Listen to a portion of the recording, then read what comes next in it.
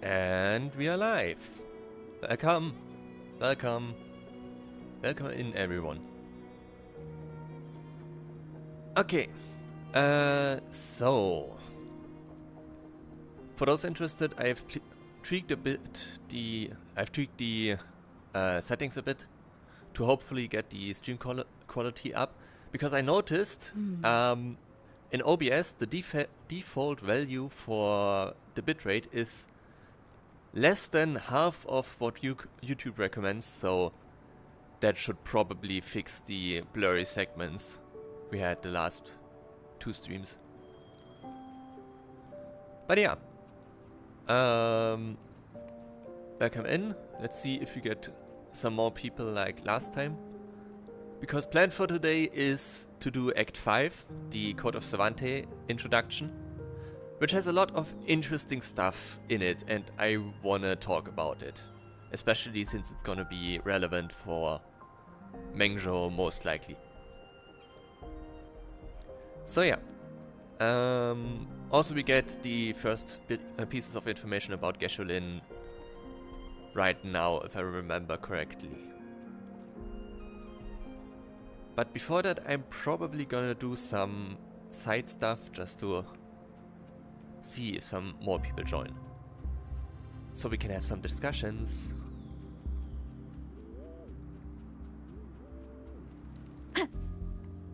First and foremost, let's hand in those Sonen's caskets.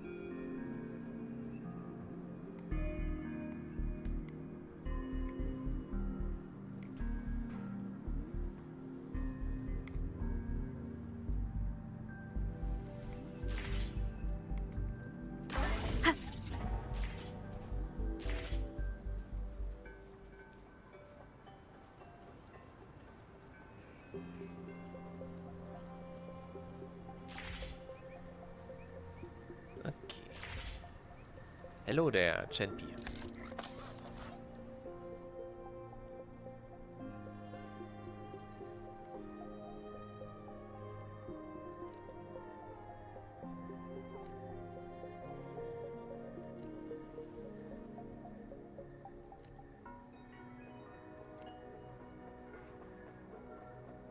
Let's see if we get some interesting information about Sonorospheres or Sonen's caskets, or whatever they are gonna give us.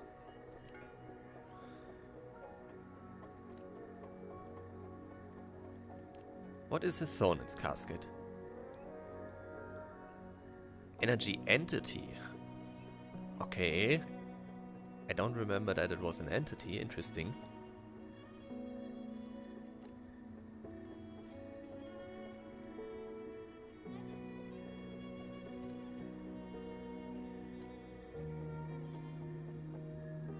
Data fragment. Data fragment is an interesting wording here.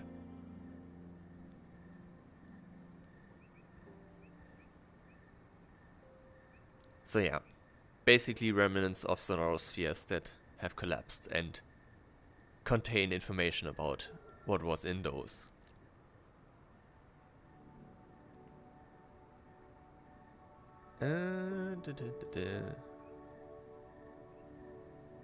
The magnificent civilization that existed before the lament, as well as profound human emotions experienced during the catastrophe. Interesting.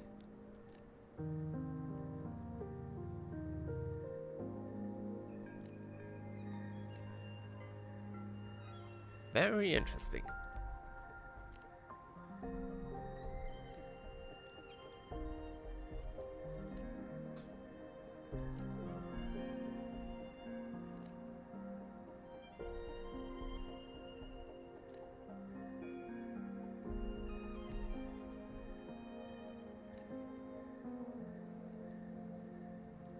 Okay. Remember to stop and look around as you explore. Maybe there are ancient relics on those faraway mountains. Who knows?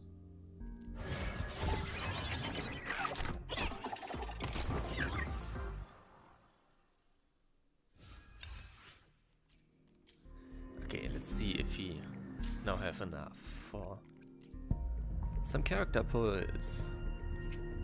Yes.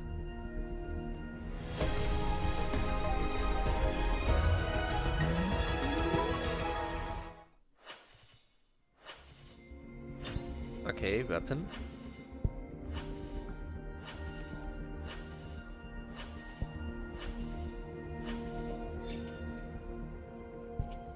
I see. Yeah, those 20 pulls are probably gonna remain unused.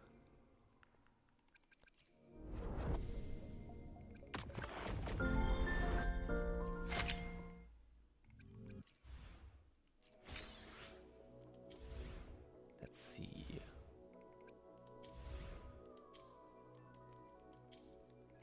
Which means Let me Mortifi be is there gonna for get everyone a new weapon. as we head toward our shared future, leaving the past behind.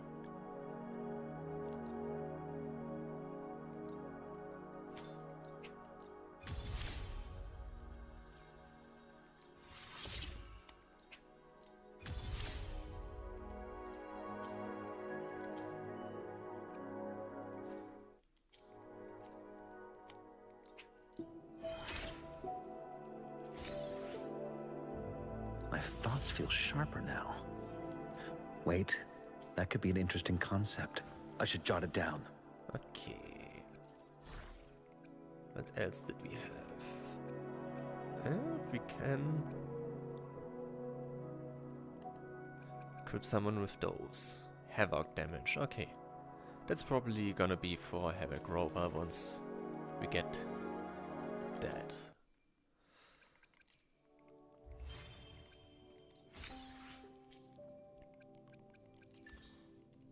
Yeah, usual stuff. Let's see what else we can do right now.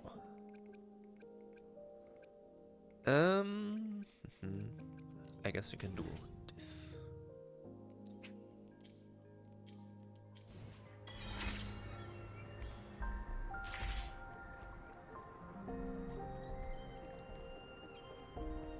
Wind guide me.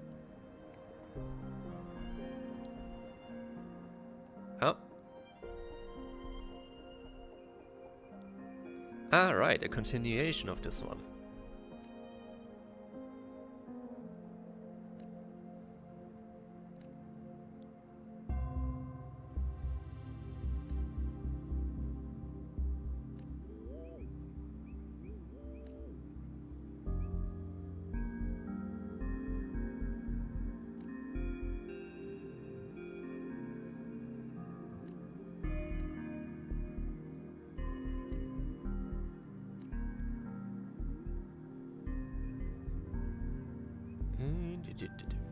Very nice.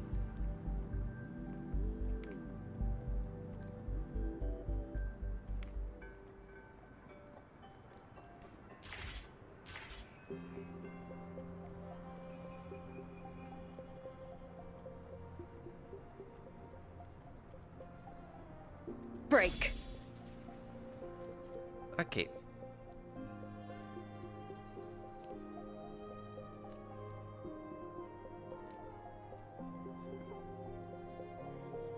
Oh yeah, that's also an interesting piece of information. We are using an echo to fly. It is not completely mechanical.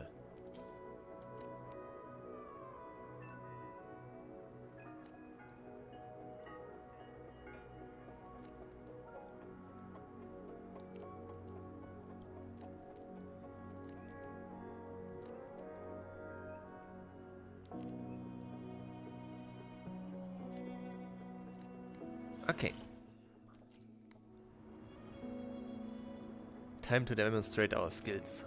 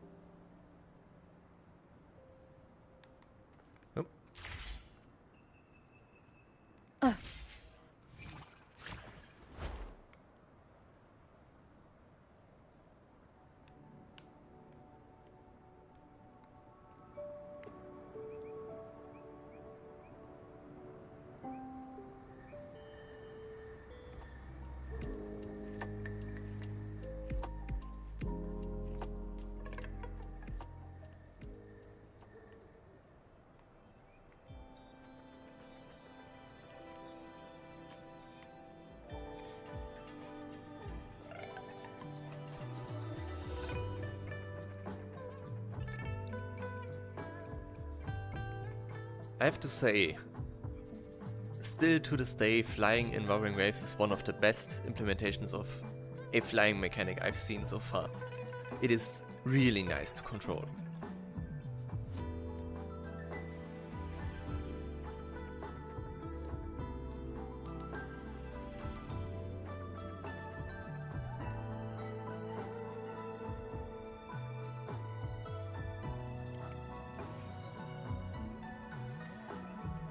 Okay. Let's see what this quest is right here.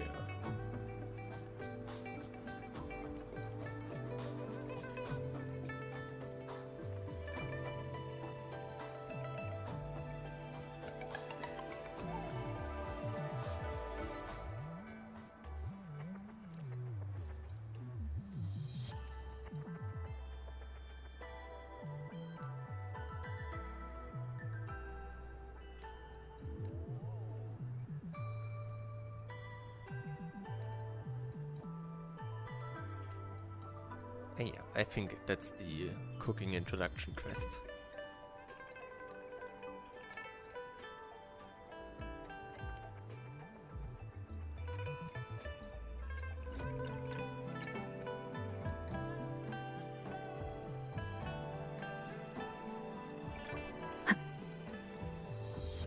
Sounds, come forth. And it's just a street light.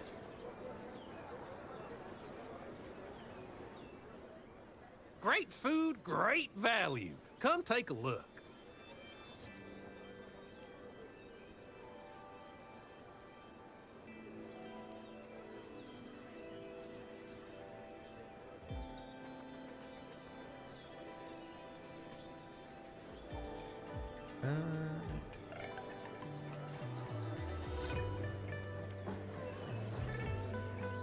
Great food, great value. Come take a look. Okay, let's get the recipe, or at least the piece for the recipe.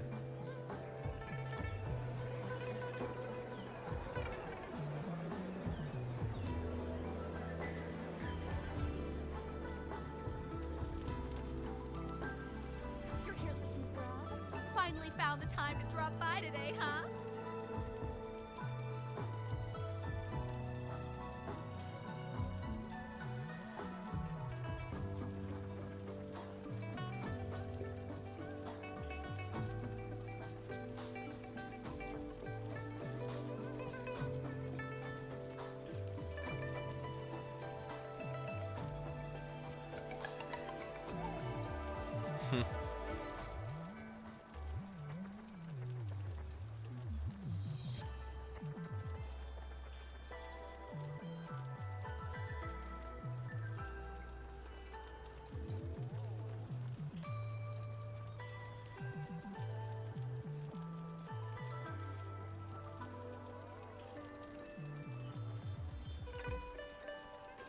Okay.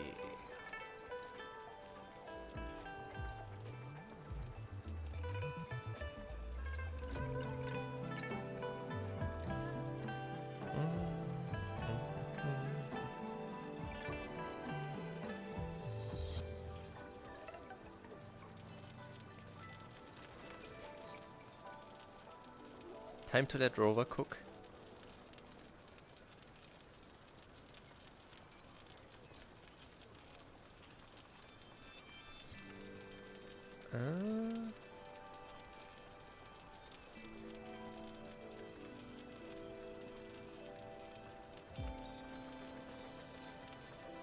Sure.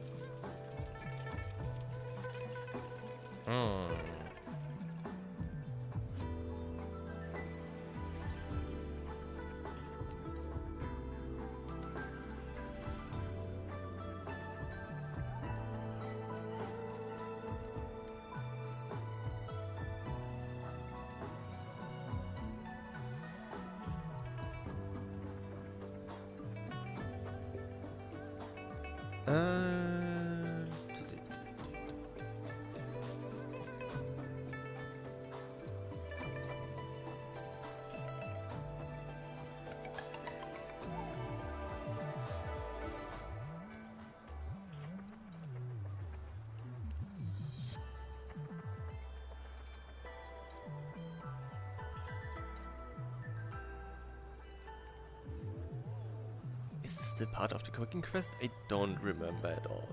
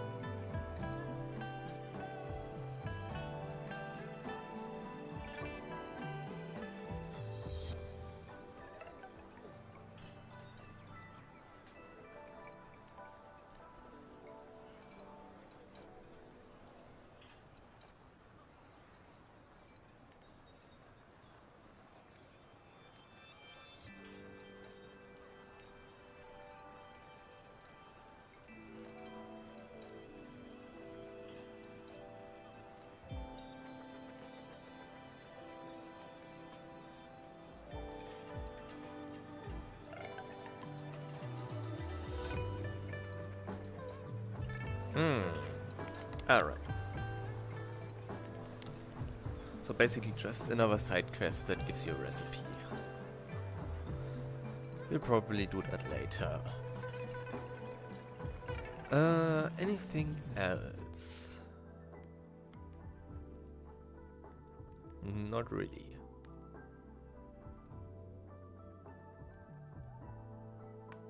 Okay, I guess there's no helping it. Let's just continue with the main quest.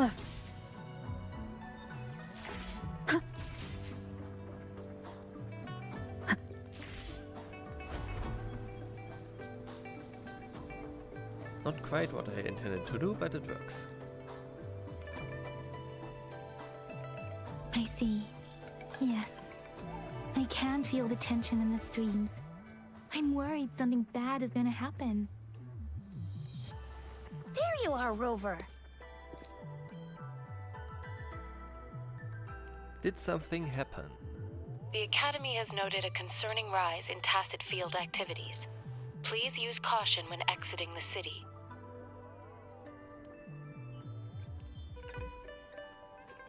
Remember to check your terminal signals and wear the Academy's protective suit correctly. And don't forget to stay hydrated. Now, I have experiments to run. Take care.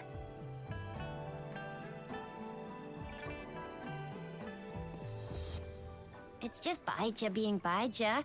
She's a little awkward with showing care, but I think it's cute. Anyway, Rover, quick, tell us what happened.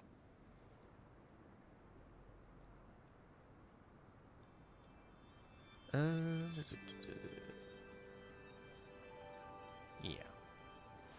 fracks at us again. Ugh, those jerks. Jian, the general, Jinxi, the magistrate, Jinxi in and this Jue, case. Jinzhou sentinel. Is there any kind of connection between them? Connection? No idea. But I did hear General Jian used to be a military doctor. Speaking of that, I think we'll need to start with a bit of Jinzhou's past. Okay, time for the interesting stuff. A storyteller near the theater once told us something like this. Let's get into The it. Honorable Madame Jinxi, our great magistrate of Jinzhou, was handpicked by Sentinel Jur. Her status as the Sentinel's appointed resonator is rare among all past magistrates. Our Jinzhou was leaderless for years until Jur finally chose her to be the next magistrate, and she answered the call. To further elaborate, we must start with the battle beneath the Crescent. Which was 3 years The ago. Norfall Baron, scarred by countless wars, discarded weapons scattered like bones. Our soldiers have fought to reclaim the land for years, to no avail. Overthrax, the dreadful Threnodian monster, fed on the frequencies of weapons, turning our fallen soldiers into deadly tacit discourse. Interesting piece of information. General of the Midnight Rangers, Geshu There he is. bravely rose to confront the threat. Black Arm. As Twin Moons aligned, General Geshu-Lin vowed to vanquish evil, raising his blade against the blood-red crescent Transformed that foretold arm. destruction. His sword Red Eye. blazed with black All of those flames, very important to laying keep in waste mind. to all who dared stand in his way. Because there are some Victory seemed certain really interesting clues toward what is going on. until the Especially with his retroact rain disappearance began to and fall. what happened after. Raindrops fell upwards, as in the past. Monsters raged, loyal souls fell to blood-soaked sands, infernal carnage. Issuing his last command, Geshu-Lin demanded all soldiers stand firm, no matter what happened. Sacrificing his body to the black notice flames the for bandages power, on the left arm. Geshu-Lin charged at the Overthrax with all his might, and he was never seen again. After the fall of their leader, the remaining soldiers despaired, until the deafening roar of Qinlong struck like lightning. A lone youth bravely stood up to lead a hard-won retreat. After the battle, that young man who tamed the wind ascended to fame, becoming the new general of the Midnight Rangers, selected by Sentinel Jur. Sure. On the other hand, General Geshu was blamed for the massive losses that occurred under his command, earning him a notorious reputation in Huanlong.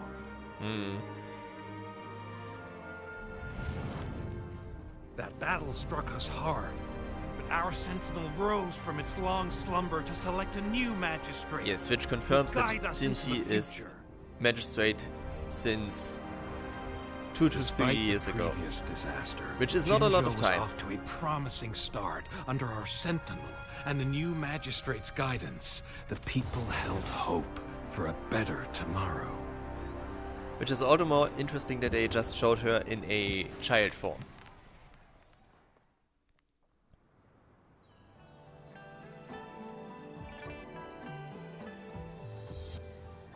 Whoa, first time hearing about all that. Okay.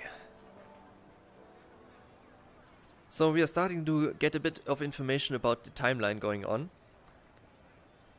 But as I said in a previous video, the facts are kinda... they are conflicting in some regards, unless we are thinking outside the box and searching for other solutions. So I really hope it isn't just due to them being careless and not paying attention what makes sense and what not. But I guess we will hopefully find out at some point. Surely Jinzhou isn't done and dusted, right? Maybe the Sentinel had its own special ways of picking candidates. Or maybe it is their incomprehensible ways that set these divine beings apart from us. Their thinking tends to be elusive to the average person. Yeah, true. Wouldn't be surprised if Jue decided to make me the magistrate one day. Not gonna lie. I don't think that's gonna happen. I understand your concern, Rover. Madame Jinshi was only a teenager. And we're back to And she Jinshi. was suddenly selected to be the magistrate. It must have been so difficult for her.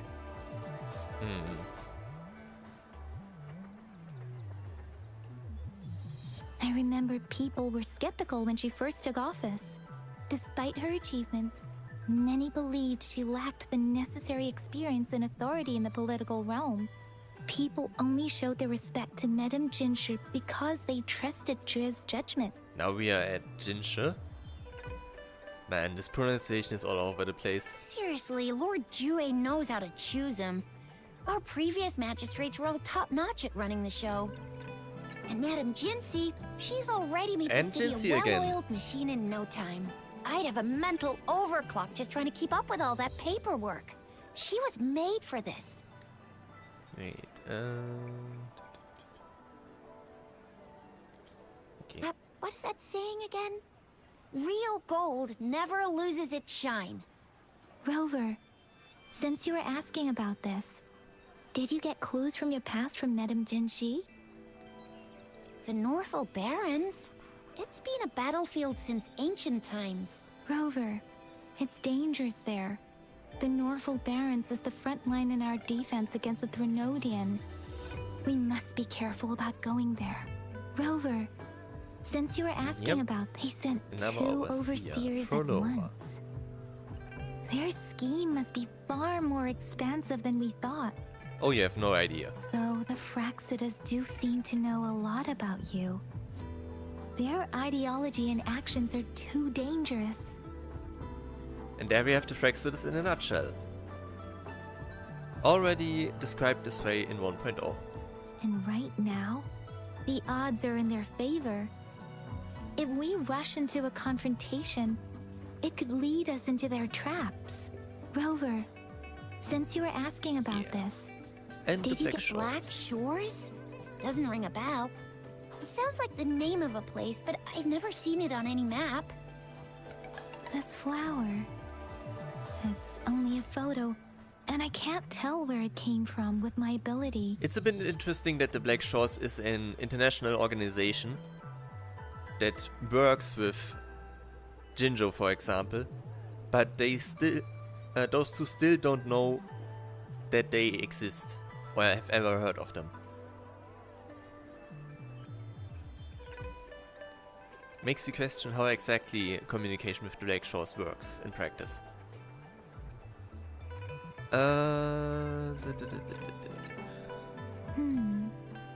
We're still in the dark about Fraxida's plans, and the Norful Barrens is too risky. The Black Shores seems to be our only option now.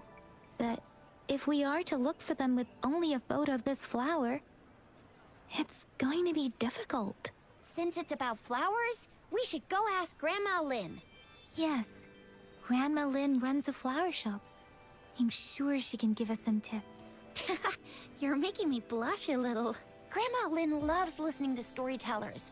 I think I saw her earlier. Let's go look for her.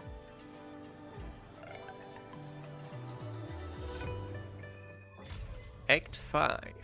Rewinding Raindrops.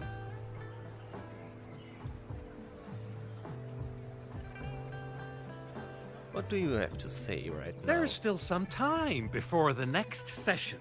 Here are some books to keep you entertained before that, dear listeners. Give us some information. So, you want to learn more about that battle? They say storytelling inevitably carries some subjective bias, all to enhance the ebb and flow of the narrative. But when it comes to the battle beneath the crescent, we typically avoid adding any of our personal commentary, focusing instead on accurately retelling history. But even just telling the story carries a heavy emotional weight. So, any details? Was Geshu Lin truly an unforgivable sinner? Was General Jian the perfect hero? The sudden onset of the retroact rain, the decision of our Sentinel, and the timing behind this series of events.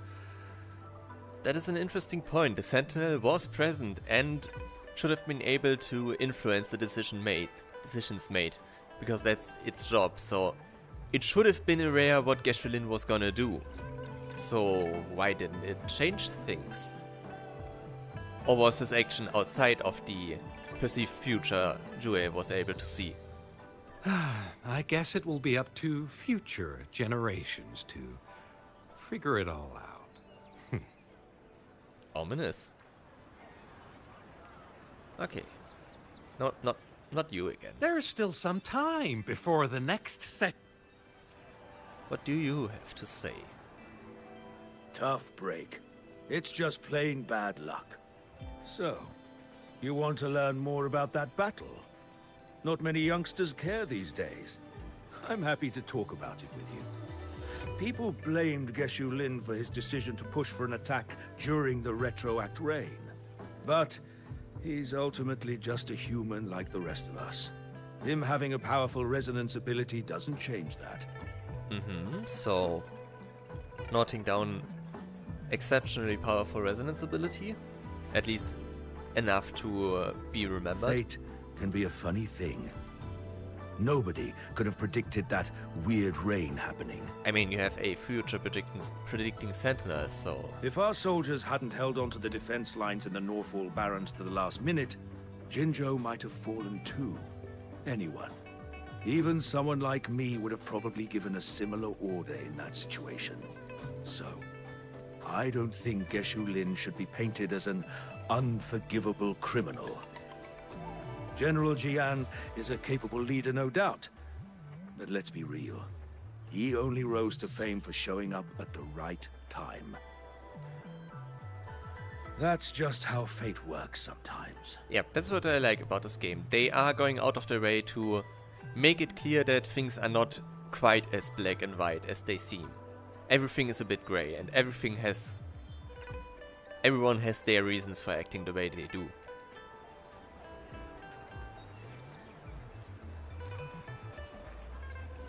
Okay. Well, maybe he's got his own personality to blame. Oh, you want my take on it? I'm not very familiar with the history, but I did hear some rumors about General Geshu Lin. Geshu Lin. Interesting pronunciation. Oh, you want my take on it? Okay.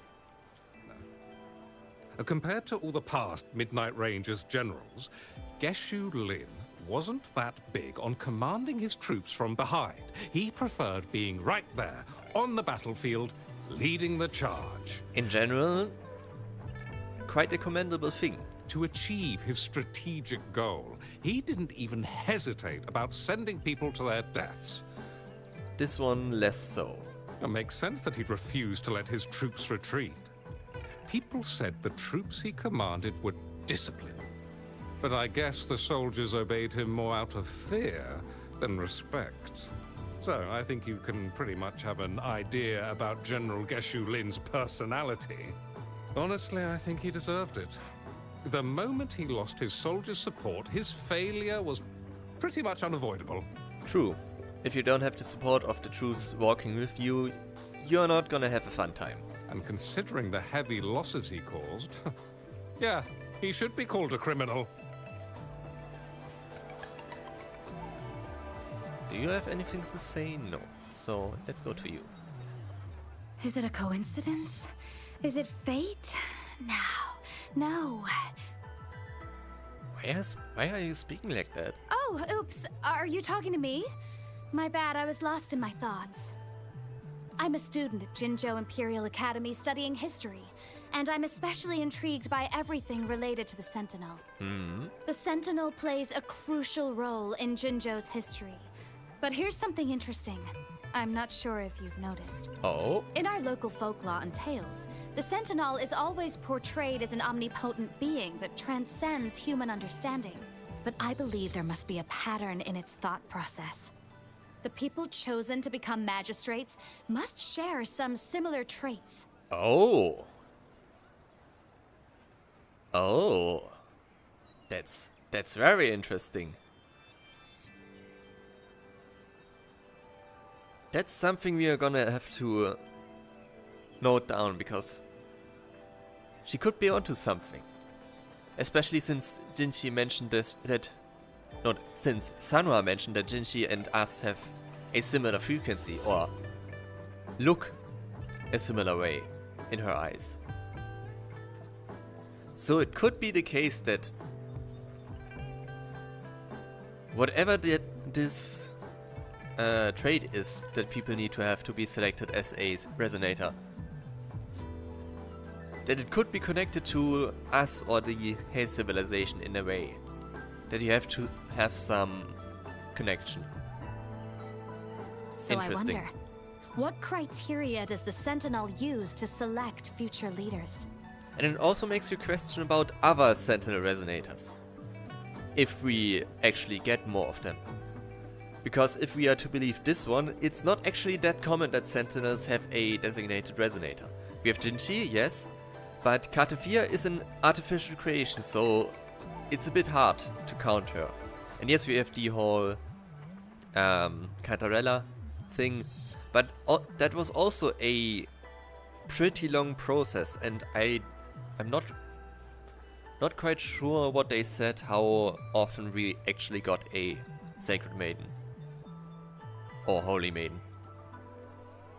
And then in Lahairoi, technically it's Imyth, but she became a resonator to the Exostrider before the Exostrider even became a Sentinel-like being.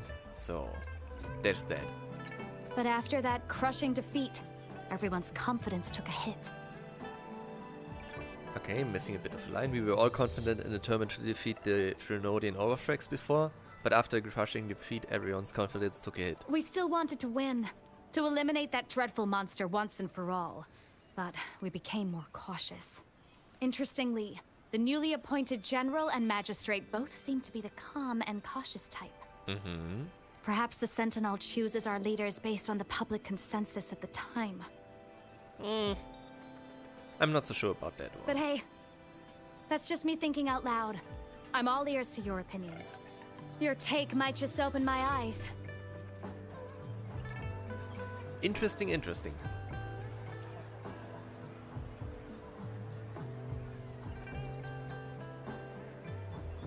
Fiamma mentioned. Okay, let's continue. Not you again. There's still some time before... Oh, hello! Shisha, Yang Yang, what brought you here? Hey, Grandma Lynn. We're here for some stories today. And here's our new friend. Ta-da! We've got the ultimate badass here. The one who can crush TDs, cook up echoes, knock Inferno Rider flat, and KO Phalian Baringle with a single punch.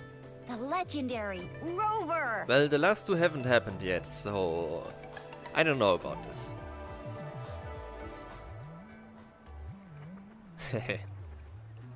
Oh my, you're such a sweetheart. Grandma Lynn, since you're the flower expert, I got a favor to ask. Have you seen flowers like this one before? I'm familiar with most of the flowers local to Jinzhou, but this one... Oh, it doesn't match anything we have here. I don't think I've seen anything similar. Not even in the plant encyclopedias. Oh no. If not even a flower expert like you can recognize it, who else could help us? Maybe a certain little flower girl? Little starflower? Oh, Chisha, I'm far from an expert. We've got a plant-type resonator here in Jinzhou, remember? She knows the plants much better than me. Oh, are you talking about that young lady? I always see her helping out at your store. Yes, she has been a great help. She knows a lot about everything plant-related, and she is such a sweet child. Her smiles always make me happy. She reminds me of the lovely starflowers. I'd call out to her, "Little starflower, it's dinner time," and she'd always answer with her brightest smile. What a lovely girl. Do you have her number? Oh, my apologies, but I don't remember. Oh, I'm too old to work this fancy stuff. Which is interesting because what we know about technology, they probably should have had that technology for a while. Unless telecommunication was completely lost with the third element and they had to rediscover it. But who knows? She's probably up in the back mountain doing some field research. I said I wanted a field in the back mountain to plant my flowers, and she offered to help right away. That's where she is now, checking it out. Go in that direction, and soon you'll see a waterfall. Walk right through the waterfall, then you'll reach the back mountain. Thank you so much, Grandma Lynn. Oh, anytime, dearie. Don't forget to visit my Penjing shop. I'll have treats ready for you. Okay.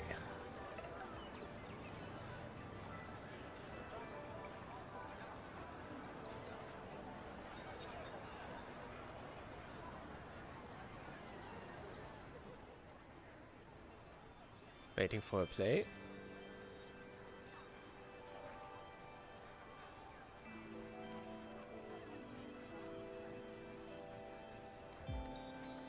Sure.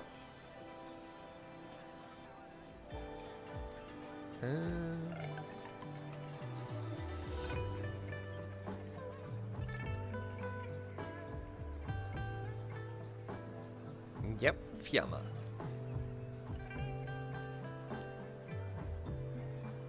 I'm gonna assume Fiamma is the Flame Ranger, which is mentioned in the Moon Festival questline.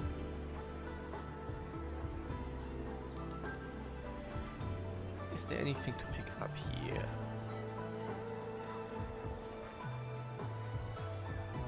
Okay, Sword Wielder, interesting.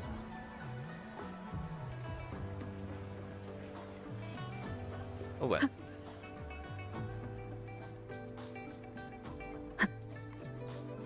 We're probably gonna...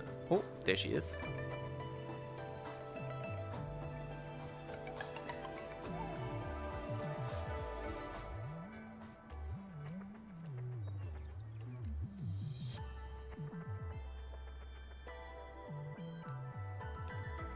I wonder if that character is partially inspired by Geshelin. An unexpected discovery. Considering the flaming sword she's using.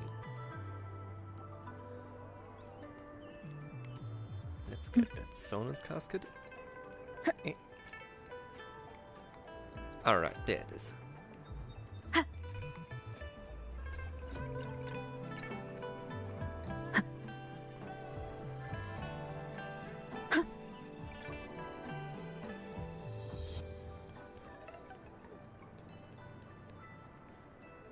This should be the shortcut to the back mountain. Once we cross the waterfall, we'll reach Mount Pingting.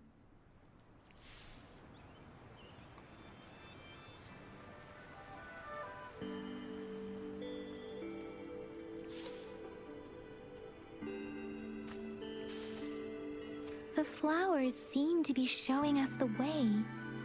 Let's follow it. Another thing about the Sentinel Resonator traits, it could also be that there was something like an original Resonator, and after that the Sentinel chose people that have similar characteristics to the original. Which then leaves the question, who was the original? Was it us or I mean, probably, but who knows? Oh.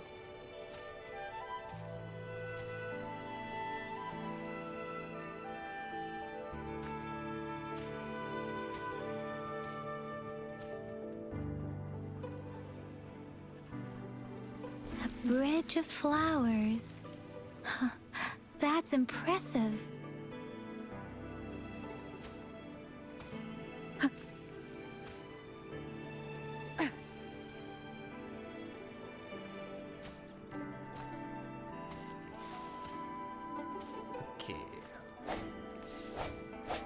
Okay, no. Not destructible. Hello!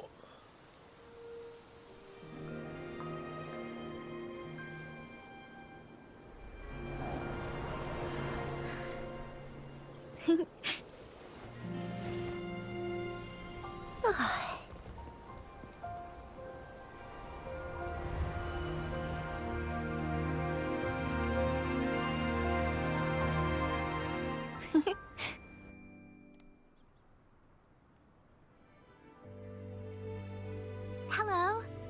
Are you lost? Do you need help? Oops, sorry. I should have introduced myself first. I know it's a polite thing to do in Huanlong. It is. It is a delight to make your acquaintance.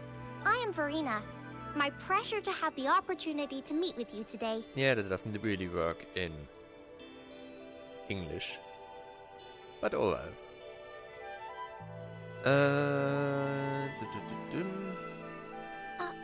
Really? But that flower next to you said she likes you a lot. Oh, interesting. Plants don't lie. I trust their words, so you can't be bad guys. So literal plant talker. Hi, Verena. I'm Tisha, this is Yang Yang, and she's Rover. Grandma Lynn told us we should come find you. Oh, right.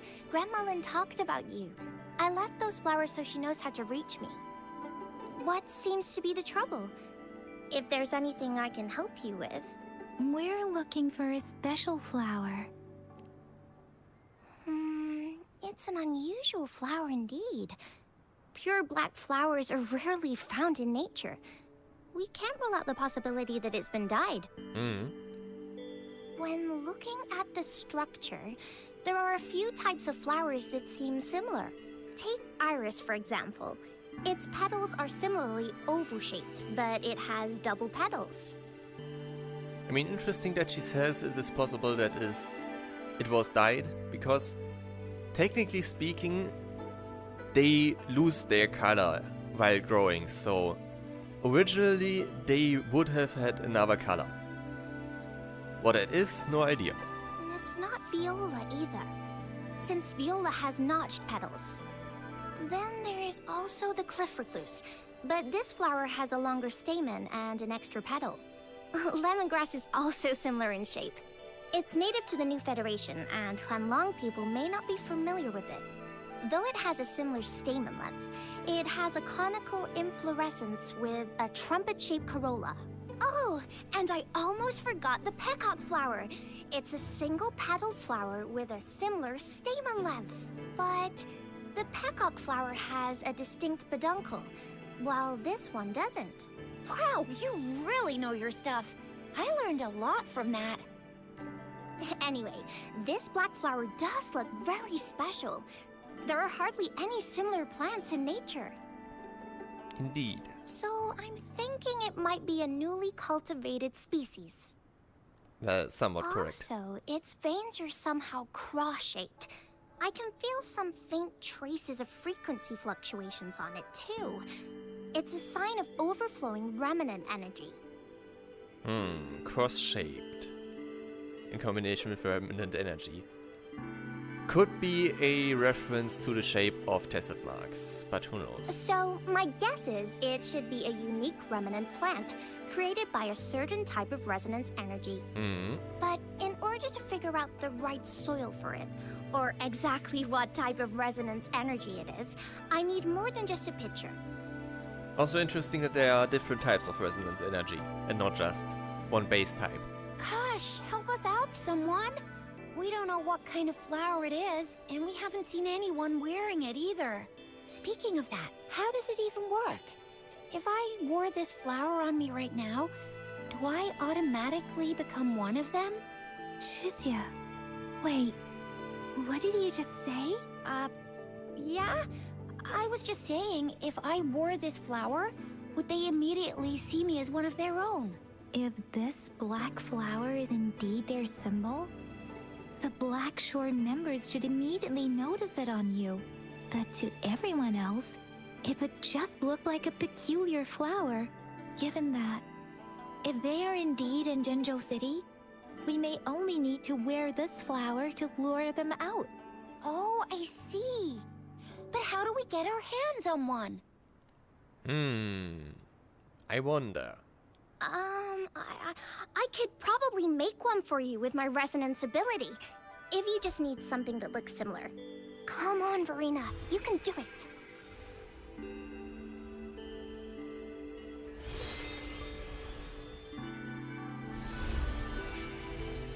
No way! That's amazing, seriously! It looks exactly like the flower in that picture. Thank you. It's nothing. I'm glad I could help. It's friggin' amazing! Could you do that again? Please! I love it! And with that, we have 2 resonators who can create flowers with their resonance ability. Surely just a coincidence, right?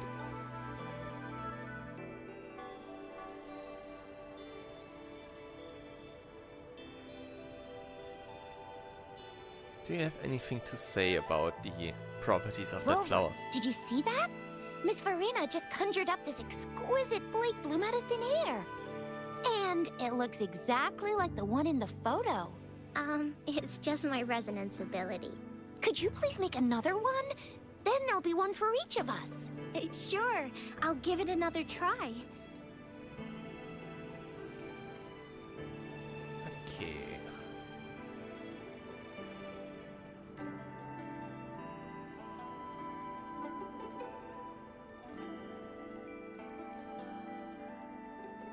Black petals. Which is probably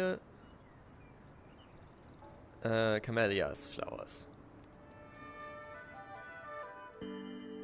Rover, have you noticed? We've been seeing these black petals for a while now. They're scattered all over the place. I'm pretty sure they're not made by Miss Verena. The streams have been disrupted. Someone has been following us. Rover, are you sure you want us to leave? It could be dangerous for you. Okay. Shizia and I will wear these black flowers and go look for members of the Black Shores in the city. Yeah, you do that. I'm just gonna have to play decoy. Rover, please be careful. Bait. Ring us anytime when you need help.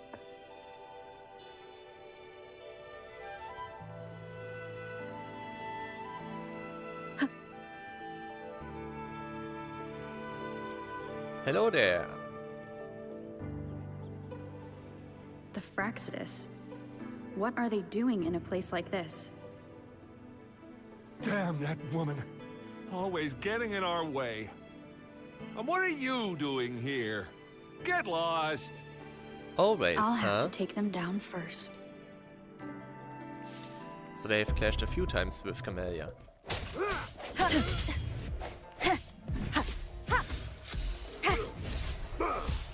I sense your weakness. One with the sounds. Fury boils. Time to test out your As you level. wish. Testing output. Burn! Feel my wrath! Let me be your blade. Tempest, Serenade! Shape the shapeless! And bam! The weird noises persist. They're coming after me.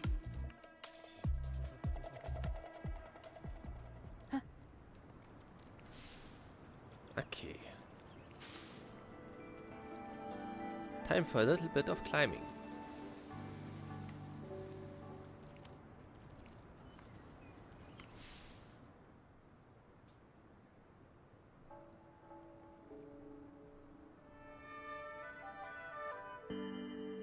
If I climb up to that point, I should be able to get behind that person.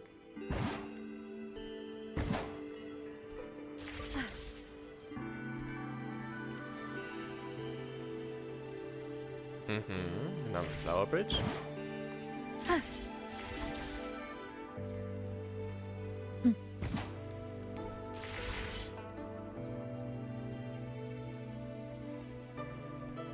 Better hide here for now.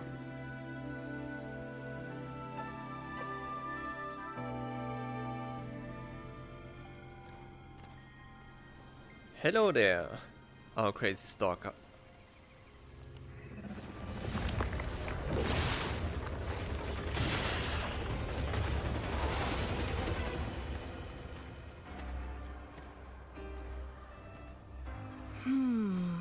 Looking for me? Oh, here you are.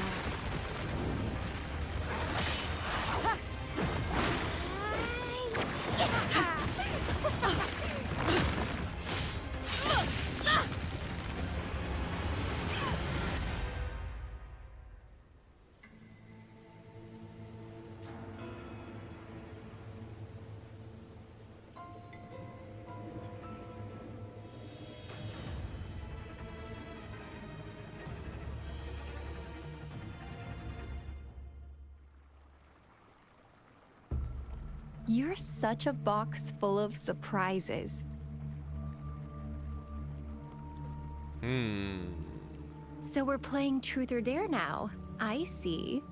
Oops.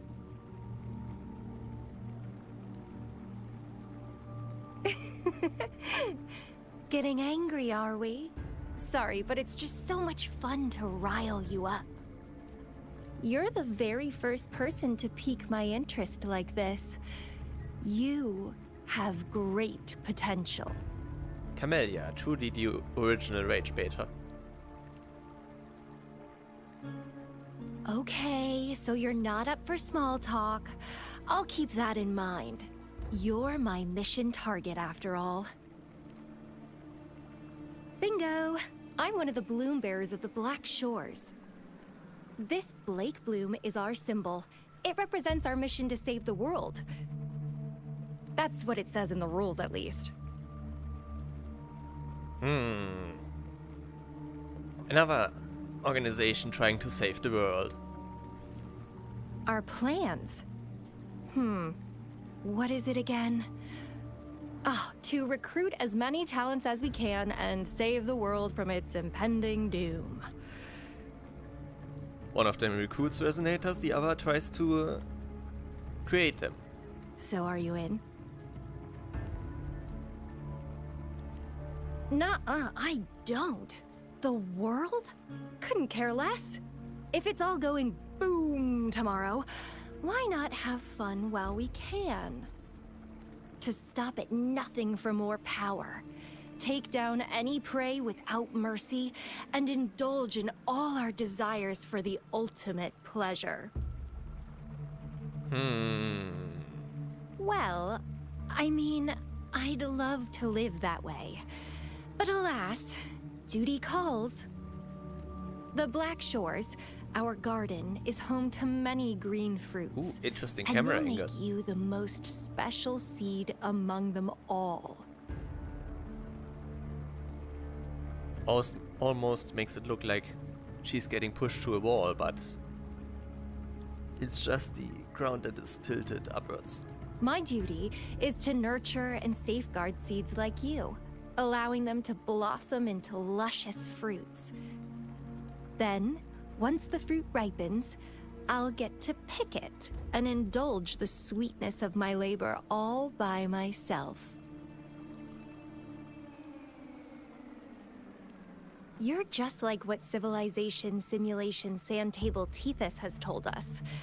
I can feel such explosive potential within you.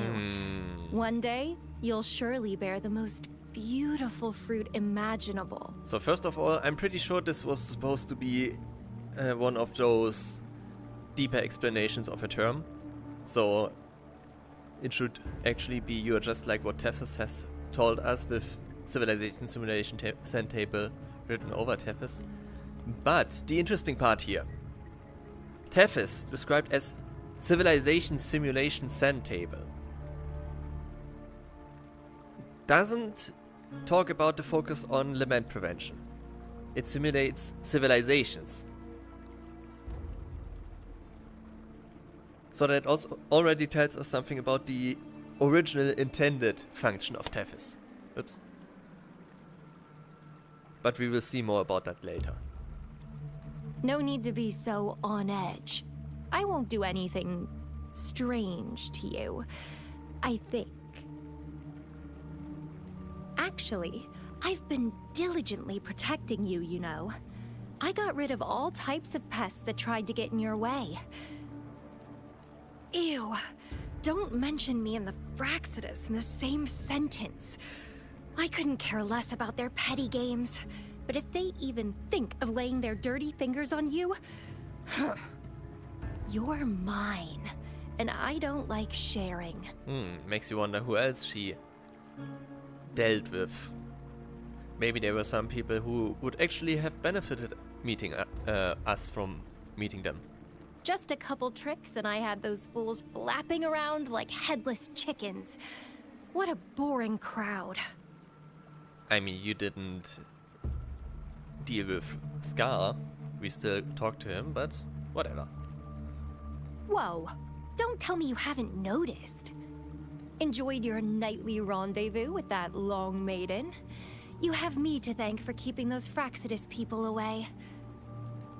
Well, I've answered plenty of questions already. Now it's your turn.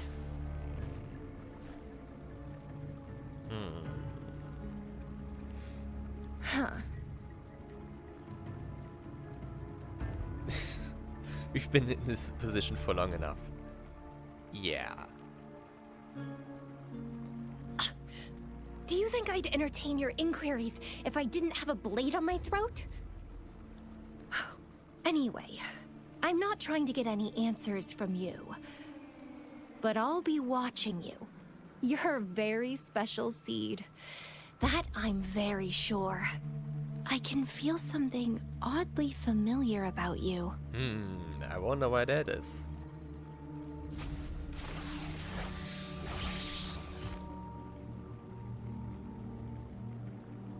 And she's gone. My name is Camellia. Try not to let me catch you so easily next time. And she's gone. That was fast.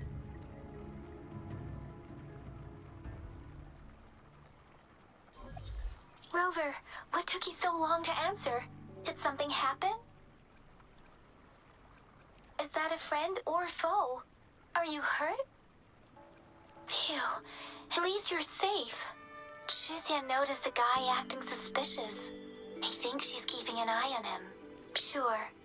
We are in the shopping district. See you then.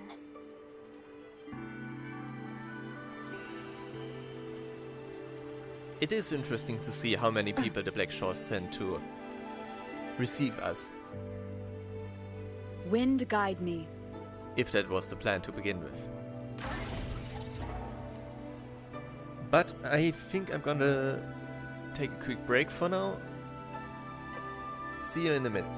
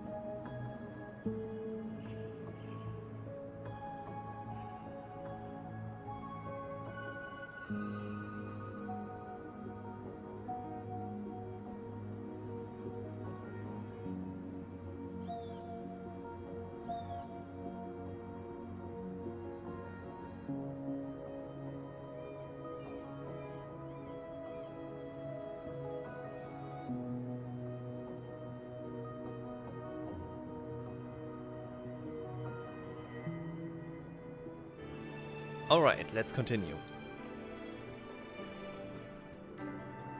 Time to meet This is a test. our favorite duo with Alto and Encore.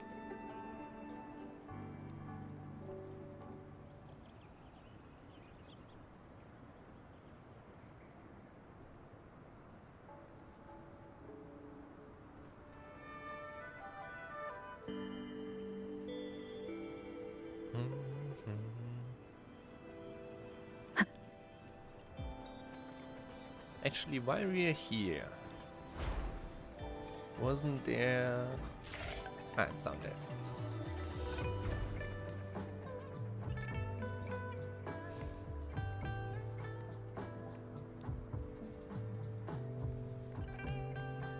Wind guide me. There we go. And let's grab the other one on top of the resonance nexus.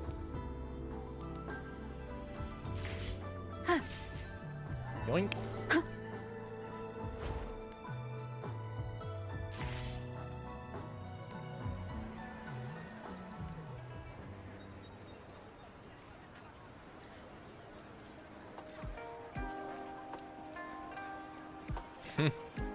Yang getting flattered.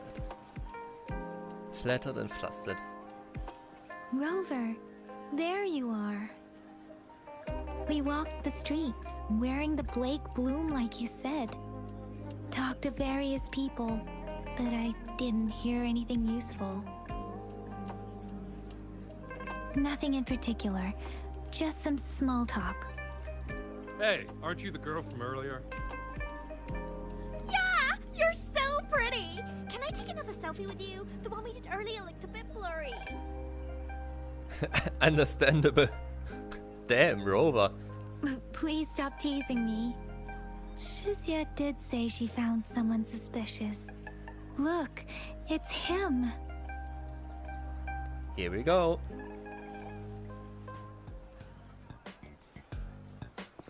Rover, perfect timing. This guy's been sniffing around here for a while now. He keeps trying to talk to the elderly and miners. I've been keeping an eye on him. Hello there. Alto, our potential man. And I saw a little girl with him. She kept turning her head and looking around, but now she's nowhere to be found. This is super fishy. Hey, I'm Patrol Letitia. Sir, business license, please. But business license? Uh-oh. I'm Alto, just a humble information broker. I've been traveling around, helping people out in my own small way. I see. So no license. I bet you don't have a fixed business location either, huh? Business location? Why would I need that? Exactly. Now show me your organizational accreditation, please. Well, I'm an honest broker of information, always open to negotiations at the right price. I'm the all-time intel champ, with more bestseller certificates than I can count. No license? No clear business plan? You're running an illegal business. Then, who's your supervisor? You should at least have their ID number. My supervisor? Oh, right. She's like a super big deal. She's an ancient being, born with this planet we're living on. She's the will of the star, the reverberation of everything in this world. Now, is he talking about Shorekeeper or is he talking about another person? Because obviously, having the context of the Black Shores now, you would assume this is talking about the Shorekeeper. But that would also have some implications if we look at the born with this planet we are living on part. Or, even better, he could also be talking about Rover. Although, no, since he is using the she as also in the dialogue if we have male rovers, so.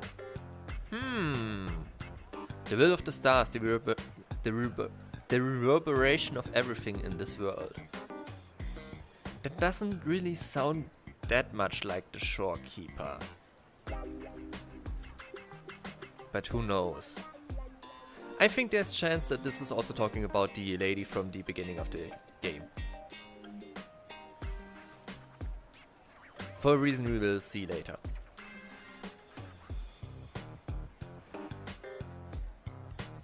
So do you even have a supervisor or not? What? Come on! I already told you about her. Why won't you believe me? Yeah, I believe you. I know what's going on. Now, sir, you're coming with me to the patroller station. Oh, come on, please. I didn't do anything illegal. I was just looking for someone. A little girl. About this tall. She's the kind to stand out in any crowd. You really think I'm gonna buy that? Oh, you know. You saw her earlier. It's that girl. Short girl, pink haired, seems to bounce while she's walking. Yeah, exactly. Wait, how do you know? I have my sources.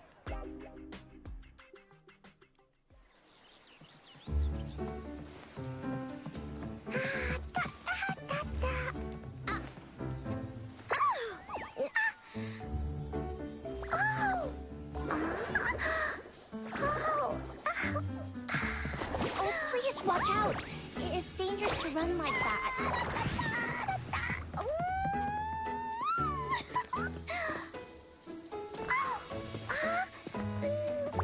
Here you are! Hooray!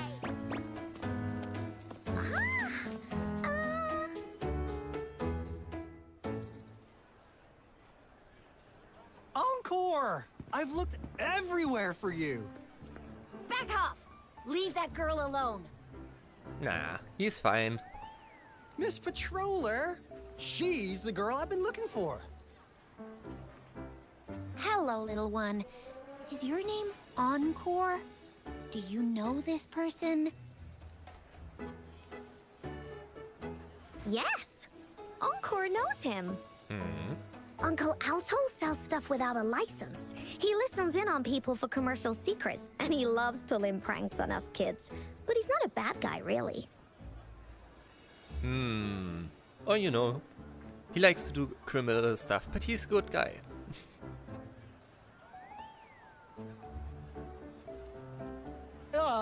Encore! Remember our little chat? What did I say about calling me uncle in public again? I am not that old.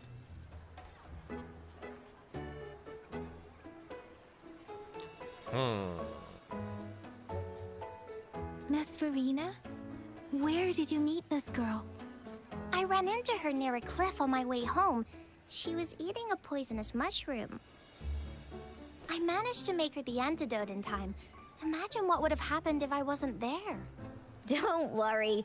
Encore's had plenty of that mushroom already.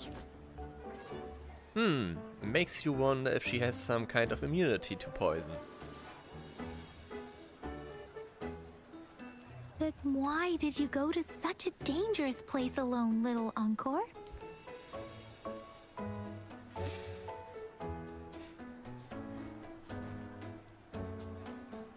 We got your back, little one. No worries. Just tell us what you know.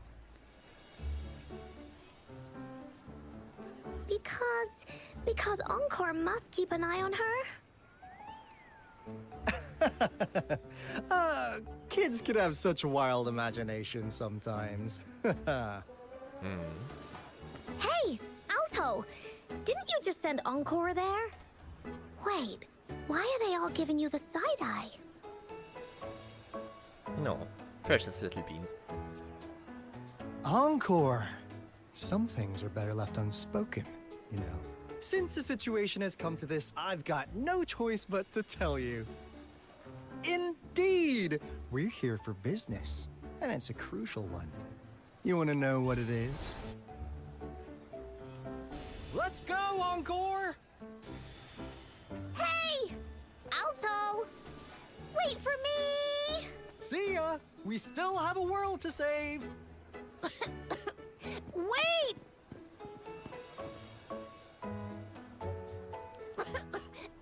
We can't let him get away!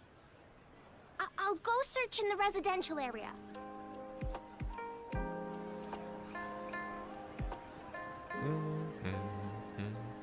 Oh, while we're here, let's Come take a look at our take a look at Welcome this. to the Pioneer Association store. Let me help you redeem your items.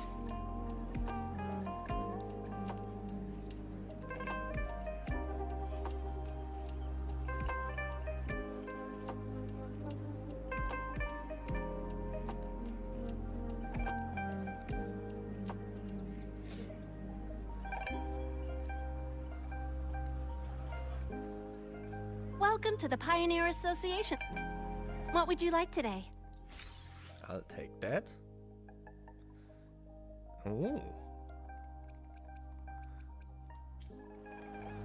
Come take a look at our official merch.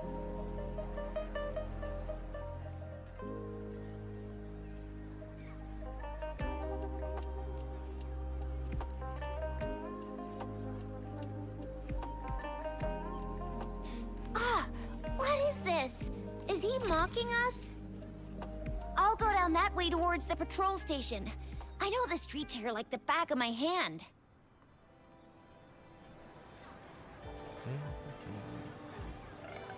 Ah, god damn it! Not again. They say you have claws. Oh well. We heard you can tear those monsters into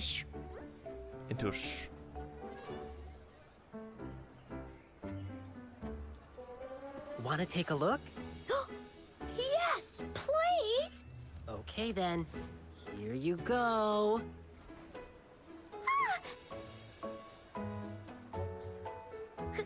Candies! Try some.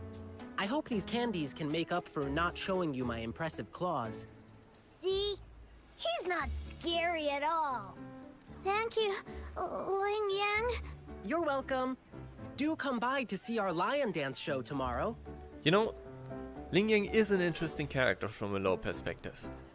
Because he's one of the few people that are not human, and what he originally was, I don't really remember the name of it, but they are an interesting species of very intelligent animals. Or well, animals might also be remnant creatures or something like that.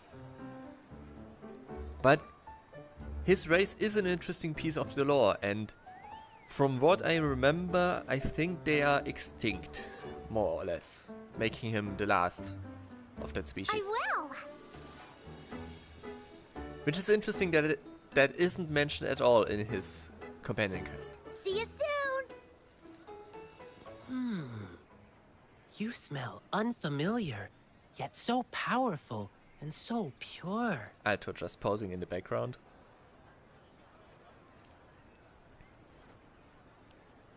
You must be that famous rover. Hiya, I've heard a lot about you, and now I finally get to meet you in person. You can call me Ling Yang. Glad to make your acquaintance. Fare thee well, blessings swell.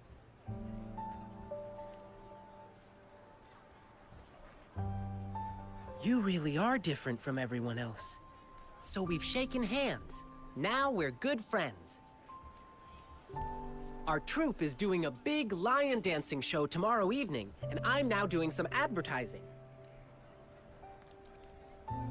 Well, lion dancing is a traditional thing in Jinzhou.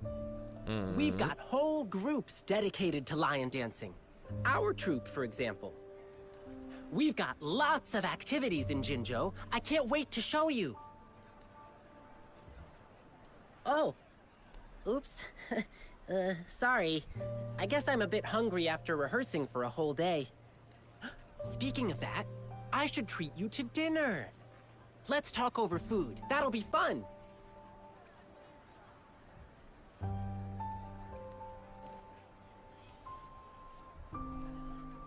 Well, actually... Let's not be mean to him. Yes, it is. Jinzhou people love feeding our guests. It's our way of showing hospitality. Get ready to be blown away by the amazing flavors here. But right now, I still have some other things to finish. I've been getting a ton of requests for private lion dances lately, and some happen to overlap with our big show tomorrow. And you know how important lion dancing is to the folks here in Jinzhou. Can't just turn them down. So, I had an idea. Why not combine all these personal requests into the grand performance? That way, everyone's happy. We can even customize the performances to cater to each client's needs. But first, gotta figure out exactly what our clients want. Rover, wanna come with me? I'm kinda busy right now, We can go visit my clients but... on our way to grab food. I'll show you around and introduce you to our local customs firsthand. It'll be way cooler than just hearing about it from others. What do you say? Sure. Great! Let's go! Anyway.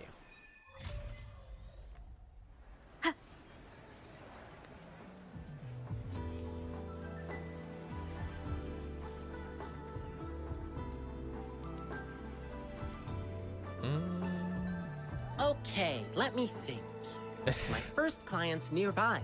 You might have seen them before.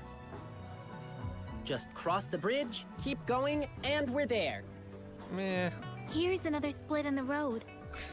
Oh boy. I'll go look for him in the square. I'll leave the other side to you. Oh boy.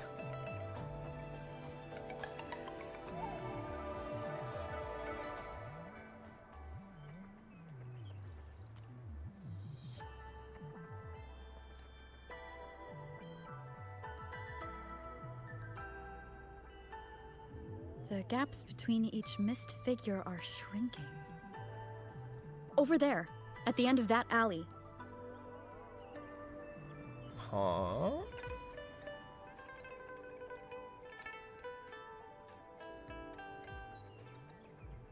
Pfft.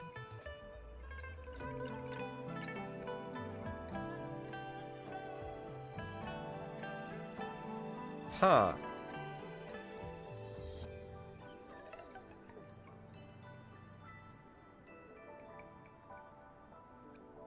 Huh?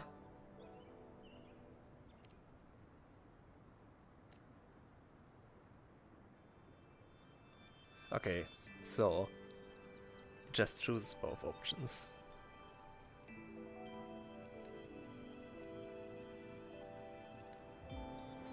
But interesting that this is right around here.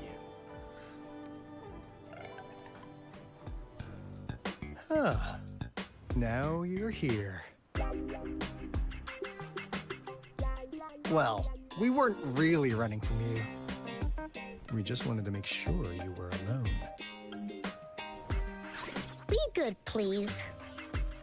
Oh. Encore and Uncle Alto won't do anything bad to you.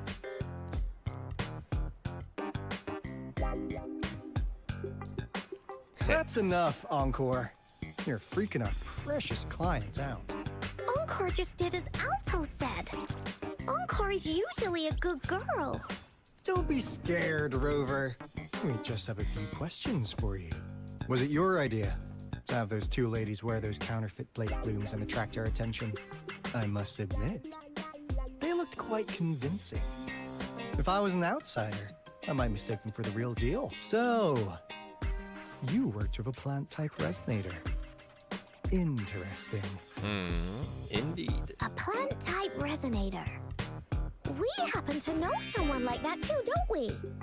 I mean, technically you know both. Yeah. There are more than one of them out there. Not a big deal. Are you so sure about that? Is it really not a big deal? Especially since it's mentioned explicitly here. Explicitly? Whatever. So please, tell us, what do you want from the Black Shores?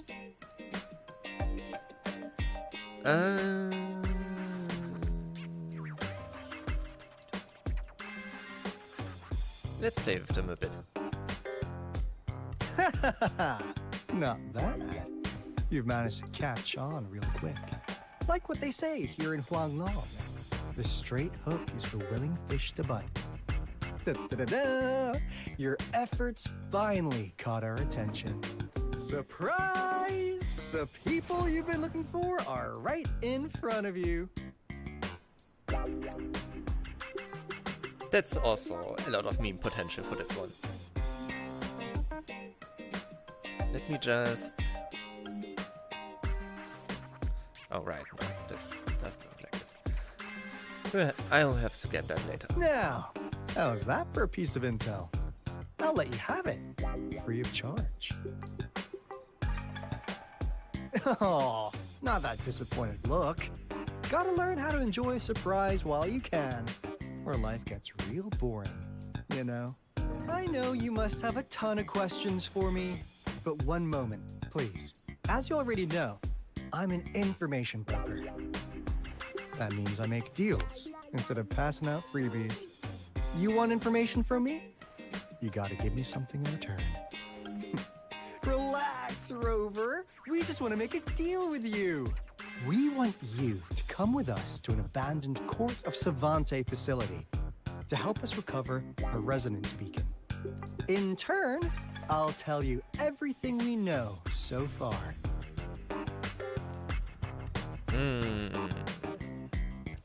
Our business is centered around customer satisfaction and built on integrity. Otherwise, we wouldn't qualify as consultants of the Black Shores. And since you're a first-time customer, I'm pleased to offer you an additional gift. Here, have this. This should prove you're serious, since you already know what it represents. And if you still have doubts about us, just show it to that plant-savvy young miss. She'll be able to tell. Finally, as a last resort. Encore! Do your cute face! Quick! No! Not the dirty tricks! Oh, please help us! Pretty please! Look at this poor child, pleading to you like that. How could anyone have the heart to decline? The deal's settled then. Alright. We'll be waiting for you near this beacon in Whining Ix's mire. And don't forget to come alone, okay?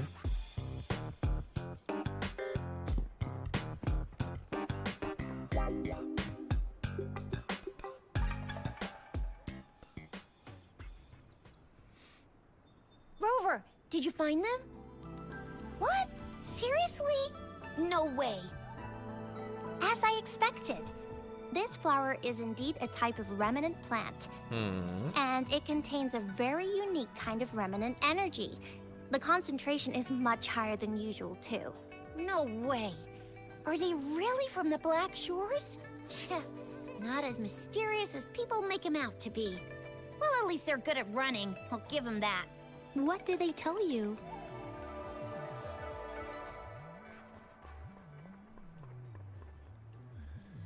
That place. I only heard it's an abandoned research institution. There's nothing special about it. Are you sure about that? Surely a Court of Savantae institution has something special. Because of the dangerous weather conditions in Whining Ix's Mire, it's been ages since anyone went there. Don't worry, Yang Yang. We all know how strong our rover is. Okay, Rover, I'll tell the Academy about this, and they'll help transmit your data from the Resonance Nexus. Then, that beacon in the Whining Ix's Mire should be unlocked for you. Now, I really hope that we get some hints about how long it's been since the facility was abandoned. Because I'm not sure if it was ever mentioned, but it would be really nice to know when the Court of Savantae disappeared. There have been frequent tacit field activities recently. If you're going there alone, please be careful. Just ring us whenever you need a hand. We'll come rushing. Okay. What was the description of this again? Yeah. Adapt to the survival rules of this world. Okay. We could teleport. Could we? Yes, we can.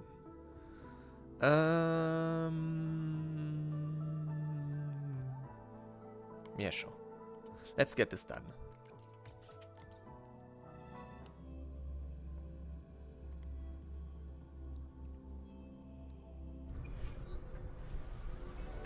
Okay. Let's grab this real quick. Leave it to me. Wind guide me. Ah, almost. Ah.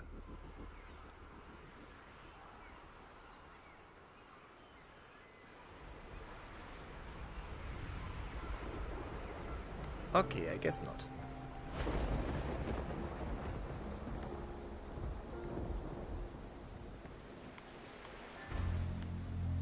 There we go.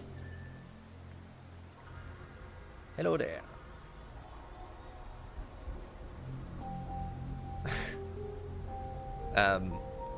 Encore?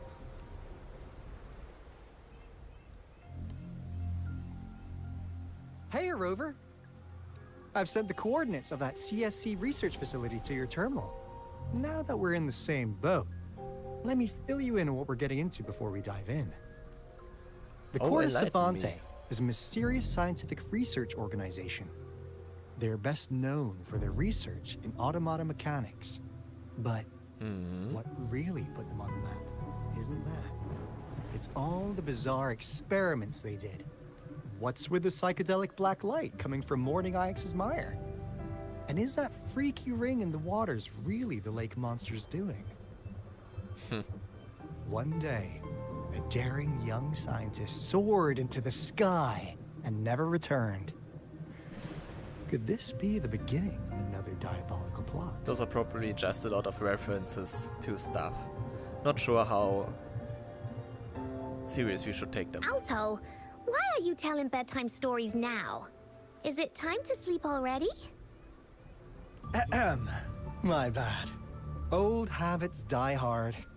But a big part is coming right up. One day, out of the blue, every single Court of Savantae member vanished. Yeah, that's the interesting part, because this applies to every Court of Savantae member, not just those of this facility. And the way he talks about this makes it seem like all of them vanished at the same time. So, why? That's the interesting part. The last words from that mysterious researcher, the Court of Savantae Committee's chairman, was this. You want my research? You can have it! I left everything I gathered in the Court of Savantae's labs.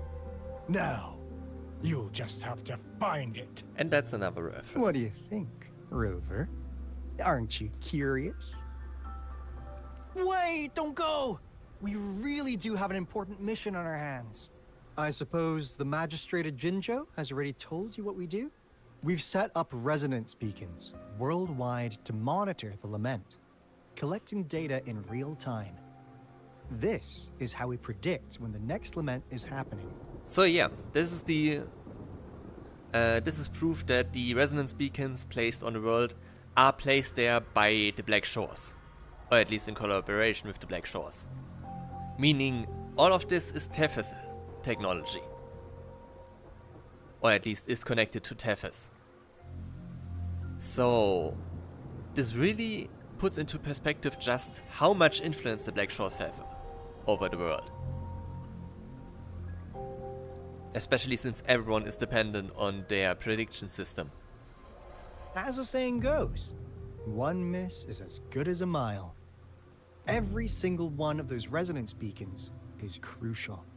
After the court of Savantae researchers disappeared, all of our resonance beacons near their facilities were damaged to varying degrees. Recently, something went wrong with our lament detection system, and we suspected it had something to do with a damaged beacon around the area. That's why we've been sent here, to investigate the case. While our main goal is to retrieve the lost resonance beacons, we also might find some treasures. Alto, even Encore can tell what you're up to. It's called Seize the Opportunity While I Can. You're just too young to get it. Come on, let's go.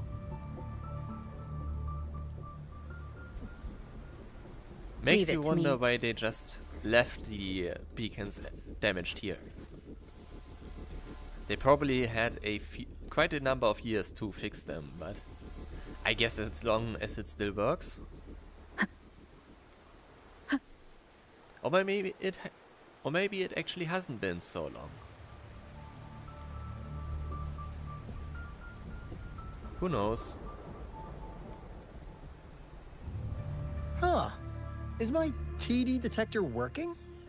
How come it didn't warn us of so many tacit discs? Interesting that this is being pointed out. 'Cause they all just appeared out of nowhere. That's weird. Anyway, let's deal with them. So, something out of the ordinary, huh?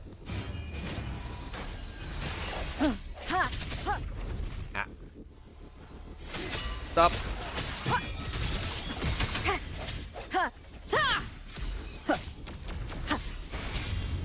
Let me be your blade. Deference! Please. Speeding up. Bam. Tempest! Fury boils. As you wish. Testing output. Silence! Inferno! Swift and resolute. Strike from the shadows.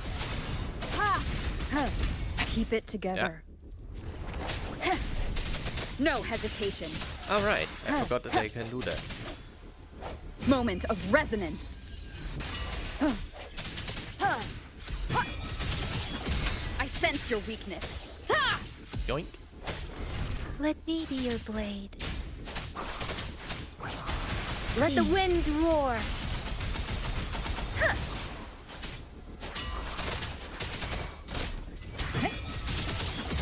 Fury boils. Burn! Testing output. Burn to ashes!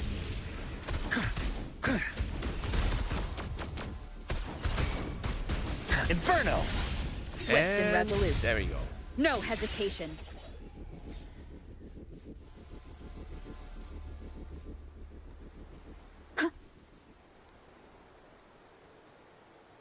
Okay.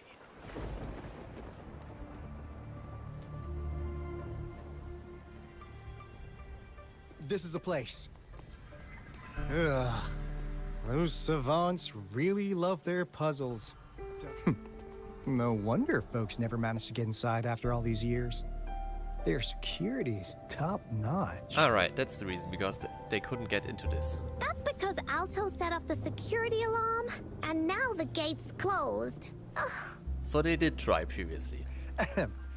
Anyway, we've got to figure out how to open it up again.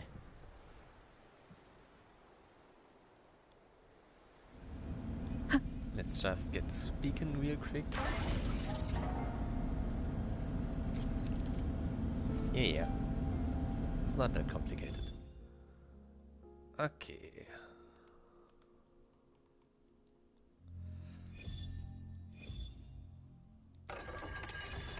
this way. And we go this way.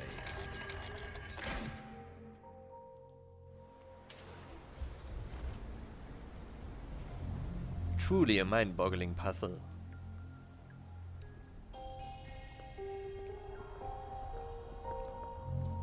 This is... Oh, no wonder.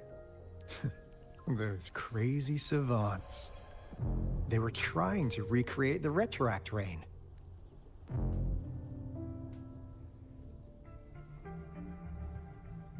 Never thought they could pull off something like this. Incredible. The Retroact Rain is essentially a form of condensed remnant energy from the etheric sea. So energy from the etheric sea specifically. Various events across space and time from every dimension are recorded in the form of remnant energy. The Retroact Rain conjures illusions of past events for those exposed to it. So yeah, there's an explanation for remnant energy. Records various events across space and time from every dimension. Every dimension, interesting that that's in there. Are recorded in form of remnant energy. The Retroact Rain conjures illusions of past events for those exposed to it. So it is kind of time related. In a way.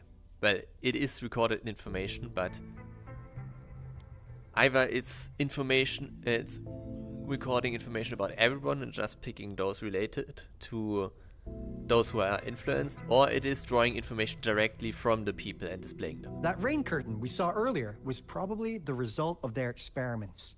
Before the Retroact Rain forms, it goes through 3 stages. In the first stage, it looks just like any regular rain. And what we're seeing now should be the second stage. Water droplets floating in midair, being absolutely still. I've heard of plenty independent studies on the Retroact Rain. Most of the researchers were driven by their obsessions, while some wanted to relive a particular experience, and others yearned to reunite with their loved ones. But look at all these devices here. The sheer scale of this research is really something. It really makes one wonder.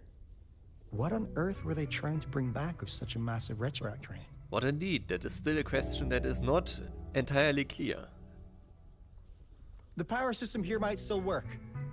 Let's split up and find it. Wait, give me a second. Hooray! Willie's that away! Because there is something here. The mysterious CSC disappearance has not been solved by the re-investigation of the site. Documents of the site, transcripts of residents from surrounding areas, and the archive of the Shoka Academy all remain very few in quantity, even combined. Some remarked that the CSC paid the price for their arrogance, and others said that the CSC led the way toward the future of mankind. But what exactly did the most advanced research institute at the time intend to achieve when they left behind these perplexing facilities all across Jinzhou? No offense intended. Personally, I believe CSC's behavior of leaving equipment everywhere is not very environmentally friendly. I condemn them only for my personal point of view. So, I don't... You could argue, since they specifically say they left institutions across Jinzhou, that we could assume that they were still around after Jinzhou was founded. Or that they even created those institutions in that time frame, which means the past 100 years. So the disappearance should also have been in that time frame. Especially since we have CSC members at Mount Firmament, but we will see what exactly they say about those. But yeah, it probably hasn't been that long since they disappeared. I would argue probably even after the Space Truck Collective was founded. Something 16. Assembling machinery in a modular way, this automata mechanics is quite something. Thanks to it, we easily built our new lab. Of course, we couldn't do it without the financial support of the Fraxos overseers. Yeah. Annoying to have someone meddling in our research. Given his generous contributions, it's all tolerable. After all, no choice left. Got expelled from the headquarters, so the only way was to move to the Winding Axis Maya. Sure, the workload increased, but there's an advantage. No one's gonna bother coming from this remote place. I still remember the moment Professor Heisen announced the trial's success at that meeting. He told us I'm getting old, but there's still plenty I can do. And you are still young, with endless possibilities. I believe each one of you, genius or not, would rather have your mark in history than end up living an uneventful life in a place like this. If successful, our names could be immortalized with Professor Heisen's in history, known for generations to come even as ordinary people. We were once prohibited from research due to the so-called dangerous activities expelled from our headquarters. We were resentful and frustrated, but now we've let go of those pointless emotions, focusing solely on paving the way for the future. Setting aside personal stories, I think it's more because we've all witnessed miracles. So yes, we know that they're an offshoot of the main branch, which would be interesting to know where exactly that main branch is, and if they pursued a similar research. But we will probably learn more about that in Mengzhou. But yes, they are talking about an overseer from the Frexodus, and where is it? Annoying to have someone meddling in our research given this his generous contribution. So it is a guy, and currently, from what I remember, Scar and Sashiki Warashi are the only Frexodus overseers. So unless the Grand Architect personally oversaw this happening here, this should be talking about Scar. Not Flower, not any of the other members. Well, two of them we don't actually know who they are, but given the names, I think we can assume they are female. But yeah, this could be put an interesting point on the Scar timeline, which I already did, but the newer information we got doesn't really change a lot. That's the point I was making here. Interesting. I think there's another one around here. No, that's just Alto. Crystal potion, glass barometer, instant noodles, packet of nuts. Nothing too fancy. Oh, wow! A game card that went out of sale decades ago! Lucky me. So it has been a few decades. Interesting that we will get confirmation in this form. Unless they preserve that. Hey, Rover! How's it going on your end? Found anything good? I've collected some things, but not much. It didn't take us long to solve that puzzle mechanic. Thanks to your help. Oh? Do you happen to know someone from the court of Savantae? Do we? That's the question. I'm really looking forward to making more deals with you. So yeah, probably a few decades. The Court of Savantae Laboratory is an abandoned site in the Winding Axis Maya due to the use of specialized materials developed by the CSC in the main structure. The building is well preserved and undergoes minimal weathering and corrosion. So yeah, I think the one talked about in Shang Liao's report is the main building.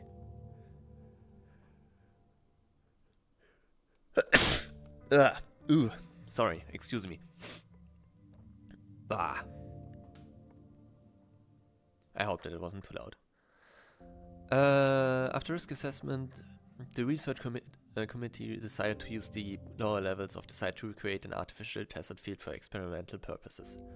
There are a few abandoned devices left in the experimental area. Low-frequency lighting systems are positioned at specific distances and angles, ensuring consistent illumination in the experimental area. At the center of the experimental area, multiple bundle cables secure a spherical metal device. These cables also transmit input and output data from the spherical metal device, and identical frequency detection devices are arranged around the spherical metal device. So many devices.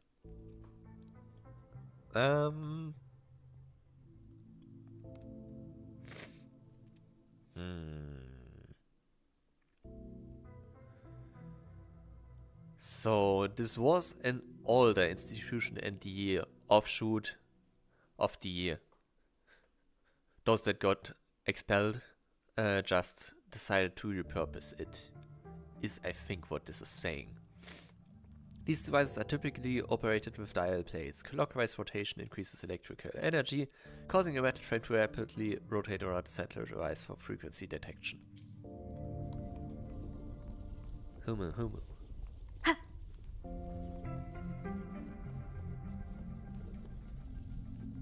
Let's see what else we got. You found anything? Cosmos? Cloudy? You saw anything fun? Report it in! Cosmos saw nothing. Cloudy saw nothing either. Bah! What? Go! Go look again!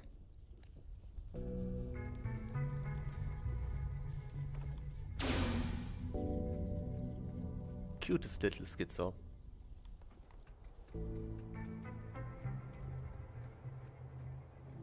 Okay, we have this illusion and then this.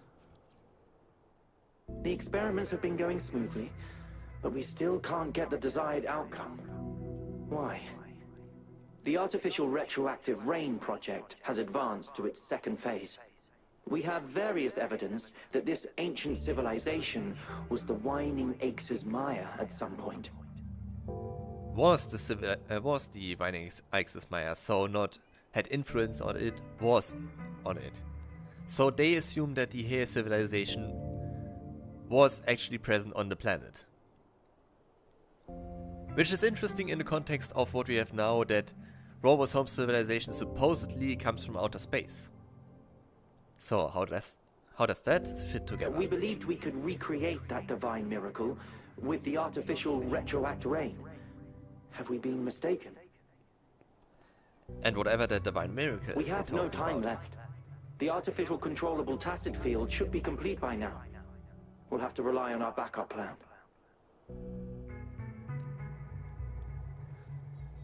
So whatever they created in the basement comes from an artificially created tacit field.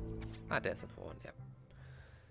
Subject A038 has been assigned to a 6x6x6 artificial controllable tacit field. Yeah, exactly.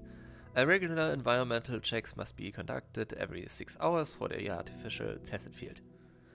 Entry into the designated area is strictly limited to experiment personnel, and any devices or tools that do not meet standard specifications are forbidden to prevent interference with the subject. Preliminary observations indicate that subject A038, who was born within the artificial tacit field, is able to survive stably. So whatever they're trying to create should be... Ah, hello, In. Onka has an English accent, so the He civilization is from Solaris. Yes, that is what it seems like. I previously saw something mentioned about a civilization that was pre-Lament, which was also talked about like it is the He civilization. So it should be a pre-Lament Solaris native civilization, which may be expanded into outer space. But that's where it gets funky. We will need a bit more information about that, but it is important to keep in mind that they have quite a lot of influence on this planet as well. They are not just some outer space stuff. Okay. Also about Encore, fun fact, she does voice a character in Dark Souls 2, which FromSoft also likes to get British voice actors, probably from the same voice acting company, union, whatever. But yeah, whatever they were trying to create here is probably somewhat related to TDs, which means, or implies, that they know something about something they saw. And that there is something related to TDs that was interesting enough for them to try to replicate it. However, it is worth noting that the subject has yet to exhibit any specific physical features or vocal behaviors. It appears to lack a physical form and can only be observed through specialized means. At present, A038 shows no discernible behavioral objects and remains mostly stationary with low levels of aggression and activity. Due to significant deviations from our initial expectations, further research is required to gain a deeper understanding of the subject. Note high sensitivity to frequency has been observed. Strict control of standard frequency specifications within the experimental area is imperative. Given the unique nature of A038, additional time is necessary to establish appropriate parameters and data language in order to gain valuable insights into its information. Data language. What could they mean by that? This process will require a considerable amount of time given our current technology and available data. Warning, any leakage of experimental information through any means is strictly prohibited. Taking photos of recordings of the subject without express permissions from Professor Heiss is strictly forbidden. This concludes the initial observations record for subject A038. To obtain more comprehensive information on the subject, future experiment analysis are crucial. Yeah, whatever they were trying to do here is extremely interesting. I hope we get some more about that in the future CSC stuff. That Fraxidus Overseer has been really generous with his sponsorship. It would have taken us much longer to build this place without him. Yeah. I don't know if you were present for that previously, but it is interesting they are specifically mentioning a male Fraxidus Overseer, which narrows it down quite a lot from the ones we know currently, because I think most of them are female. And I somewhat doubt that the Shikibashi was around here in Huanglong. Though he loves to meddle with our experiments a bit too much. Well, he's our patron. Can't do anything about that. Of course, could also be the Grand Architect in some male persona, but who knows? This lab's location is a bit too remote for me. But I'm okay with it, as long as we can keep doing our research. Yeah. Where else could us maniacs possibly go? The committee kicked us out like trash. They'll never understand. As Professor Hysen stated, we are embarking on a monumental endeavor with the power to redefine humanity's future. This time, we will make the divine miracle we saw happen again for all of humanity to behold. So it is an event that could be replicated on a larger scale in theory. Or they're talking about something small but are trying to recreate it in a form that is recorded for everyone instead of somewhere in the middle of nowhere.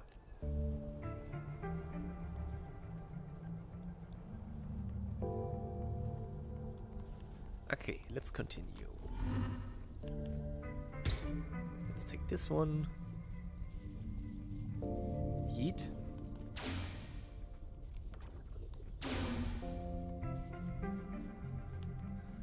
Alright, we need this one as well. Yeah.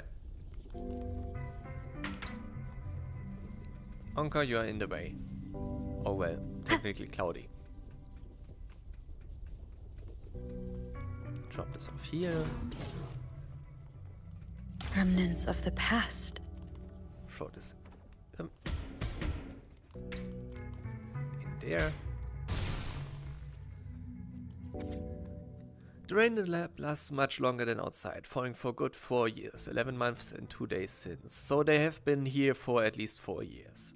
The impact of witnessing the suspension for the first time is gradually overshadowed by overwhelming despair. Disappointment and frustration spread in the lab like moss, resilient and unavoidable. Working in this damp environment is kind of torture both physically and mentally. Research on the radioactive rain has entered its second phase, yet contrary to expectations, there has been no progress whatsoever. Perhaps everyone, including Professor Heisen, has questions if we are doing it wrong, but all evidence points to the fact that it has indeed visited the Vining Ixis Maya. That's one of the reasons we moved here.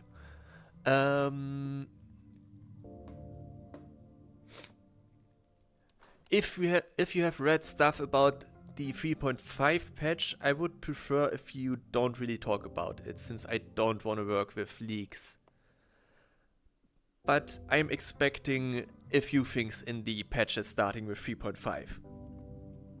Not sure if 3.5 specifically is gonna be that relevant, but we will see.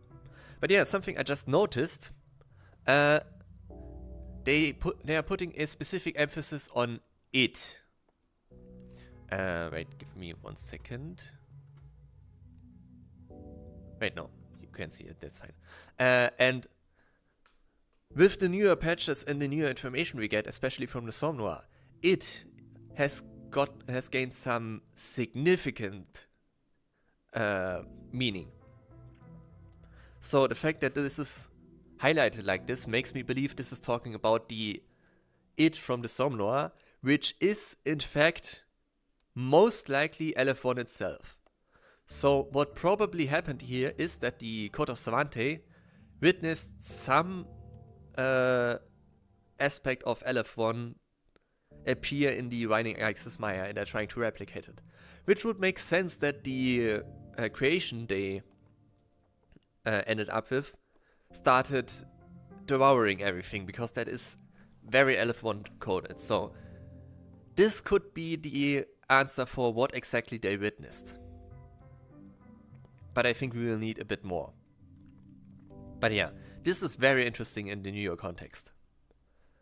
What we pursue is merely to use the retroactive rain to relive the miracle and seek enlightenment. Despite exhaustion, doubts, and countless arguments, we must continue the research. However, time is not on our side. Eventually, we decided to transition to Plan B. Is it a worthwhile choice? Hard to say. Professor Heisen said the risks are high, but success could bring us closer to the answers. Yet we failed 37 times, 37 lives lost in the process. Next question would be, are they actually using human lives to recreate whatever they are trying to do? Or are they meaning that they created artificial life and lost those? Because if they are talking about actual human lives, I know I won't talk about it. I also noticed something late. The drink that Monia likes is a reference to the drink that Lucy gave David on the moon. Interesting. I probably have to take another look at that later. But that would be interesting if they made some references to Cyberpunk in the newer characters. But yeah, if they are talking about actual humans they used, it could be the case that they were trying to create vessels, in a way, similar to Denya, to then make into that divine being. But that is using a lot of mostly circumstantial evidence in this case, so I wouldn't bet on it that that's the case. But it could be a possibility. Finally, the subject named A038 survives. It's a huge breakthrough, but not many were excited, because we all knew it was a replica, nothing more than an absurd imitation of God. Night shifts are tough due to understaffing. I'm the sole one on duty, all night observing this invisible stuff who is unable to speak or move. It's more boring than staring at my tutor's face, and to maintain the stability of the tested field. All clocks were removed, every minute feels unbelievably long. Professor Heisen once kind has become particularly strict this time. Since the experiment started, he hasn't smiled at all.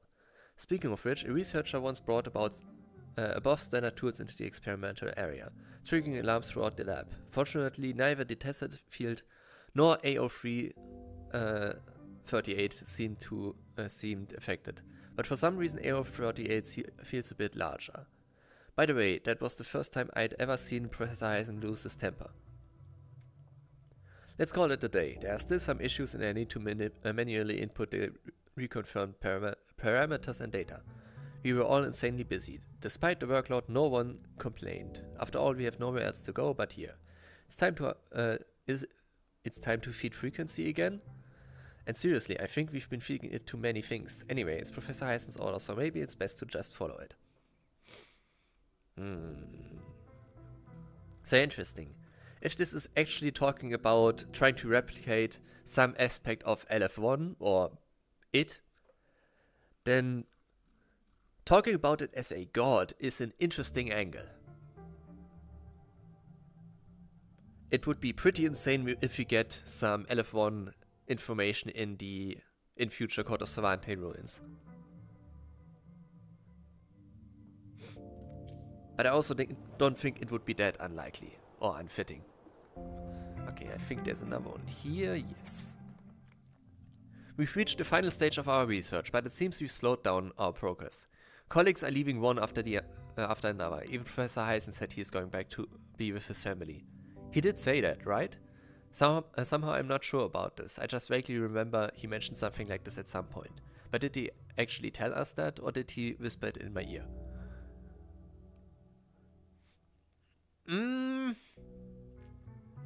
I mean, you have to remember that it is something they witnessed in the Divining Axis Maya, so it probably didn't appear in the form of a black hole, but in the form of some avatar.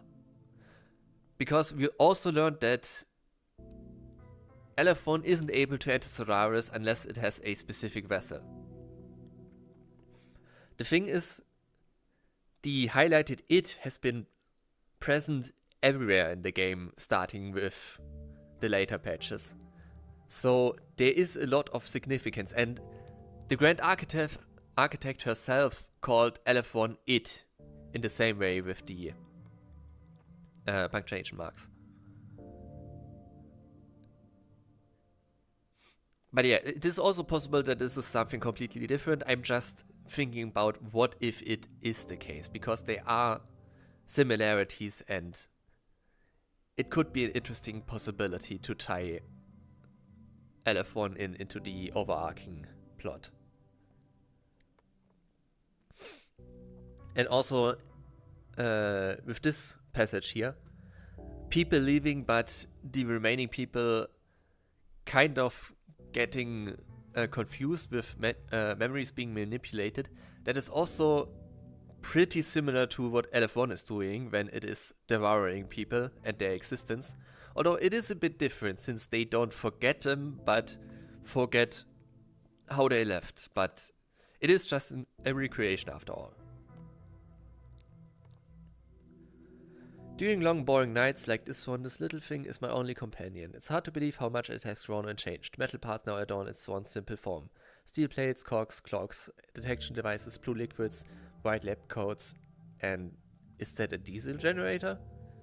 Anyway, I can finally see it with my own eyes without the aid of observation devices. Hello, how are you feeling today? You seem surprisingly energetic, but it's no wonder. Being trapped your entire life, longing for freedom. I imagine our lab is rarely disquiet. I think no one would notice if I broke the rules a little bit. Ah, I see. So this is how your body feels to the touch. Is that how you laugh? This is the first time I've heard your voice. It sounds familiar, like my colleagues. I can see it. It's the gate we've been searching for. Yeah, that's another interesting aspect. They are looking for a gate. Which, given the context in Shang Liao's backstory, should probably something very akin to the Strider Gate, which is another connection drawn to that whole part of the story. Why am I feeling dizzy? My body, it's so soft now, like water, not my own. My consciousness floating in the air. Hello everyone, so you've all entered the gate already? Don't cross over, you say? What do you mean? No, something's not right. The miracle we witnessed. This shouldn't be happening. So yeah, and this also very much sounds like what the people in Void Space experienced. So I think there is actually quite a large basis to assume this is connected to LF1. Especially with a lack of alternatives.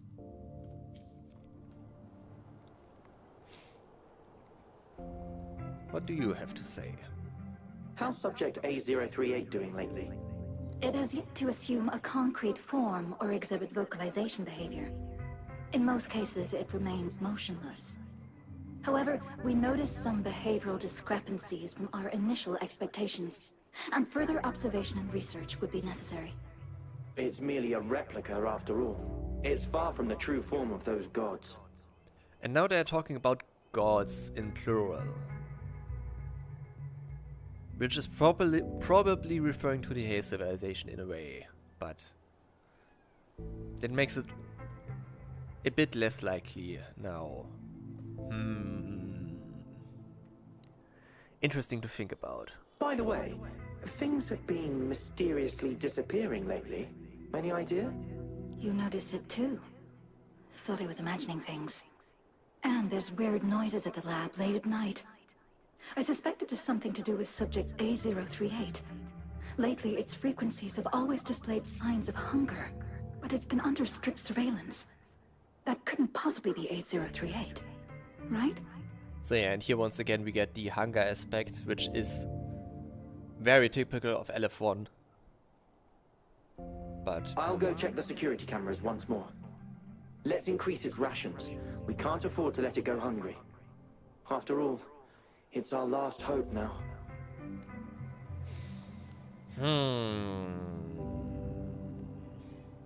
Interesting.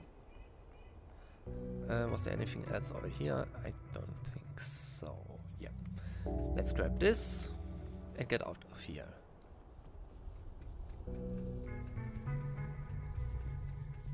Yeet. And yoink. You go in there. Now, this is the last room. Alto! Rover! Encore spotted something! Wait, let me log on to those. Moment of resonance.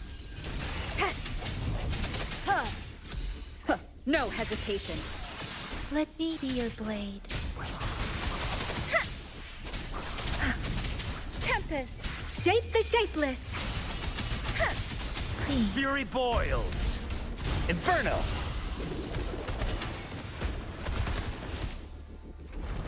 Feel my wrath!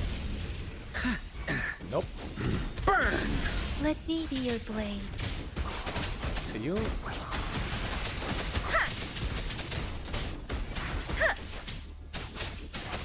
Swift and resolute.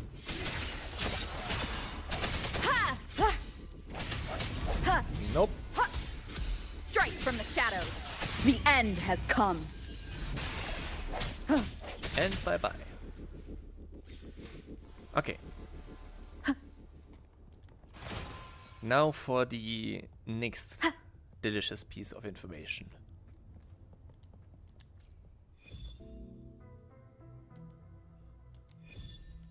No. This one.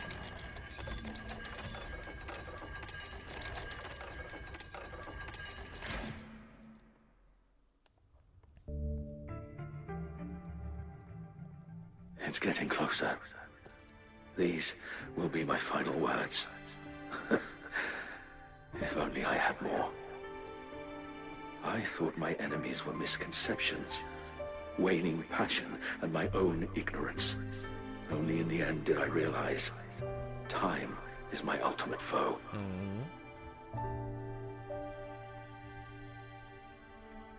I became blindsided by my fear of death and insatiable thirst for truth, eventually derailing our research. It was too late when I finally came back to my senses. We had already walked into that false gate. So yeah, once again focus on the creation of some sort of gate. And considering whatever they witnessed happened in Divining Ixis Maya, which is the first time, the first place where we witnessed a Somnoir doorway appear, especially with the context that the gatekeepers are guarding over the gate to the Somnoir. I think even with the connections to the Strider Gate, it is relatively fair to assume that they witnessed the Somnoir being relevant in some way, and were trying to recreate that. This could also mean that the Somnoir and Void Space are not actually that dissimilar. Because even if it is described as a path into outer space, what we experienced is not really normal in terms of how space should act. After all, entering the Strider Gate led us essentially into LF1 instead of into outer space where we meet it. So I think the Somnoa is gonna be a lot more relevant in future Court of Savantae ruins. In a way. But we will have to see. But it also has some interesting implications. Now, I'm leaving my last realization behind. They are our past, but they are also our future. Had I realized it sooner, there might have been a chance to get things back on track. Yeah, another very interesting quote about obvious time shenanigans. They are our past, potentially talking about the Hay civilization or the gods they witnessed or something else, but they are also our future, implying that somehow whatever path of fate we are walking right now will lead to the Hay civilization or even the creation of it. Which could open up the possibility that the Hay civilization before the Lament is actually just our future, meaning the Lament isn't a starting point, it is a point of change. It is the starting point of a time loop, potentially. And especially with another NPC from the Somnoa mentioning that the Timus Solaris is a closed loop, that gets another bit of credibility. But since we haven't heard anything else related to that, it is still on the pile of could be the case. Not really confirmed. But it is another interesting thing to think about. The future being hailing from our past. Please save us once again. So yeah, future being hailing from our past, so something that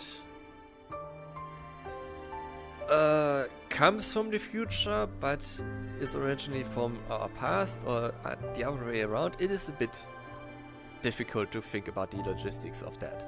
Please keep pushing forward until you reach the real gate that can change the world. So yeah, another focus on the gate thing, and here we have her. Yeah, exactly. That's the interesting part. Sorry. And we have her. Wow! She's so pretty!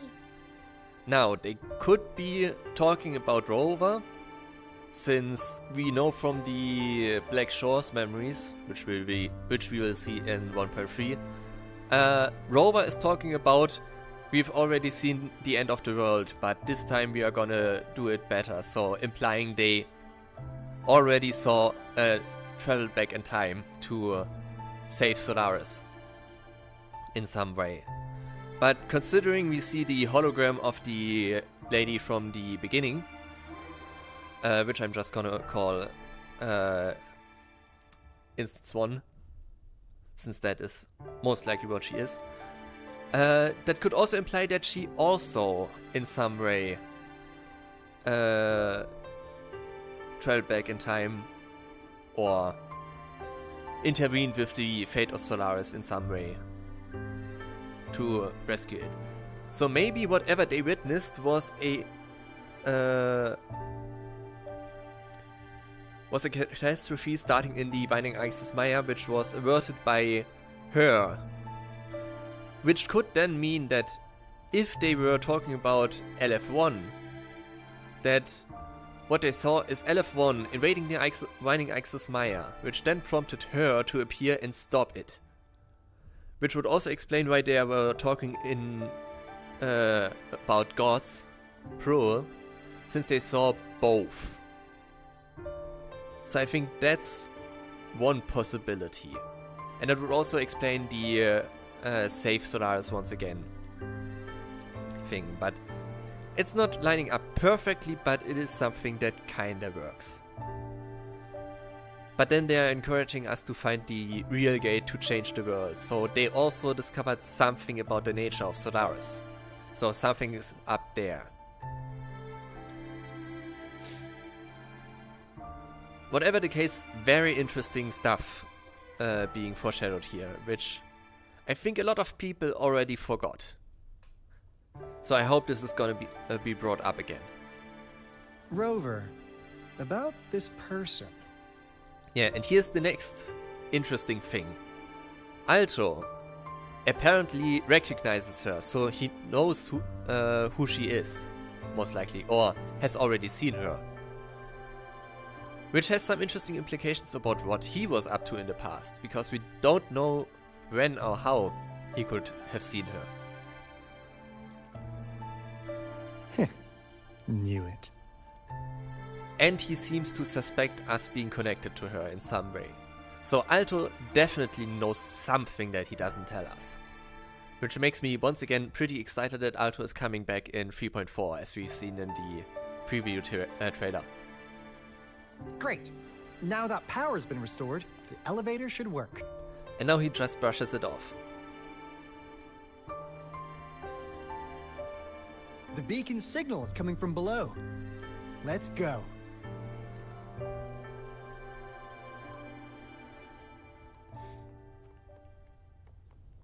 Okay.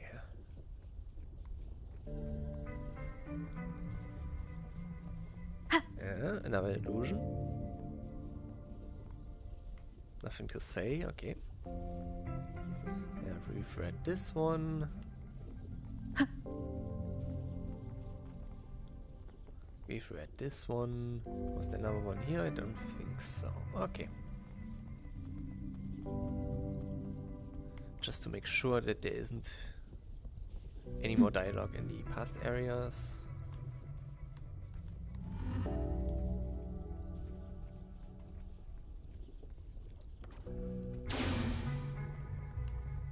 No, we have those two. We have that conversation.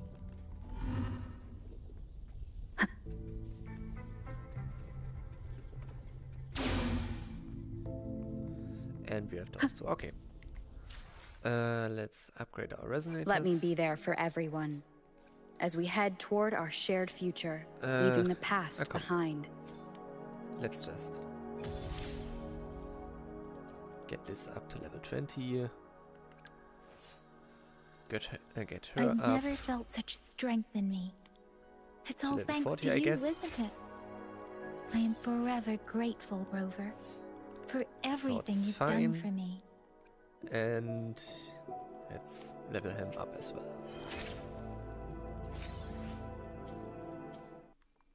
Okay.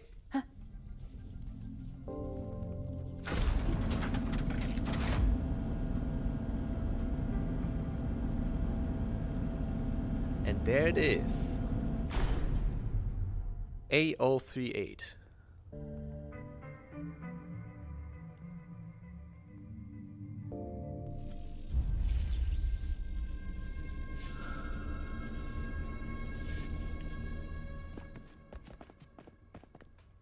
Wow!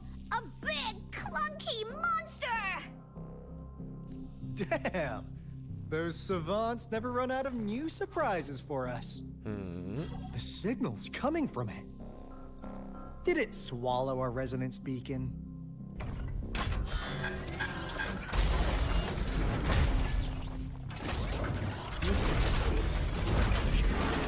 Guys, brace yourself. We'll need to take it down. No problem. Alto, we doing it like we usually do? Of course. Then this big guy is Encore's to tackle. Cosmos! Cloudy! Attack! Let me figure out its weakness. Let's go. Encore time. Nope. This is so much. See?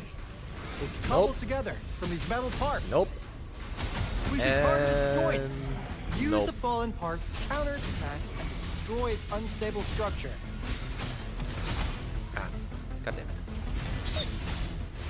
Fury boils. As you wish. Silence! Testing output. Okay, time for phase 2. Inferno! Woolly's attack! Oopsie daisy! Taking a bit too much damage there. You're in for it now! Da-da-da-da-da-da! You're in! Leave? Swift and Me? resolute. Oh, No hesitation. Ah.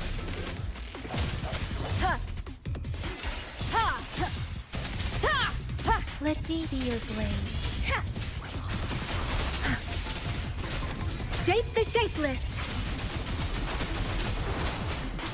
Fury boils. Burn! Testing out. Burn to ashes! Inferno! Here we go again. That should be pretty much. No one picks on Ungar's friends.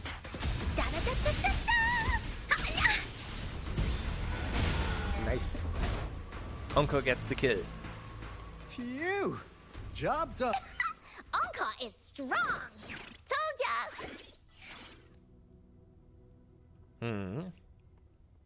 Strongest little woolly.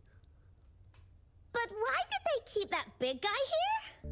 According to our findings earlier, researchers who worked here were probably only a small faction of the Court of Savantae committee. They were likely studying an ancient civilization they deemed to be divine beings, but later got denounced from the CSC So due yeah, to their extreme methods. they seem to be saying here that the divine beings they witnessed are part of the He civilization, however you pronounce that.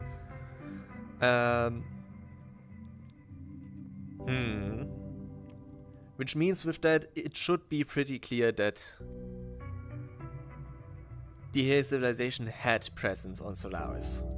It is not just present on another planet. If that is even the case, if that is truly how it is in reality. Somehow, they believed this ancient civilization had once visited the mire, which led to their attempts at recreating those past events with artificial retroact rain. And when they failed to recreate the retroact rain, they resorted to making a replica of the lost civilization instead. So this then implies more that they are trying to replicate someone from the He civilization. If we are to assume that they were inspired by LF1, no, that doesn't really make that much sense. It is difficult to make heads or tails about the information we get. It is just enough to make theories, but not enough to get a clear picture. Which definitely means they are gonna revisit it, because they are most likely not just gonna leave it at that. To get their desired results faster, they started feeding this replica various frequencies, data sets, and mechanical constructs. And we've seen what that ended up with. It turned into a monster, driven by the frequencies of hunger, devouring everything in its path. Yeah, exactly. I'm always excited when I get to Court of Savantae stuff, and I really like this part of the story, which is a shame since people tell everyone just to skip 1.0 or that 1.0 is not worth playing. But it has some really interesting stuff in there, and also really important. So whenever you see anyone talking about how they get told to skip 1.0, make sure they play this, because it is important and they are missing out on a lot of stuff. It was probably the culprit behind the disappearance of those folks. And I suspect the Fraxidus Overseer mentioned in that log may have something to do with it all. I mean, this also gives some implications towards what the Fraxidus are actually trying to achieve. So it could either be the case that they are also trying to reach that gate, which makes sense, or otherwise it could be the case that this was an earlier attempt at recreating some sort of vessel for LF1. One of those two, most likely. That's why I keep exploring that area, even though I've completed the map. I can't stand content creators say 1.x stories bad. I mean, the problem is probably that there are some slow parts. Mostly Act 2 doesn't have a lot of meat on its bones.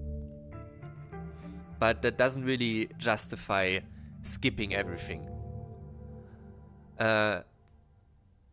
And yeah, we will also explore this area later, since I plan on doing more or less a complete map completion on this account on stream.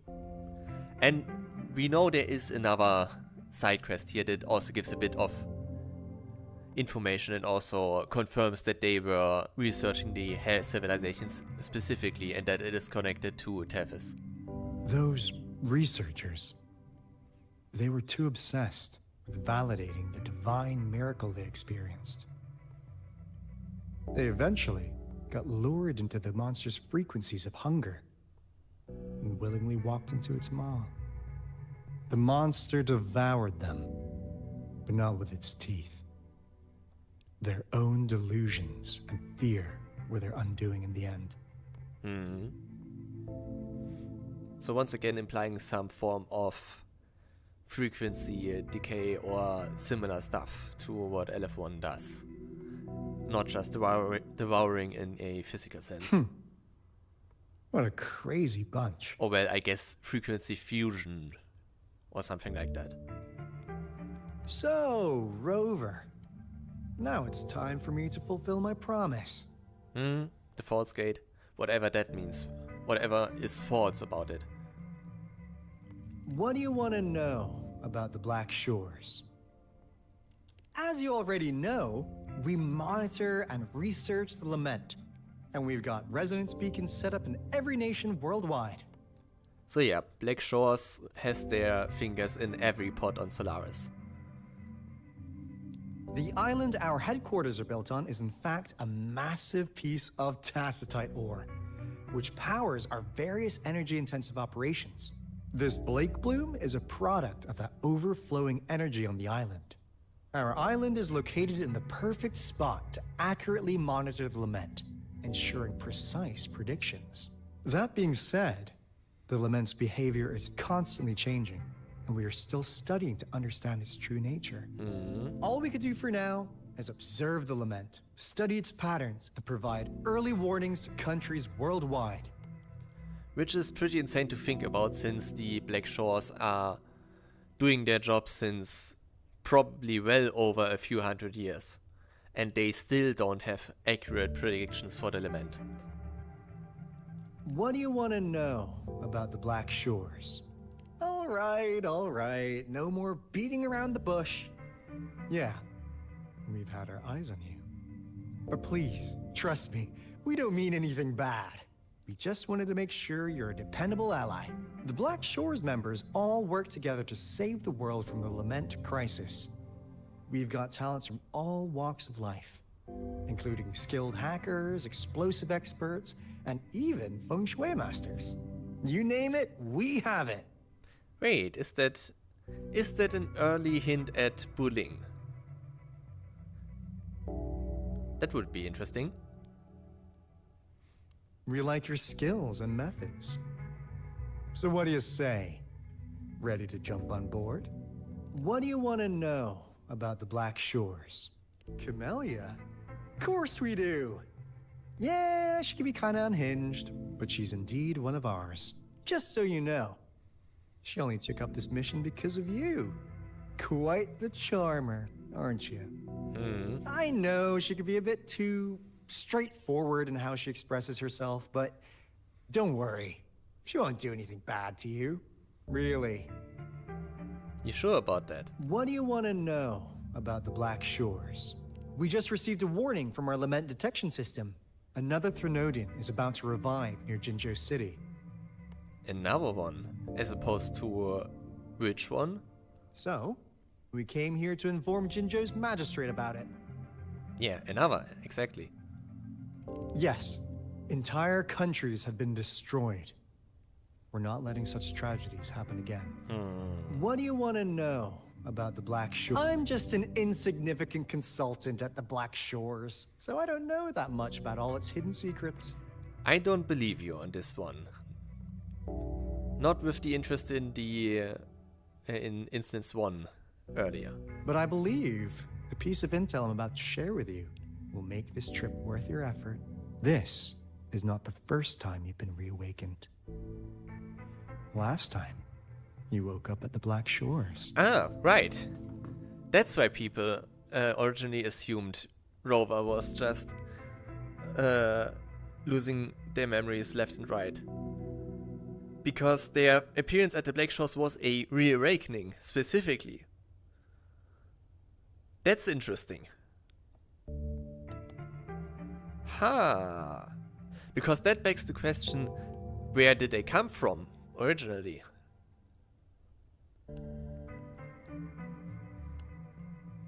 I mean, obviously I have a theory about that, but the Black Shores is the origin point. I saw a video about it.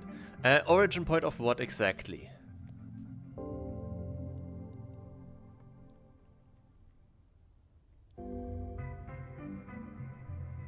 Because if you're talking about the coordinate system of the overworld, it is actually not. We can go to the origin point of the... is there another name for the coordinate system?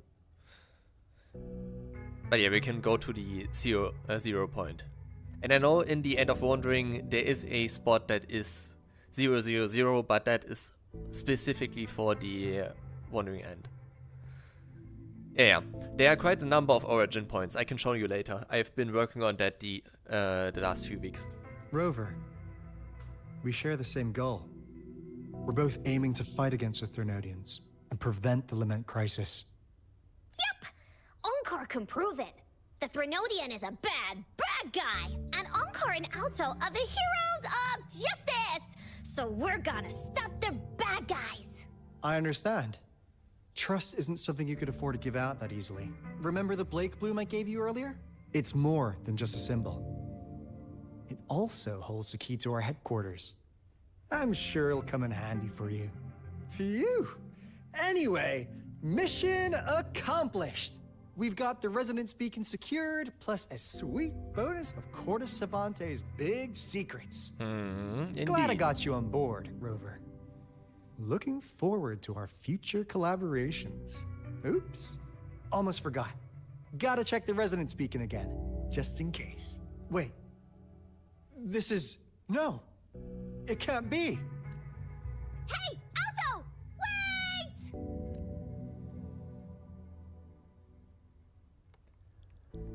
Okay. I don't think there was anything interesting down here, just in case. Let's make the round. Maybe there's some hidden document somewhere at the edge. But I don't think so. I think I scoured this area the last time I played through this.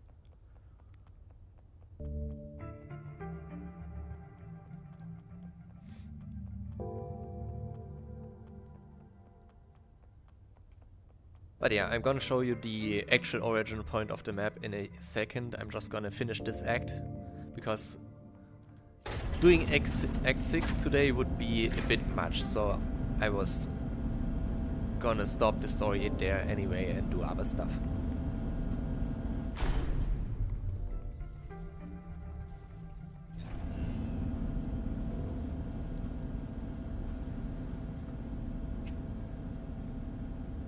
Alright, okay. I guess we will stop here with the main story and go there now. So, if we go to the Northern Barrens, we can take a look at the coordinates we have in the bottom left of our screen. And we are already at minus 450 and 44. So that is already pretty close to the origin point of the coordinate system. So if we go in this direction, right, a bit more this way, grab this beacon on the way.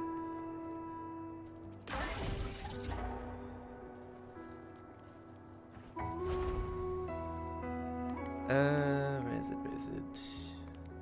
No, wait, not. There it is. I think. Wait, no. No, yes. Here. This tree specifically, for some reason, is the origin point of the map. As you can see, we are at -0, -1, and then the height coordinate, but that is somewhere below us. So, this tree, for some reason, is the origin point of the entire overworld map. That includes the Frostlands, that includes the Black Shores over here, that includes Renisita. Everything is measured in coordinates based on this tree. So, the question would be, is there any meaning behind it? Or is this just something left over from development? Either way, I think this tree is here specifically to mark that origin point. But what that means in a lore perspective, who knows? Maybe this is where the geomagnetic North Pole is, actually, or where it was when the coordinate system was created in the universe before it shifted to the Frostlands. Has some interesting stuff, but yeah, this is the actual origin point of the overworld map. Other areas, such as the Black Shores Underground, have their own origin point. For example, the Underground specifically has the origin point in the arena where you fight the Fallacy of No Return, and specifically at the very center of it. And the Dimmer Plains have an origin point somewhere close to the tree, but not actually the tree, which is another interesting thing. But all in all, pretty interesting stuff to look at those. Another interesting thing is about the height coordinate. Wind guide If we want to go to height 0, we just have to go to sea level, because that's actually moment of resonance. What it correlates to. Meters above sea level. Remnants of the past. Which is very realistic, and this also works for Lahai Roi. But for their own sea, obviously, since it should be below sea level. Only the Dimmer Plains are a bit of a different case, but they don't have a proper ocean next to it, just a lot of void matter below.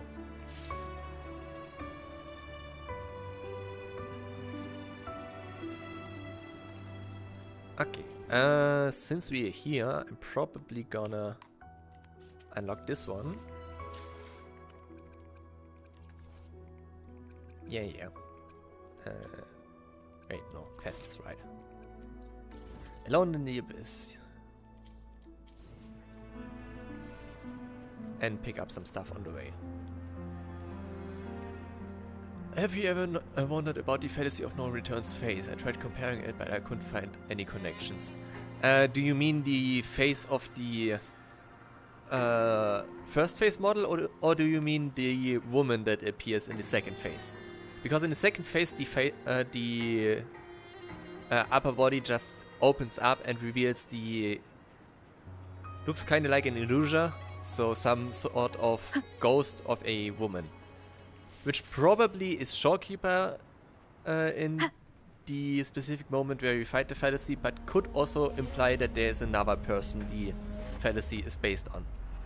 Or maybe even that an artificial being was created to help create the Fallacy. I sense your weakness. But from what I remember, the face from the first phase form is leave it to me. Mostly just a cross. Let me be your blade.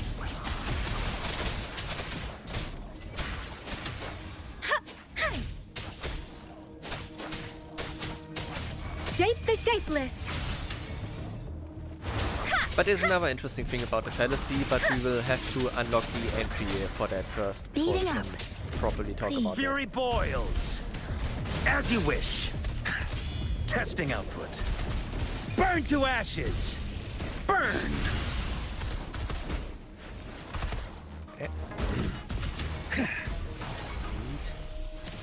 Quality. Never mind. Okay, getting close to level 15. I'll see if I can get to level 20, because if I remember correctly, we get our first level up quest, which has some interesting stuff that I want to see again, because I only remember pieces of it. Leave it to me. The end has come.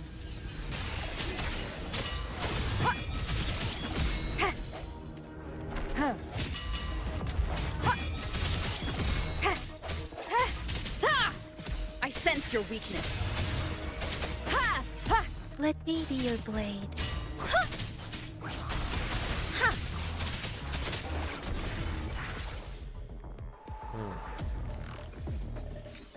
Interesting. Capture system reminds me of Gestalt from PGR. The thing is, I have played a bit of PGR. I've started the game, but since I don't really have the time to focus and in-depth focus on two Kuro-related gacha games, I stopped at some point. So I don't think I've met Gestalt. But yeah, there are a lot of parallels to PGR. I've noticed that. Speeding up. Especially with Ymith looking like Nanami, and Instance 1 from the intro cutscene looking like Lucia. Beware. Storm, hear my command. Nope. Nope.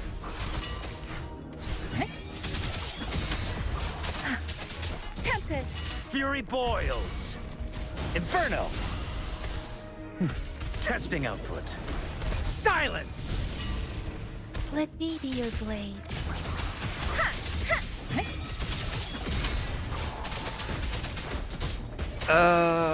God, what was the last thing I did? I think the last thing I did was the train arc? Or was it a bit later? I know I've met Nanami. That much I know. This is the answer to our endeavor. But I'm not quite sure what exactly. Hidden dangers in a peaceful life. Okay. Interesting that we just unlocked that one.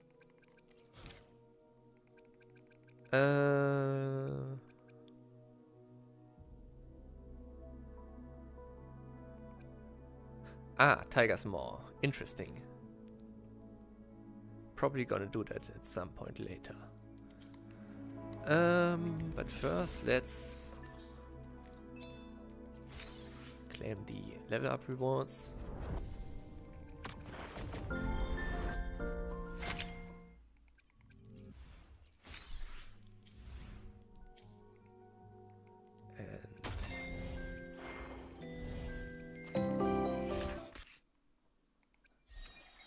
This one.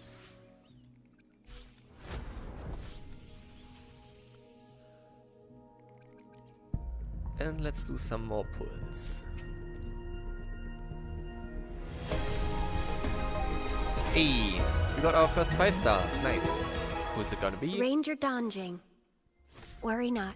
My Crimson Blade will not harm you as long as you... Nice, we got her.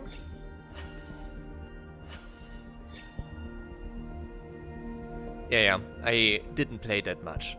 But I did play some events. I think the time when I played it was when... God, what was her name? The music-related character. There was some event with the simulation stuff they have.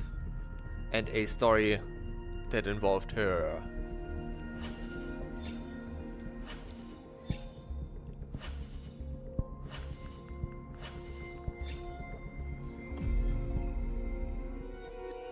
Oh damn, we got Verena. This flower is for you. I hope it makes you happy. That certainly is a start. Right, Selena. Right. Yeah, exactly. And if I remember correctly, that event was actually pretty similar to some Summoner stuff we got. Which is interesting. Okay, so I guess we will now go for Encore probably. Just gonna focus on getting all of them.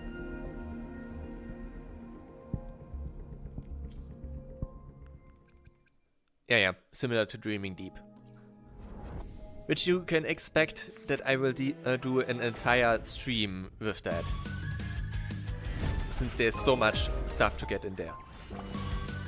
And I know it's not really regarded as that much of a good event, but I really like it. And maybe if I give narration and live commentary, people are willing to engage with it a bit more.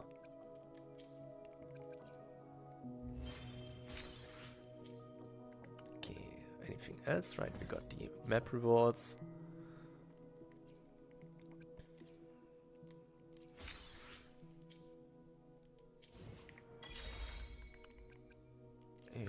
Yeah, I got the Black Bloom, utilities.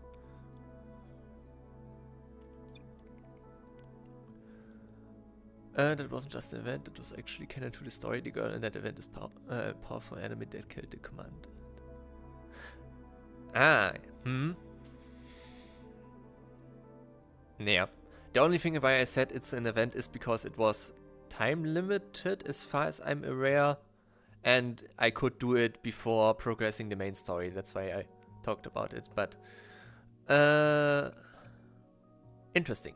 Yeah, I did witness some stuff about here, since there was some sort of fight in a space station where she went missing or something like that. So I know a bit about her, but not that much.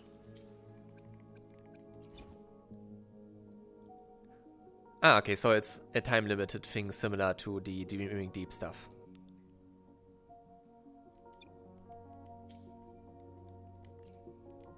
Maybe I'll revisit PGR at some point. Who knows? If I get bored and have too much to do.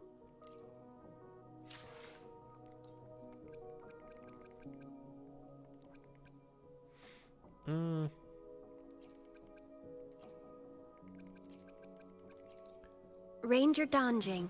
Let's put those. Worry not. My crib. Okay. Let's reach farther destinations together. Another. Hopefully, let's we'll get make her new leveled findings. up.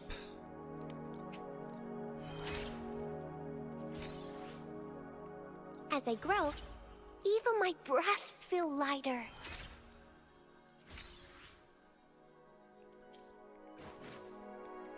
Do we have a good weapon for her?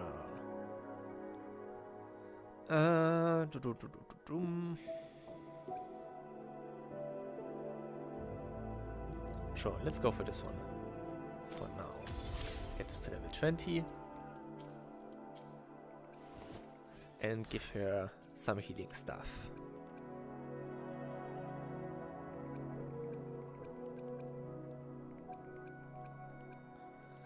And this will be good enough for now.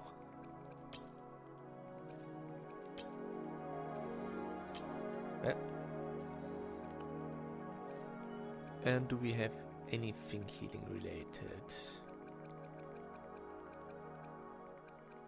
Don't think so.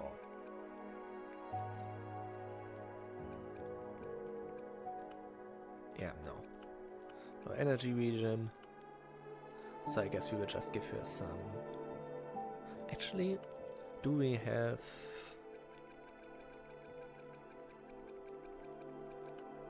No, not this one. Wounded Clouds. I guess... Could do that.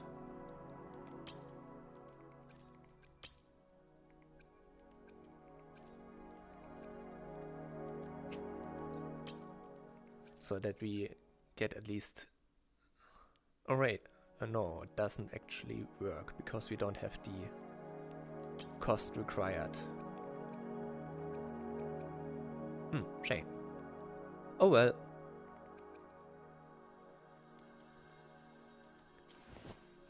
But see, speaking of which, mortar fee, you get another fusion damage bonus. I'll get rid of you for now.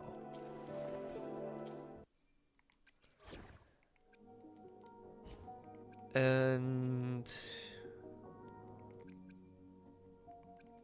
Another field trip.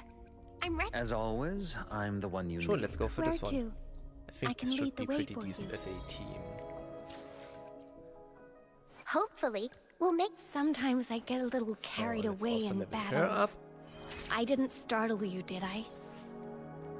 My crimson blades are lasting longer, and my whole body feels so light. I never knew this sword could feel so light in my hands. Present skill damage bonus. We'll just give her this for now.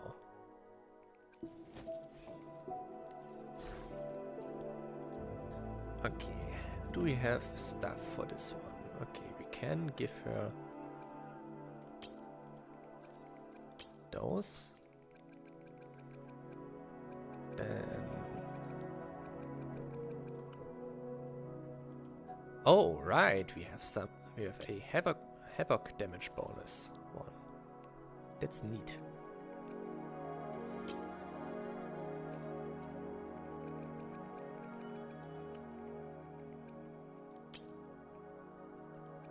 Okay.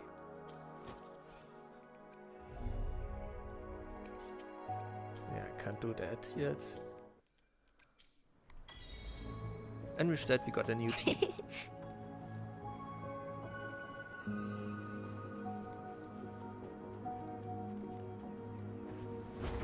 Yeah. Let's put it into practice. Ha! Ha! Harmonize. Ha! Repose. Ha!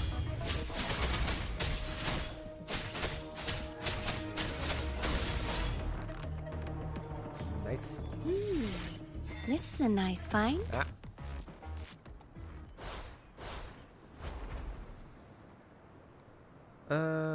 Not gonna do this one for now. Let's focus on the quest. Because I wanna see again what the lore behind the Tower of Adversity is.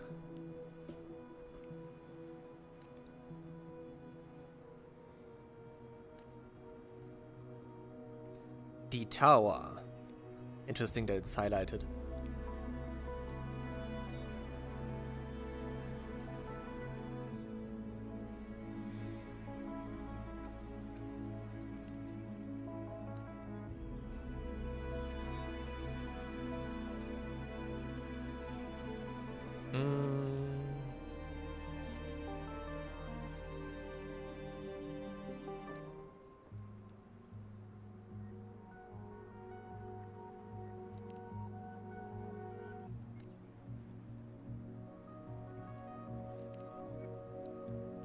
Let's see. Anything interesting here? Any hidden pages? Nope.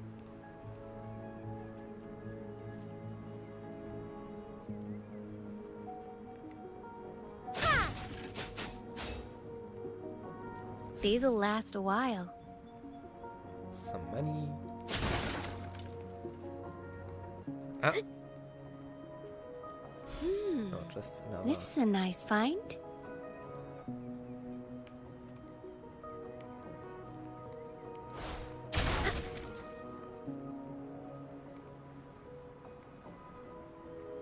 Just probably gonna look up the locations of the torn pages at some point. That's gonna be a project for later.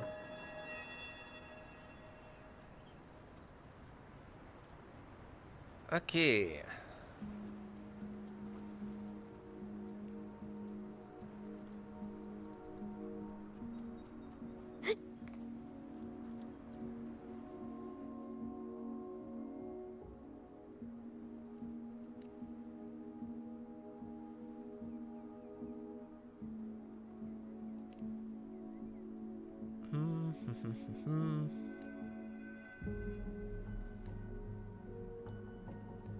The Tower Project, formerly known as the Tower of Adversity, is an artificial sonorosphere program in development dedicated to combat simulations.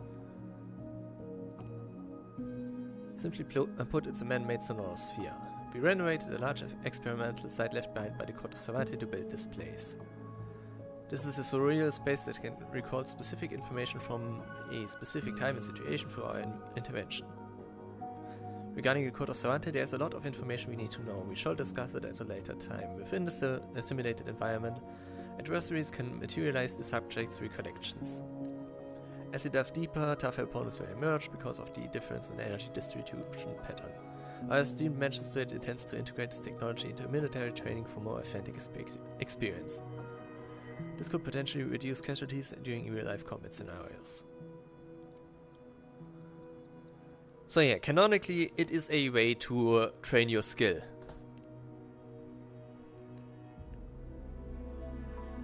Which it is in reality as well. It requires you to learn how your characters work.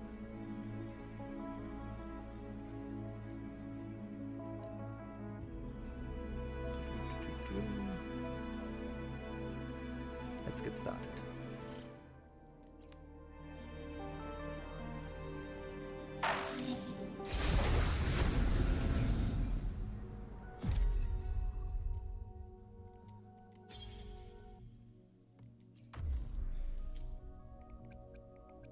Okay, should be doable.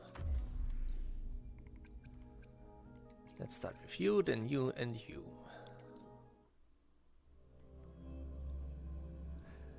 That is the question.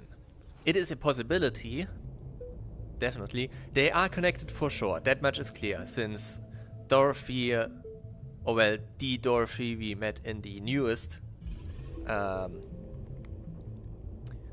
stuff, does reference her. So there is the possibility that they are the same person, but there's also a possibility that Dorothy is a creation of Dee or something like that.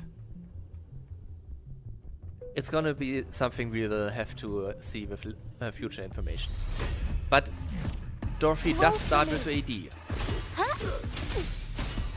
So that's there's that. Life is in everything. Fury boils. As you wish. Silence! Testing output. Inferno! Guide my blade. Repose. Eradicate. Ha! Harmonize. Oblivion. Ha! Safely fine. Oh. Ha! Oblivion. Ha!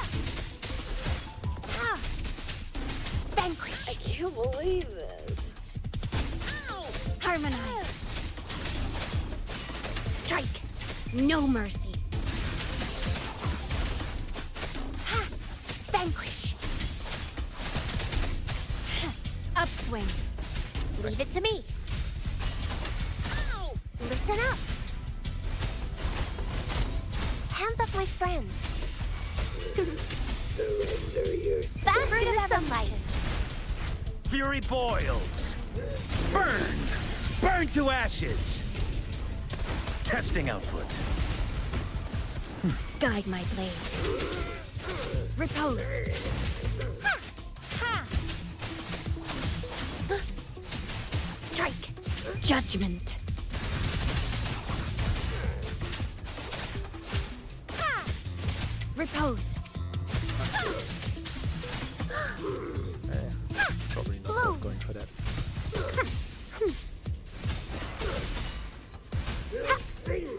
The fruit of evolution.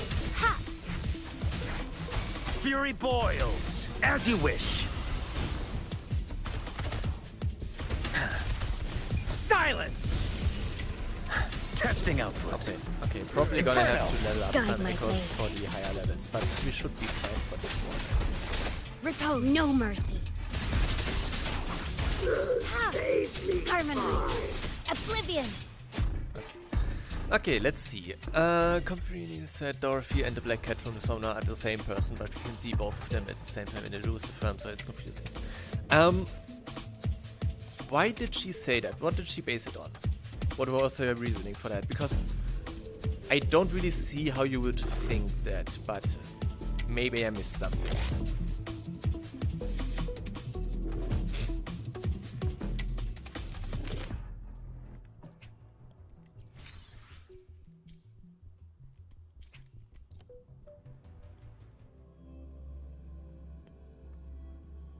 The thing is, actually it is pretty clear that they are probably not the same person, because both the Ebony and Ivory Gatekeeper, so the White Cat and Black Cat, don't know what is going on in the Somme Noir, since their memories got basically locked away when the Somme Noir locked it at the deepest layer. But Dorothy, on the other hand, at least the Dorothy we met, and also the past Dorothy we met in previous events, seem to know a lot about the Somme Noir. So, if they were to be the same person, that would mean that Dorothy is the complete version of the Ebony Gatekeeper, but that also doesn't really make a lot of sense, so I don't think that's the case.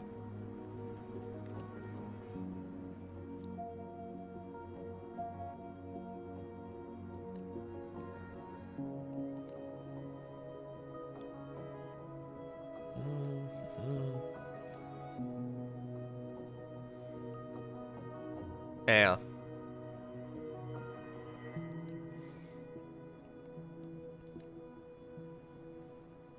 But that is precisely why I am curious what her reasoning was. Greatly appreciate your participation in future experiments. Yep.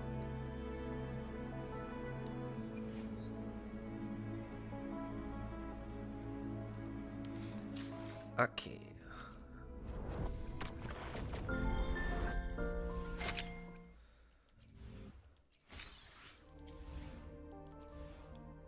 Actually, let's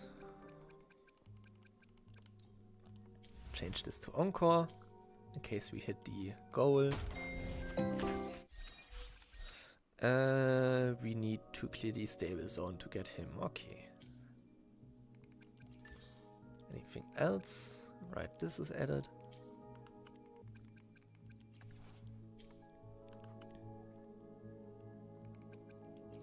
And it will stay there until we clear it.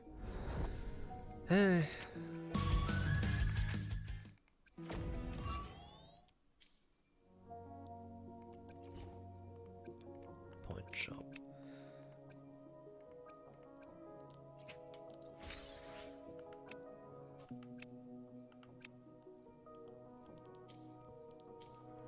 Okay, what else?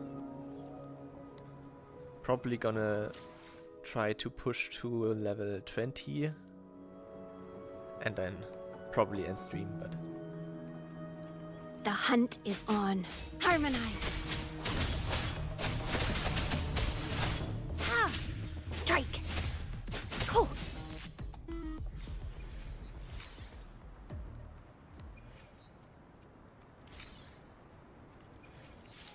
which probably means focusing on getting some new echoes,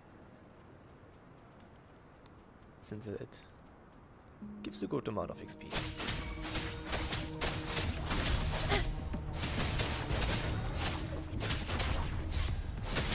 Strike!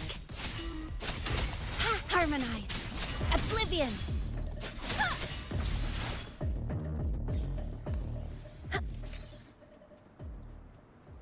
Okay. I guess let's see if we can do the enhanced TD. That was... goddammit.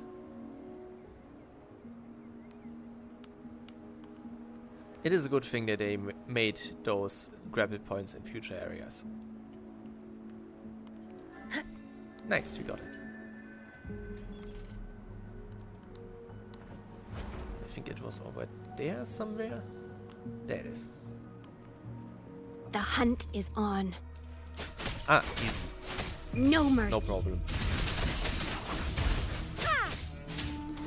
Up darkness falls. About that. Grow for me. The fruit of evolution. I'm just low on fluids. Fury boils, as you wish. Feel my wrath. I'm on my edge. Burn! Guide my blade. Testing output. Repose. Stop climbing on that. I need you done. Ah, for fuck's sake. Okay, never mind.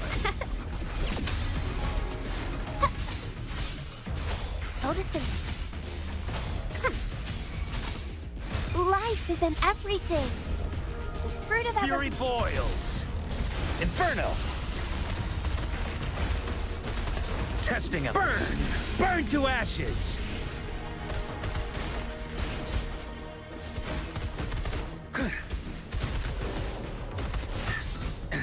As you wish. Leave it to me. Listen up.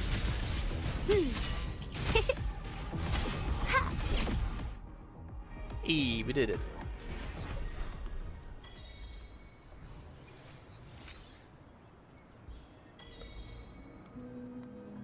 Goddammit, fusion damage bonus on Spectral set. The classic. What are you doing here? Hands off my friends.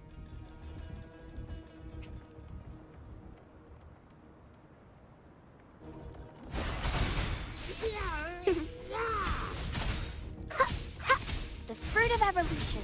Fury boils. Inferno.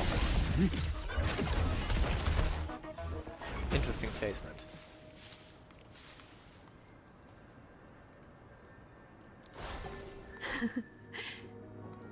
Okay.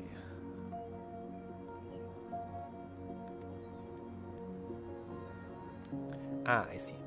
It's one of those. Harmonize. Strike. Judgment.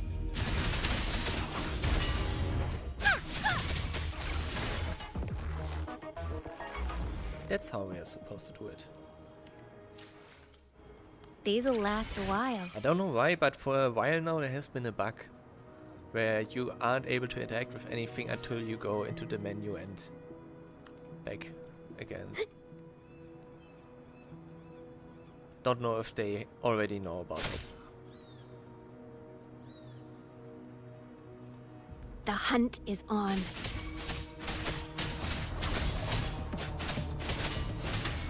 But yeah, any other topics you might be interested in? Oblivion. Right now would be the time to discuss some various stuff.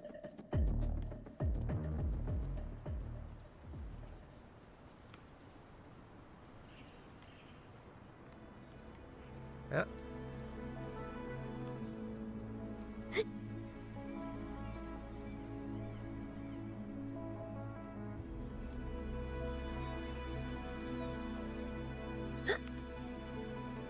By the way, interesting that in our first area we have something related to butterflies that are guiding us, isn't it? With the context of Shorekeeper also using butterflies, though blue ones and not the amber colored ones. Okay, probably should be more around here.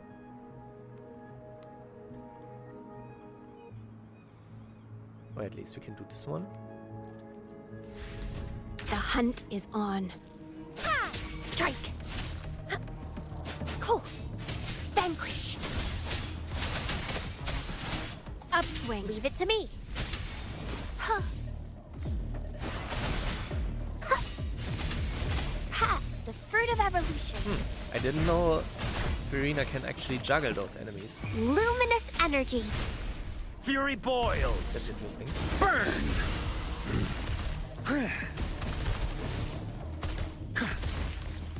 Testing output.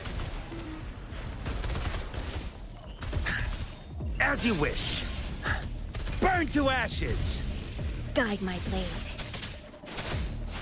Ha! Ha! Harmonize. The hunt is on. Ha! Vanquish.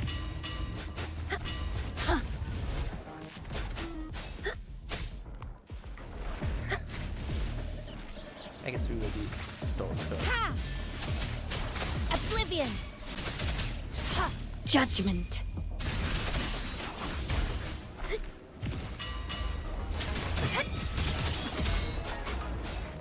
Vanquish!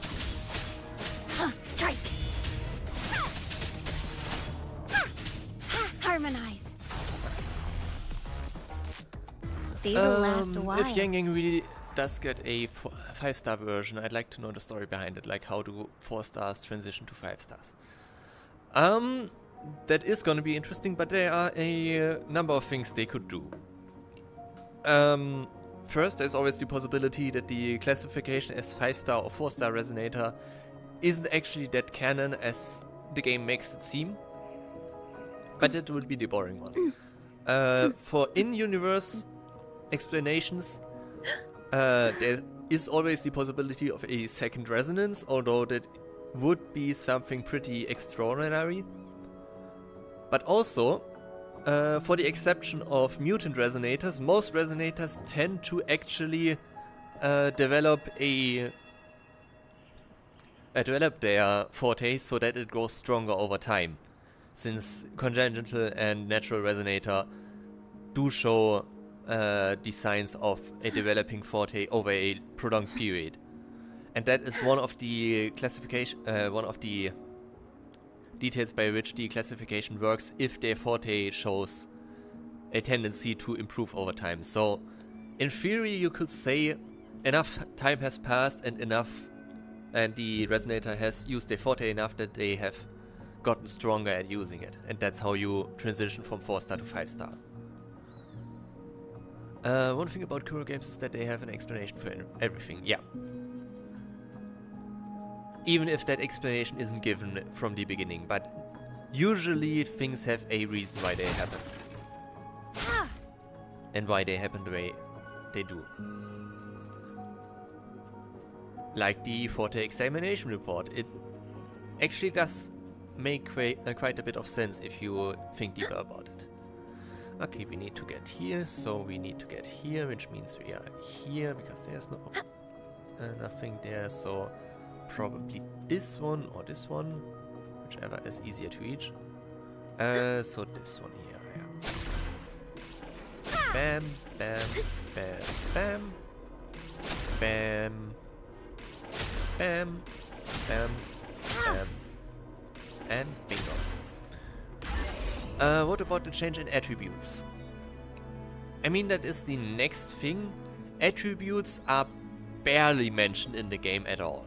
There are 1 or 2 mentions about them, but technically classification for different attributes isn't part of the in-universe classification of resonators. So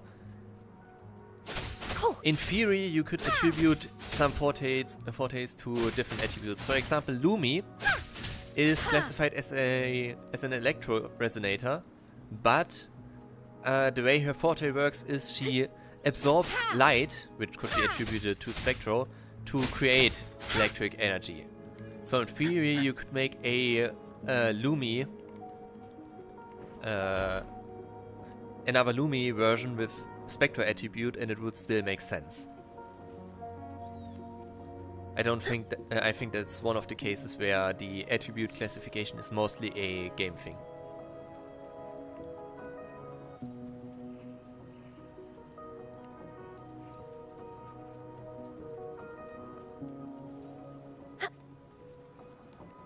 Number 2. One more to go.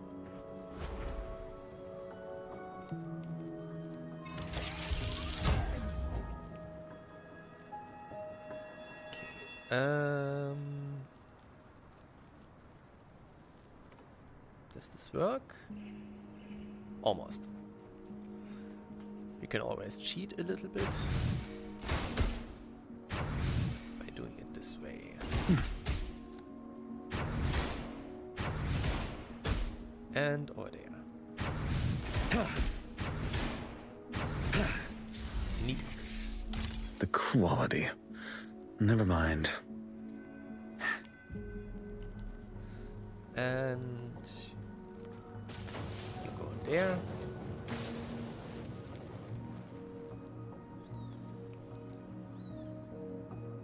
Yeah, if you think about it, Electro and Spectro are kinda tied to fusion, nuclear fusion to be precise.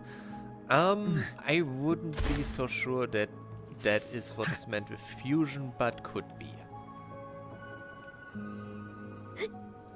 In general, that's why I kinda gave up on predicting the elements of specific characters, because you can justify almost every attribute for almost every resonator, so there is a lot of overlap, which is pretty realistic. Everything ties into each other. There is no clear separation of different aspects of physics.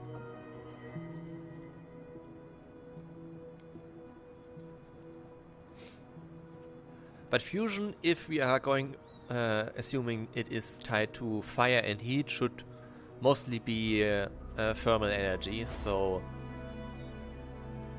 I guess if we are not doing atoms but frequencies, it would be the intensity of frequencies? I don't know. Yeah, that's the next thing, since the normal physics don't really apply to this universe. No, I wanted to get the shooter. It's already gone. Things get a bit fuzzy about the classifications. Since you can't really argue from a standard physics perspective anymore.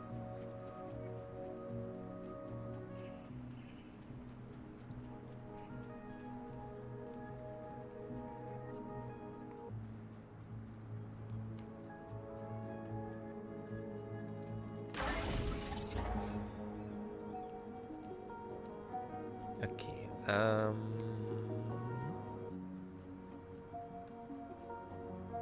now the Frexit is interesting.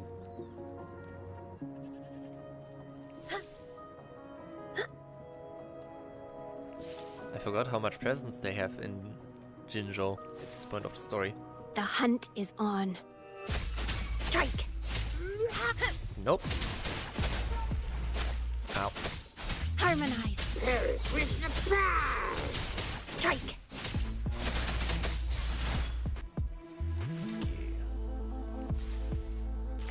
I think this is just a path over there.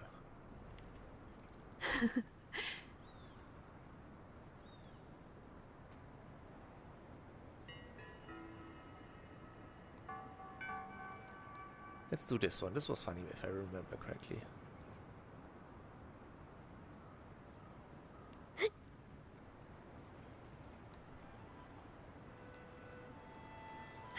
Was there someone we have to talk to, or...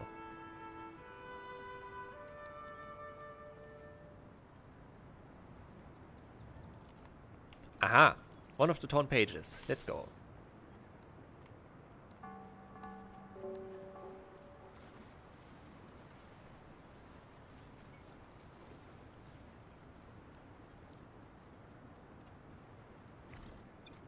Huh?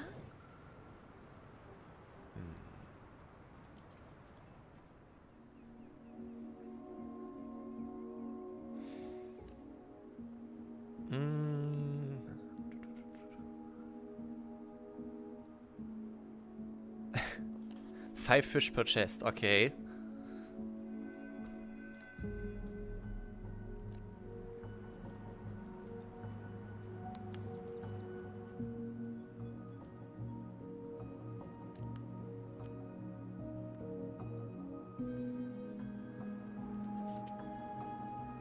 Right. I see.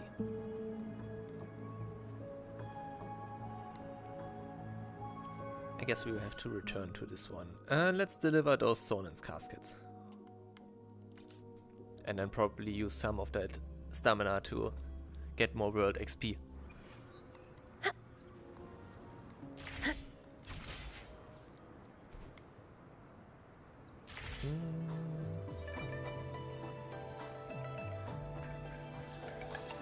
Trying to think about some other topics I Wiggle wobble. thought about recently.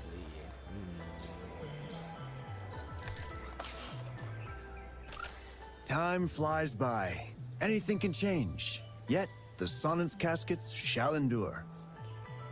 Remember to stop and look around as you... Alright, are you excited for the Cyberpunk collab?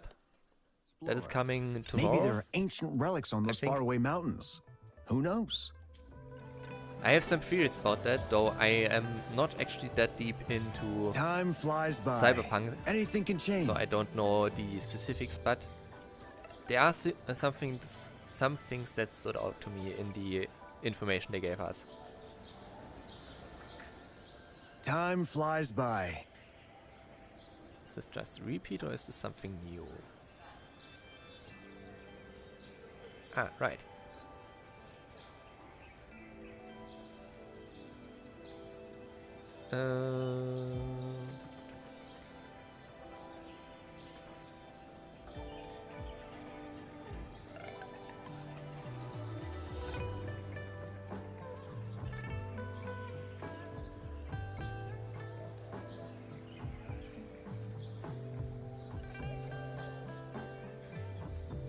Yeah, there was this one interaction. I think it was some guy doing a brain dance and then ended up in the elusive realm, and apparently that it was one of the reasons why it went wild in La Hyroy specifically.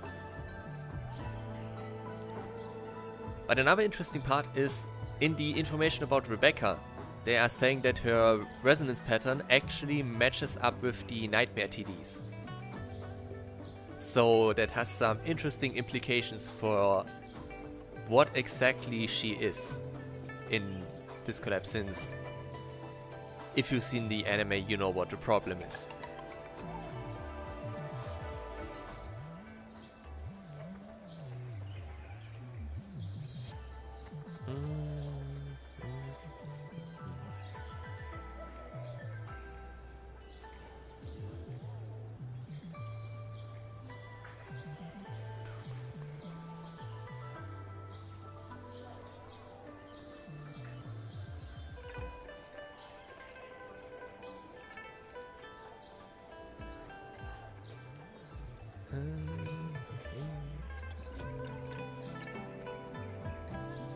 Ah, right. Yeah, me neither, but I've heard so much stuff about it at this point. It is almost like I've seen it. But yeah, it's gonna be interesting for those who haven't seen the anime to see how they explain things and how much you actually understand.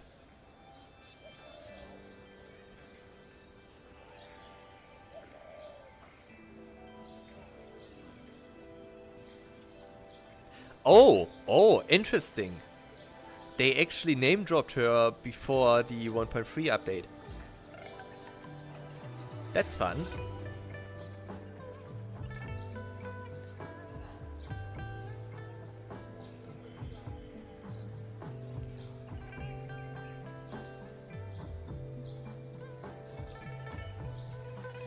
But yeah, that's the thing about all this optional dialogue and stuff.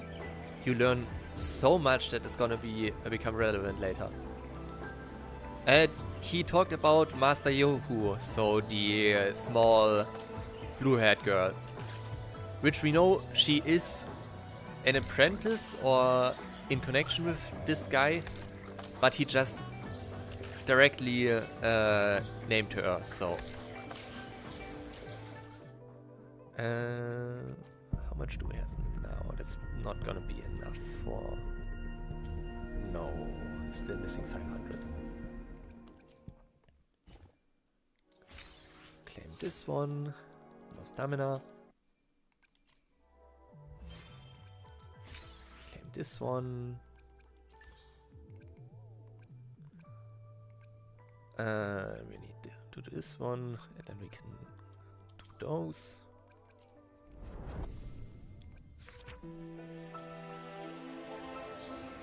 Let's actually do a boss challenge.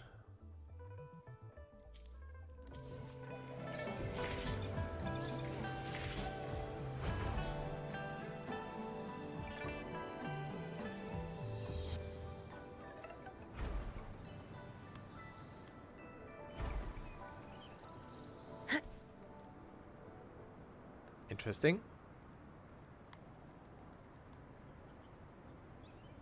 Alright, stamina ran out, that makes sense. Okay, more in this direction. Ah, yeah, over there. Makes sense.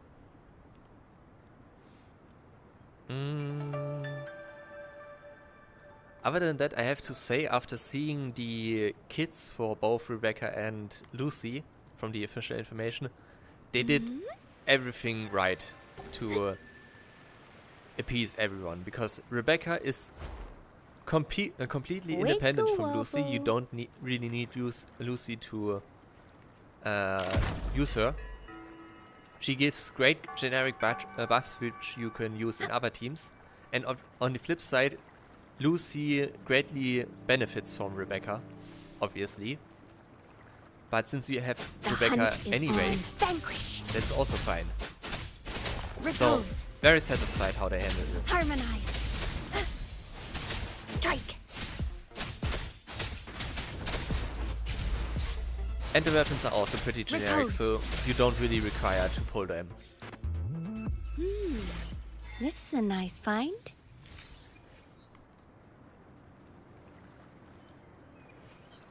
Fusion Prism, nice. Strike. Also, I've heard people were dissatisfied with the 3.5 teaser in the Summer Game Fest trailer, because apparently they expected to see more, which is confusing to me, but oh well, another reason why I don't look at leaks. Repose. Eradicate. Blue.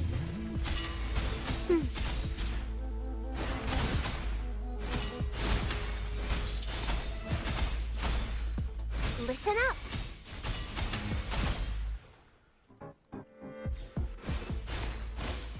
Hands off my friend.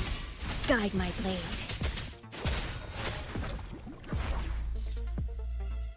Yeah, that's what I assumed.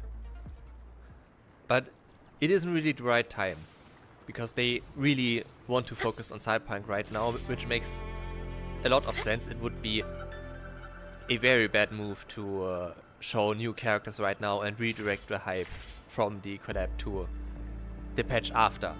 So I think it's way more likely we will get some preview trailer about the new characters somewhere before the release of 3.5. Probably even before the live stream, but at the latest during the live stream. But before would make more sense, since they have to show the new characters for the patch in the live stream already.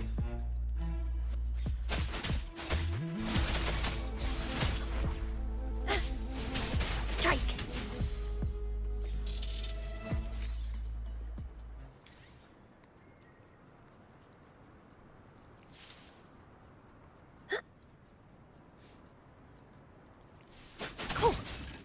But yeah, I have a feeling I might be cooked with 3.5 or the later half of 3.x, because there is a realistic chance that No mercy.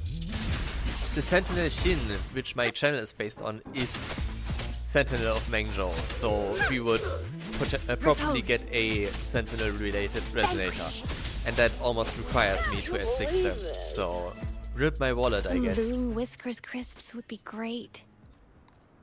Okay, level 16, 4 more levels to go.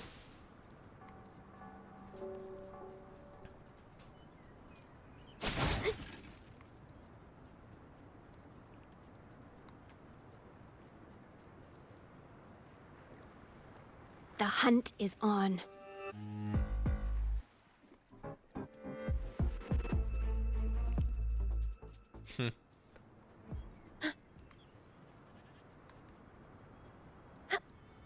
It's gonna be interesting once they show the Sentinel, because I'm probably gonna have to do some rebranding.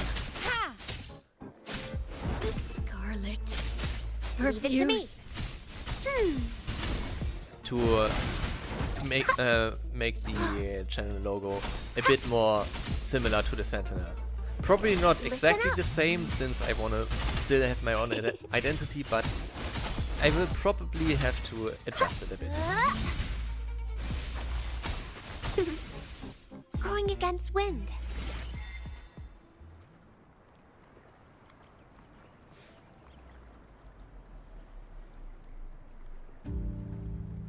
And we are back here again. Hands off my friends. Photosynthesis. Life is in everything. Guide my blade. Repose.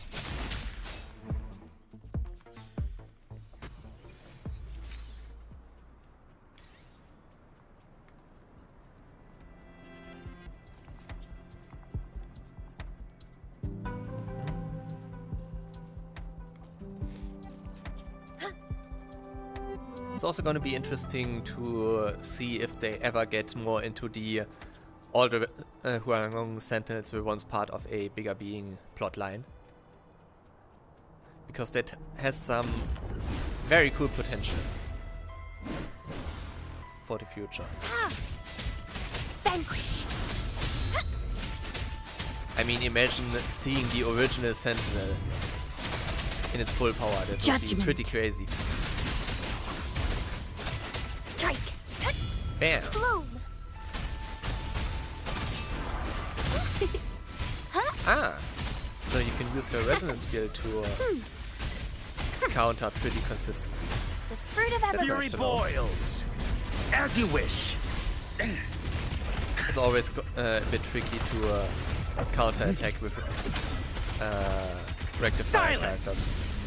Inferno. Guide my blade. Repose. Harmonize. Oh, strike. Scarlet. Refuse. No mercy. Leave it to me. Bam. Moldy. And bam. Life is in everything. The fruit of evolution. Fury boils. Burn. Burn to ashes. Testing output. Guide my blade. Vanquish. Upswing. I mean, we pretty much have some examples of that. But yeah, I think it would be a direction the story certainly could evolve into. Because I know Solon is a big fan of Nier, the Nier series, and the TDs from the very beginning reminded me of the shades from Nier Replicant or Nier Gestalt.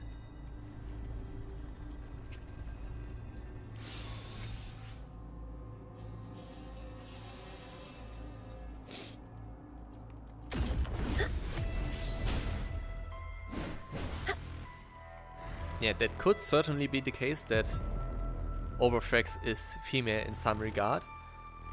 Or Dreamless is talking about another mother, but yeah, they're probably talking about Overthrex. Which has some interesting implications that Trinodians have genders to begin with. Repose. I don't know if they ever talked about Leviathan in one way or the other.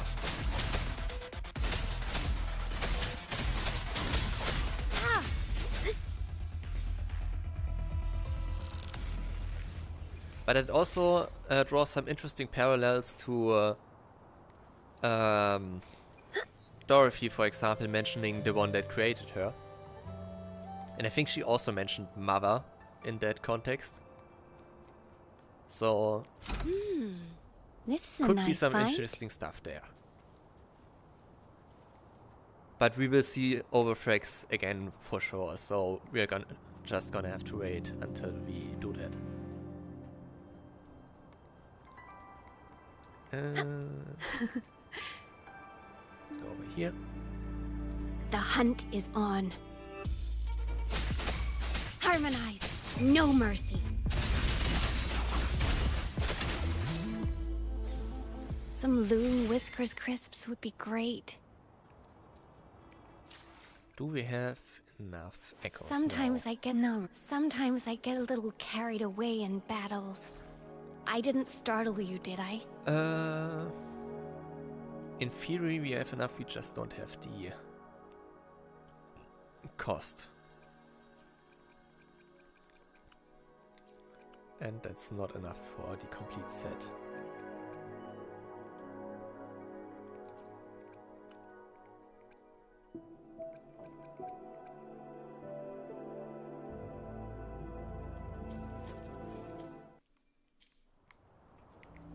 Right. Let's collect this one. Oh! Right, we have those. Ah, because you don't actually need to do all of them. I see. Okay, leveling up echoes, Nexus, cook 2 dishes, complete 2 resonator skill tutorials. We could do that.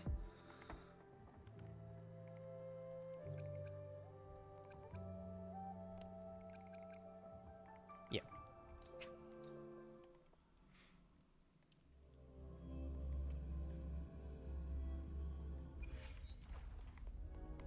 Heh, speaking of Dreamless.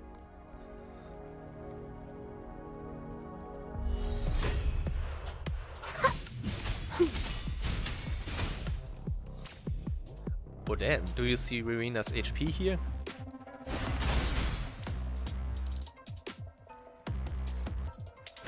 It's pretty bonkers.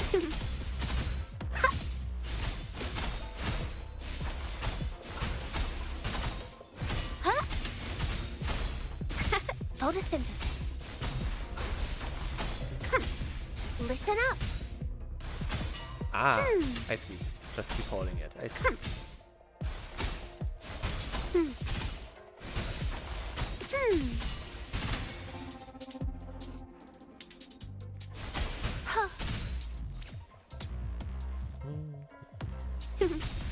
Grow for me.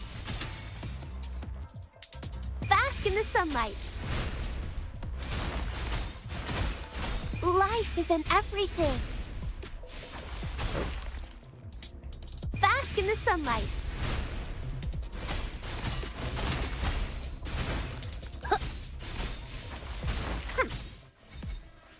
Okay, number 1.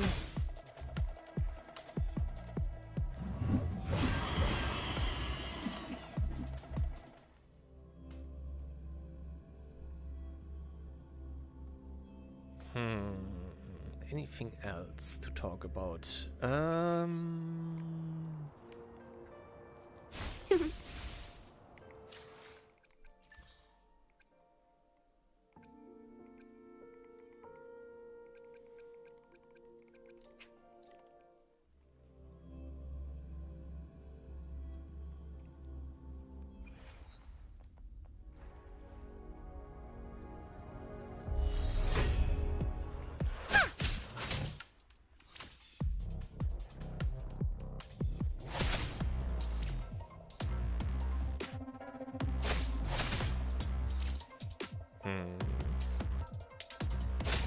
Strike. Ha! Oblivion.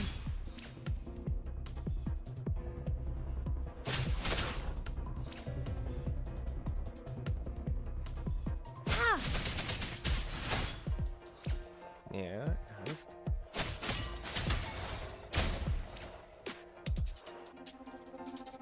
Judgment. I actually don't know what's better in terms of DPS, to cast her heavy attack once it's active or to wait until the forte is completely full.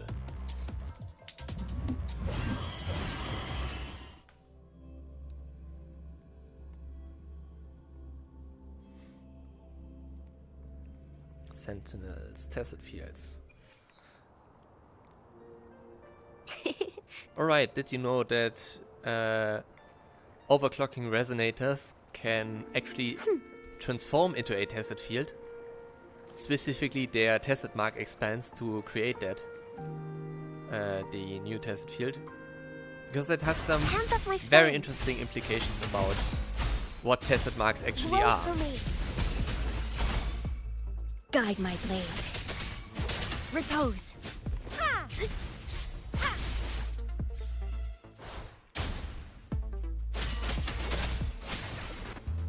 Yeah, I think the only place where that is mentioned is one of the loading screen tips. I think it's the one about overclocking.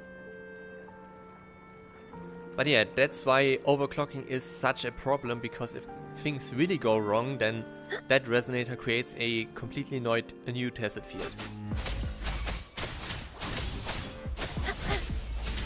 Yeah, I wasted that one. Ouch. Again. Huh. Vanquish. Nope. Nope.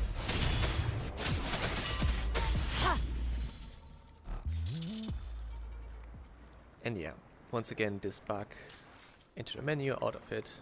Ah, still doesn't work. Interesting.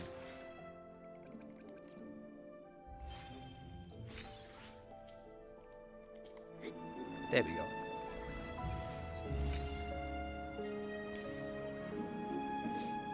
Yeah, that's why I really appreciate playing the game on Steam, because you can just press a button and then take a closer look at it.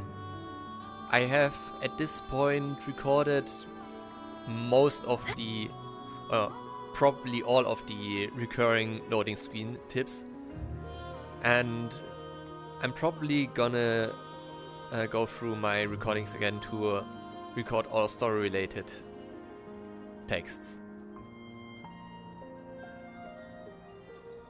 So in theory I could just the hunt is on. Look at the entry right now. Ha! Strike! No mercy. These'll last a while. Actually, you know what? Give me 1 second.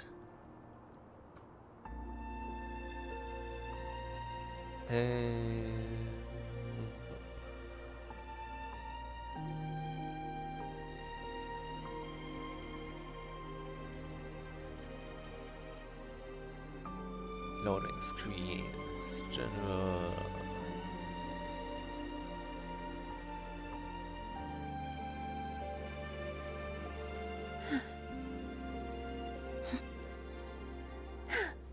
Yeah.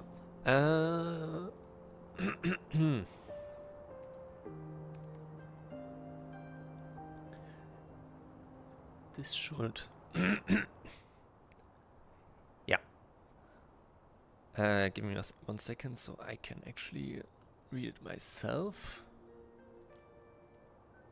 I hope I'm not leaking some stuff here, but it's fine. When a resonator's mental strength and forte are pushed beyond their limits for an extended period, it can lead to a rare state called overclocking. While this condition can be managed, there is no permanent cure. In extreme cases, the tested mark can expand uncontrollably, devouring everything around it, with the overclocked resonator ultimately becoming a tested discord of the tested field. So, technically speaking, it doesn't explicitly state that the tested mark becomes the tested field, but it is pretty clear by the way it is worded. May the moonlight attest my steadfast will. So yeah, interesting, a little bit interesting piece of information there.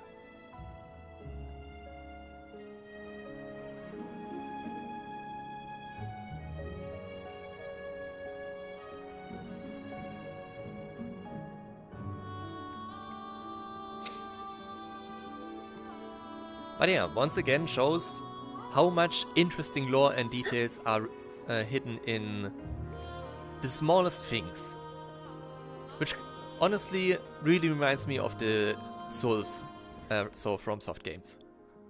Also another thing, if you take a look at the boss rewards from the Crownless,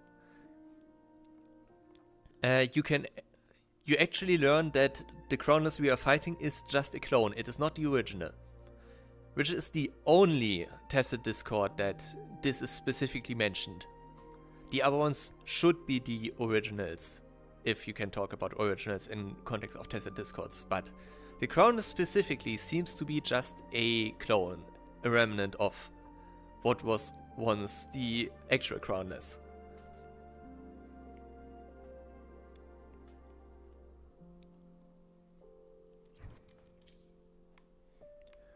Let's get this one.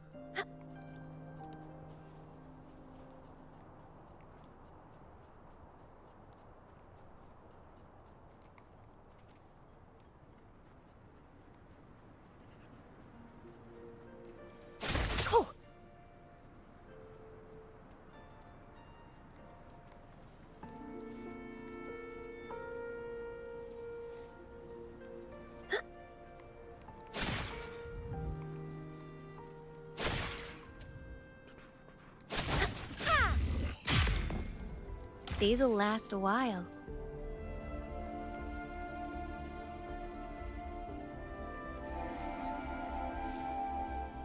Also, another thing that fascinated me from the very beginning of playing this game, okay, that's just a bad moment, but the moon is pretty fucked up.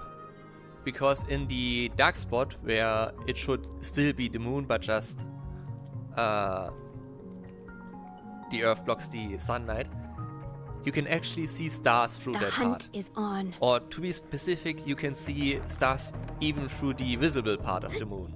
So we know that the moon is destroyed, but still, this the moon that we see is just some kind of imitation that doesn't even properly make sense. Some loon Whiskers crisps would be great. And what's even funnier, in the early versions of the game, in the cutscene where they show the first hint of Scar and Fedora, followed by Sanhua, they had the moon placed in front of the clouds. Which really made me suspicious about what's going on, but it turned out that was not intended since they changed that cutscene.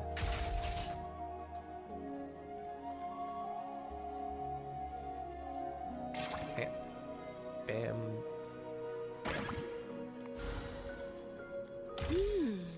This is a nice... No, I didn't want to trigger the side quest.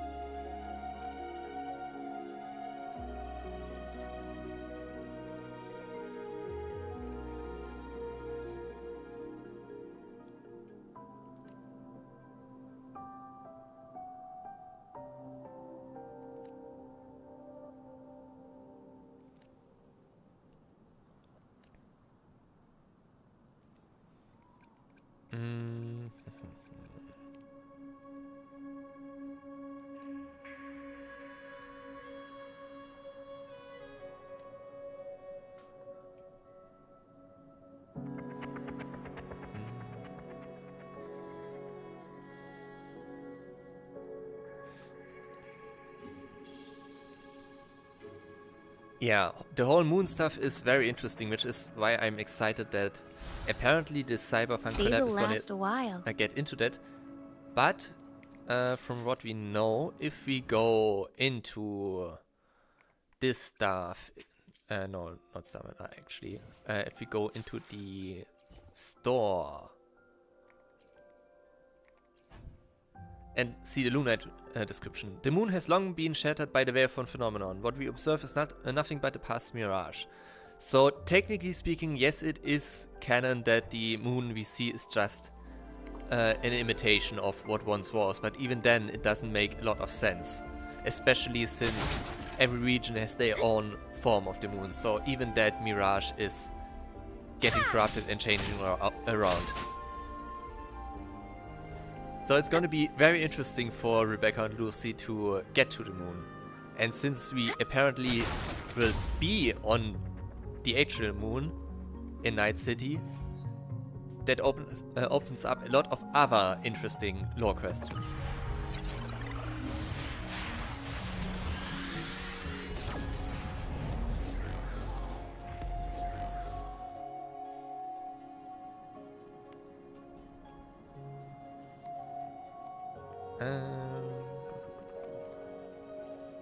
No, not you.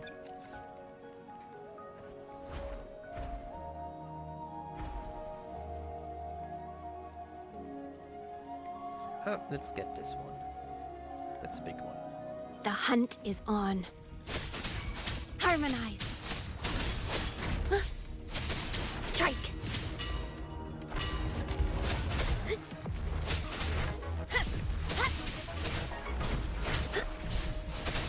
Yeah, the carry here. Strike. No mercy.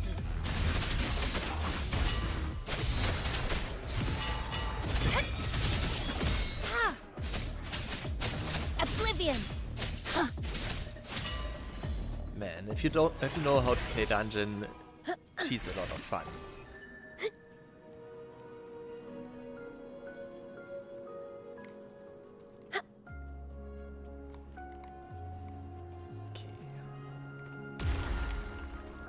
This one. Some Loon Whiskers crisps would be great. Also, while we're here, I'm pretty sure that in this direction over there is Mengzhou. We get some information about it from Churian and from, I think, Wuthering as well. I actually think mostly Wuthering. Wait a minute. What the fuck is that over there? That's new. Oh yeah, so yeah, I am right. Interesting. Wait. Can we get a better look on that? Probably from Northern Barrens. So yeah, I guess that is confirmation where it is.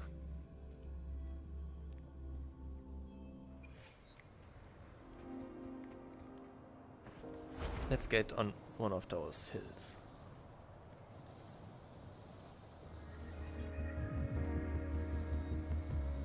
Oh no, wait, huh? Ah, okay, no, that's just the Frostlands. I didn't notice that you see that from all over there. Yeah, it's just the sword. Damn. I guess I never looked over this edge of the map. But yeah, as I was saying, Mengzhou is supposedly in this direction from what I've read. So somewhere here is where we are probably gonna go. Unless it is another teleportation situation and we get a completely different map. And no, if you look at it, you see the crossguard and the end of the elevator, so that is the sword hilt.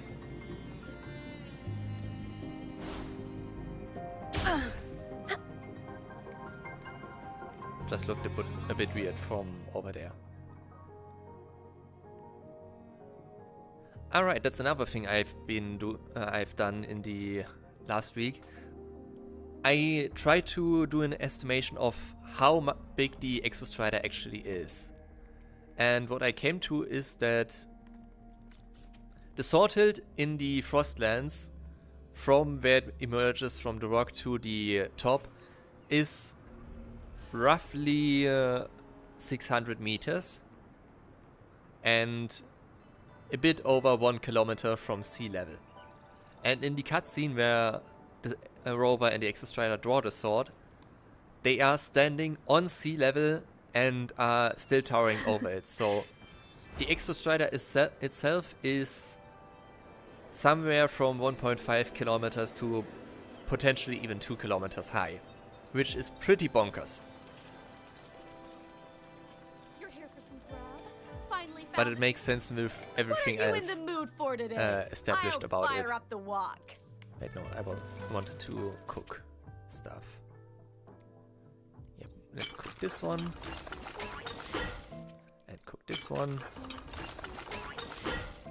And that should give us mix entries.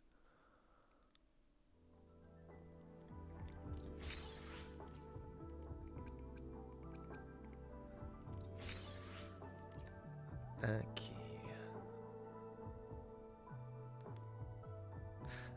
Ah, right. Okay, no. You have to do that much to unlock the next ones, but to get the actual rewards, you have to complete all of them. So I guess we will go to the port city right now. After doing one of the basic trainings.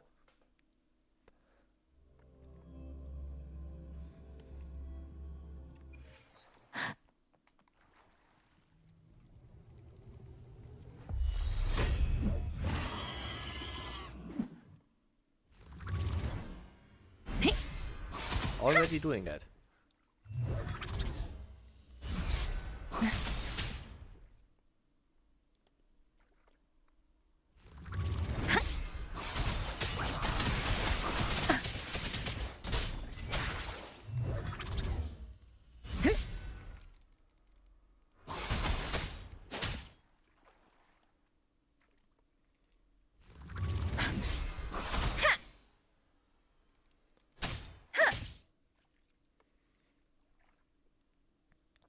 It's kind of funny that you can be faster than the system and just do stuff before it tells you to do so.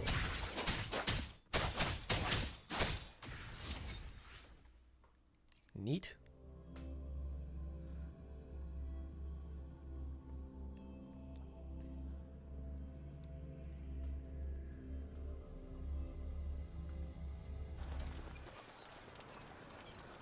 Okay, and then we want to go there.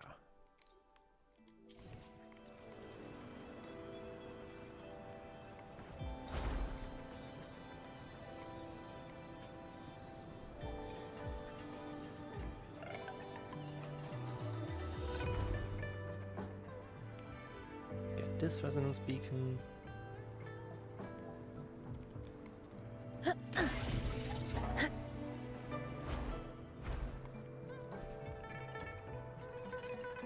Dissonance casket. Wiggle wobble.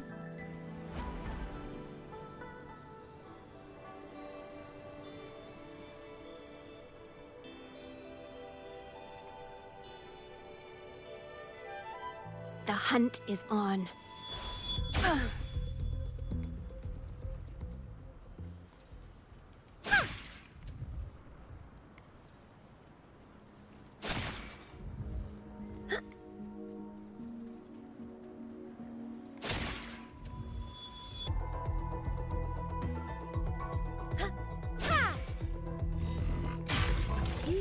Nice. This is a nice find. Harmonize. We didn't get an echo from you. Ha! Strike. Ha! Nice. Judgment.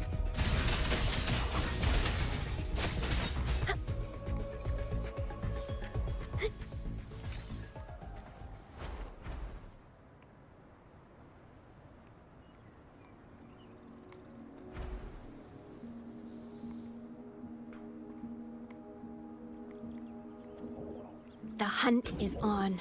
Cool.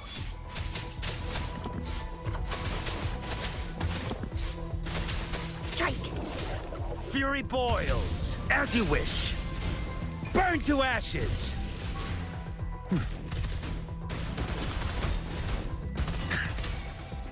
Next side quest unlocked. Guide my blade. Repose. Harmonize.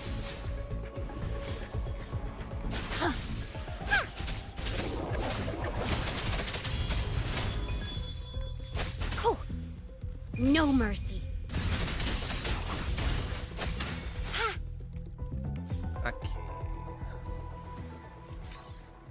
Get this one. Should probably Some be loon able Whiskers to crisps would be great. put together some decent echo sets.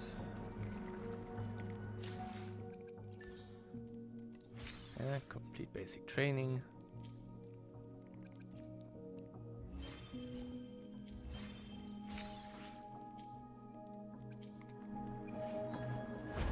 The hunt is on. Dang it. Oblivion! Strike! Ha! Ha! Darkness goddammit. falls. That hair of arrows is pretty annoying sometimes. Luminous energy. Fury boils. Burn! Okay. It works at least. Was there anything here? I don't think so. And this should lead into the underground stuff.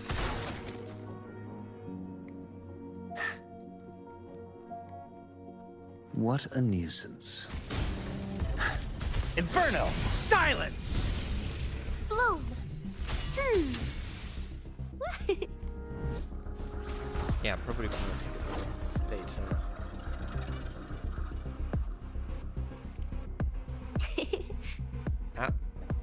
Out of stamina. For now, let's get the resonance nexus up there.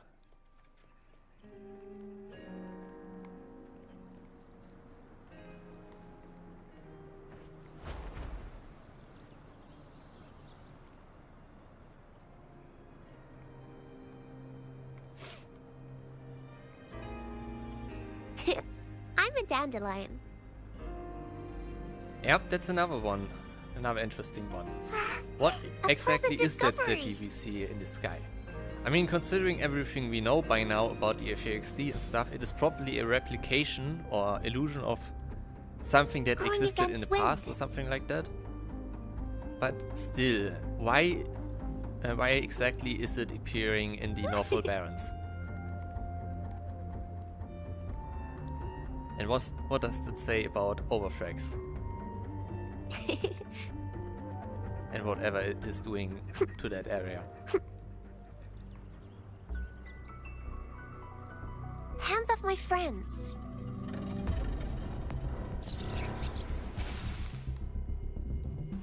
Give me a second, I just need to heal dungeon.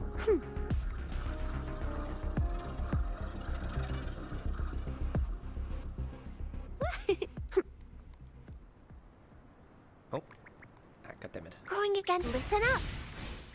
Stop. You're no match. The fruit of evolution.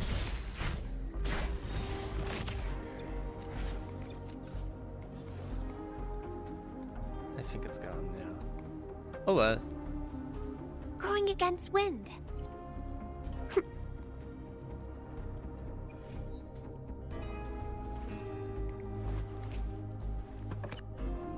Okay, let's see. So, the land west of the port city. I think it is pretty likely that that also is part of Mengzhou in some capacity, since that is still the western direction. Which could mean that the silhouettes we see in the mountains over there could be Savantae facilities, but it could also be just outliers of the port city itself. But that would be my guess, that it is still part of the Mengzhou area. Considering Mengzhou isn't actually a city, it is an area with Mengzhou city at the center, similar to how everything we are exploring right now is Jinzhou with Jinzhou city at its core. We can level up an echo.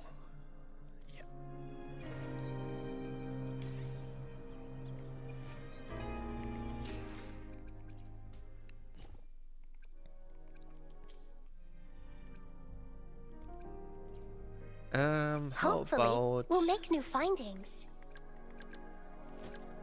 this one?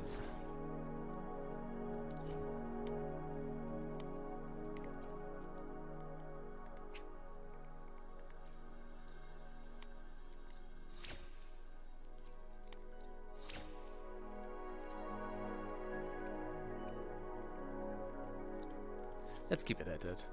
Not gonna waste materials. Okay, which means next we get this one.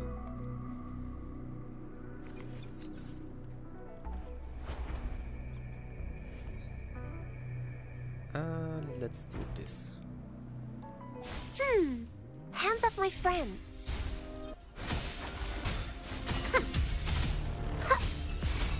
Listen up. The fruit of evolution. Just got confused by my own echo there. Okay, number one.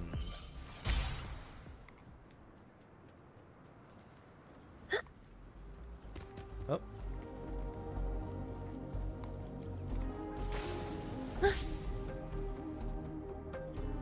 Number two.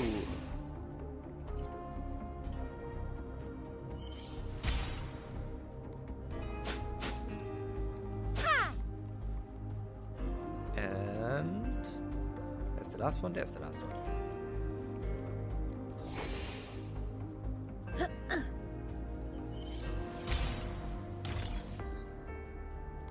The hunt is on. Vanquish. Repose.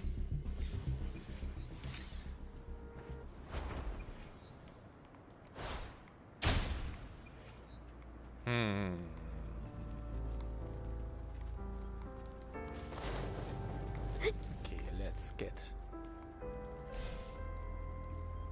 this cube. Oh.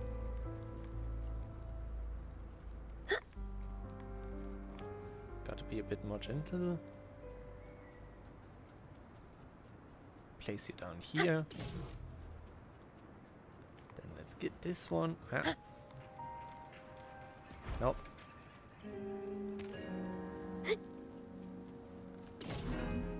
Place you there and get the chest. These'll last a while. Almost at level 18. And after that, 2 more levels to go.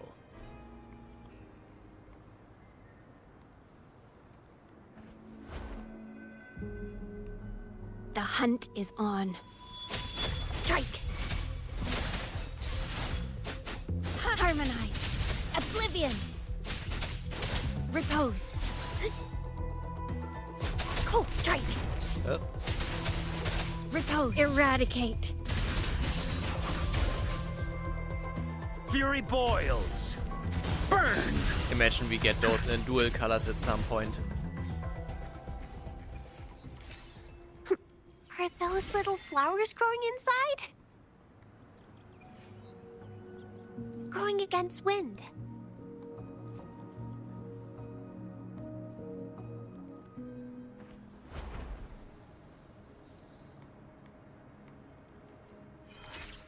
Okay, let's get this one.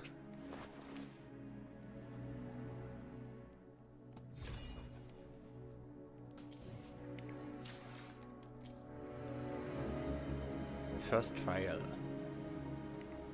Interesting.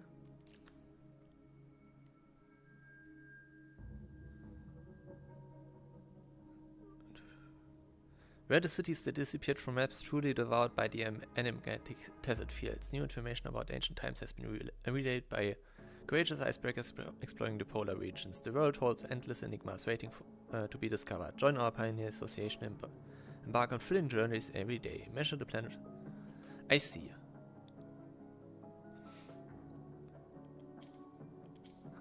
Yeah, especially if it's multi-attribute TDs that are immune to those attributes. I mean, technically we already have multi-attribute enemies. Scar's second form is resistant to Havoc and Spectro. And Sigilum has both the Spectro and Fusion attribute in its official info. So we already have multi-attribute enemies. Wouldn't be that far of a stretch. Okay, level 50.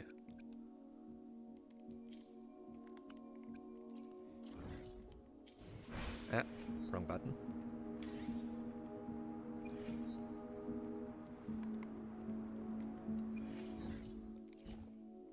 Okay.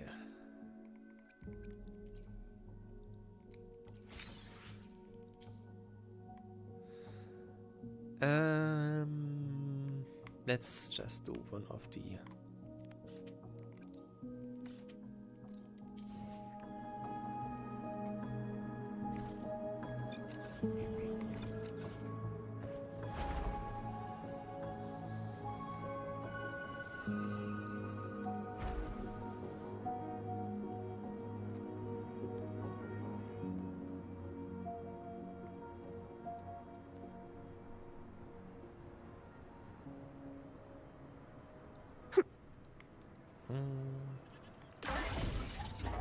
Okay, time to redeem ourselves. No, stop. Don't.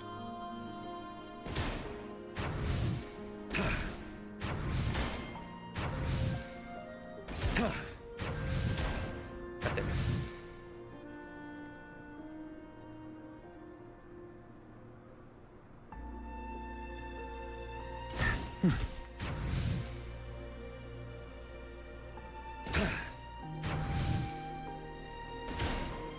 For fuck's sake.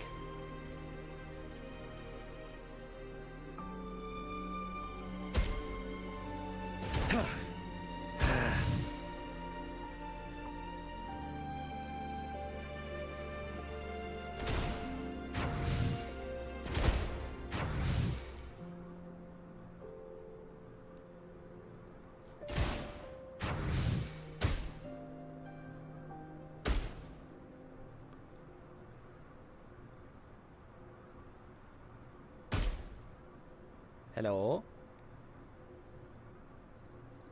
I guess we do it this way then. Finally.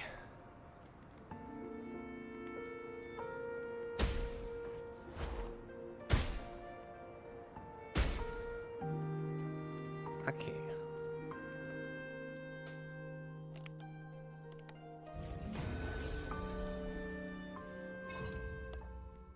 Never mind, we can't do those yet. I guess that means more boss challenges. Can we do the turtle?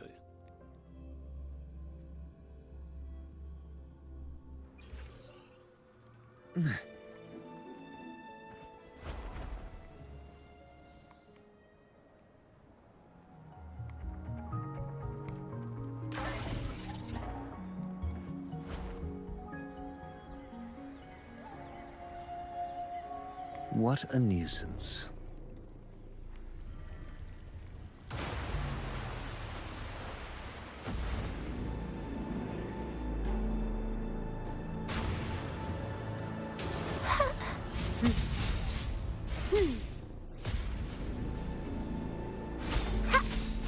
Listen up.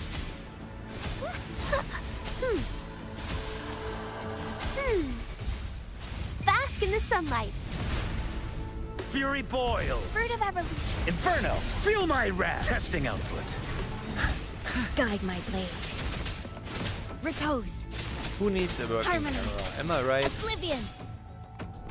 Ha! Ha! Judgment. Huh.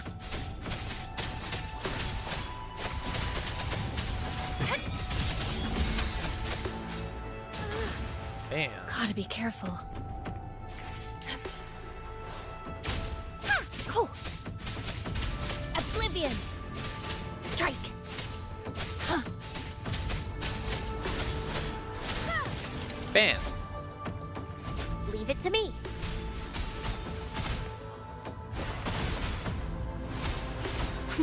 Ha! Grow the fruit of evolution.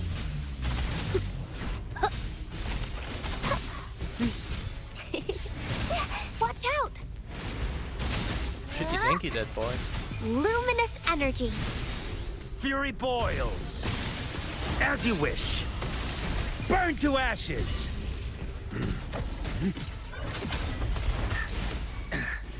And there we go.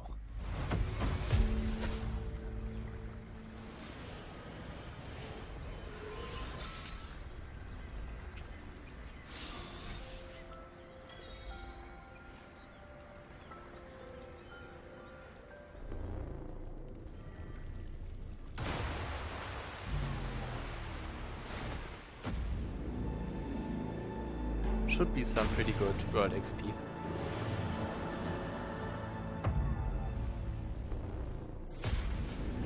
Burn!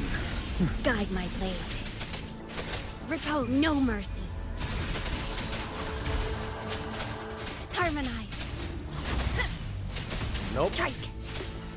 Cool. Vanquish.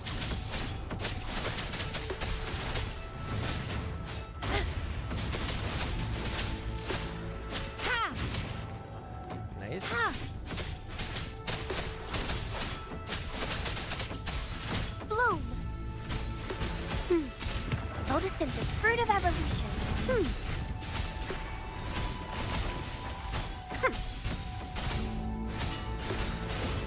No, you don't. Mommy! Huh? Grow for me. Bask in the sunlight. Fury boils. As you wish. Inferno, feel my wrath. Guide my blade. Repose. Ha! Harmonize. Eradicate. Ha! Cool. Strike. Ha! Ha! Oblivion. Repose. Ha! Strike. Okay, number 2.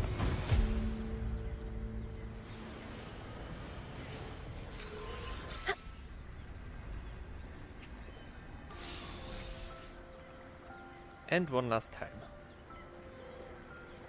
The hunt is on.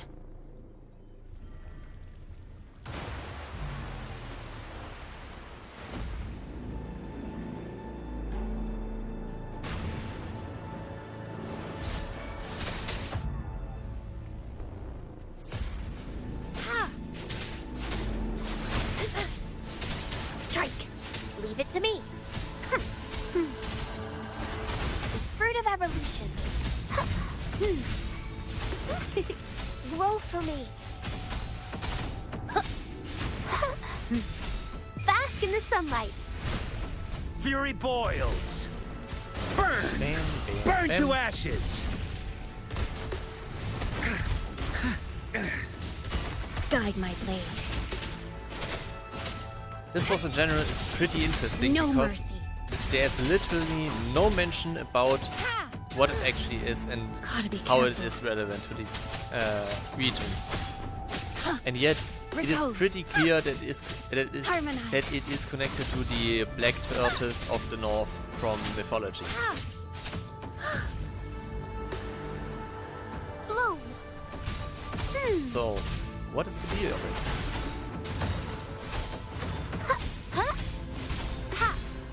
The fruit of evolution. And it could also be the case that it is another piece of cut content from the closed beta test rewrite. But I feel that isn't the case. I probably would have heard Life something is about in it by everything. now. Fury And boil!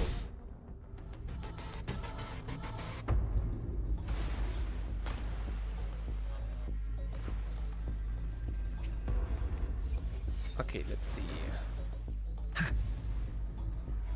How far are we now? Almost level 19. We're getting there.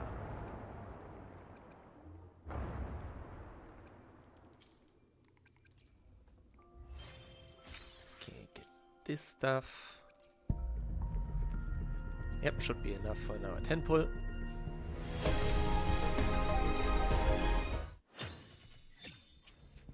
I see.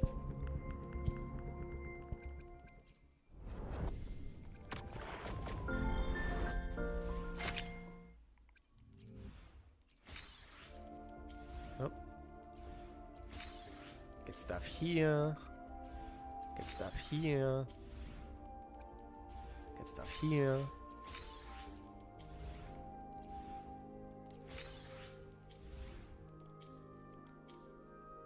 Okay. What a nuisance. I don't remember. Do we get... What do we get for exploring? From the Pioneer Association.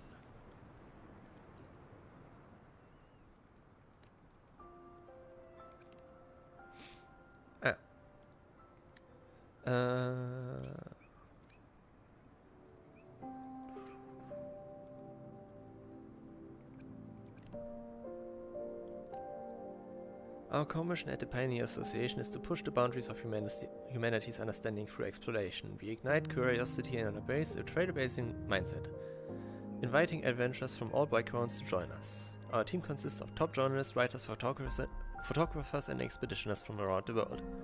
Pioneers are free to plan their own expeditions with our support, and we offer platforms for publishing high-quality content, such as magazines, podcasts and books. Our pioneers can earn cash for submissions, plus dedicated funding for approved expedition plans from the association. Pioneers also have the opportunity to receive special outdoor tools essential for their journeys. As they venture further, these tools can become invaluable aids in exploration. Okay.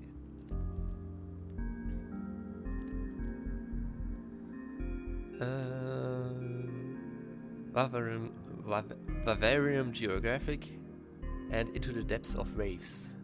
Ah, yes.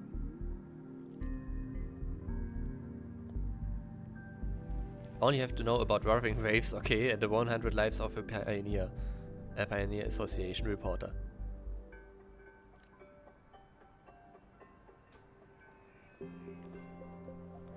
How much do you think Kuro wrote themselves into the Pioneer Association?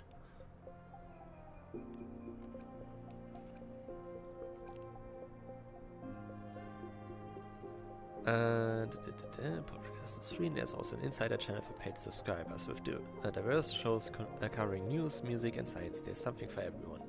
The insider channel features updates on ongoing explorations by contracted reporters and seasoned explorers. Let me know if you'd like to subscribe. Anyway, you can always reach out for help on your journey. The Pioneer Association is here for you through any obstacles. Yeah, because those guys are responsible for this one. The Pioneer podcast here. Here's to a world of discoveries and... Let's see. Of course.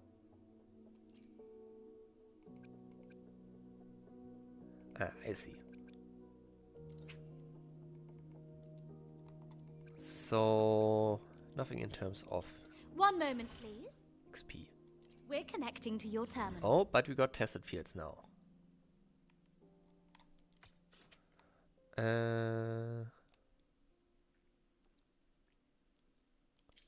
Glacier and Arrow.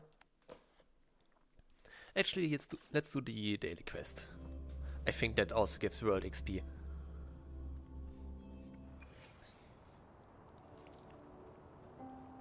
One level to go.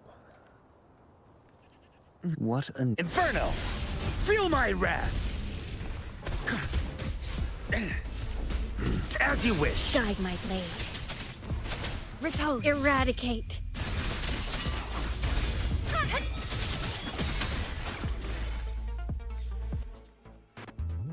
Damn, the combat Some never gets Loon old. Whiskers crisps would be great. I guess let's try this one.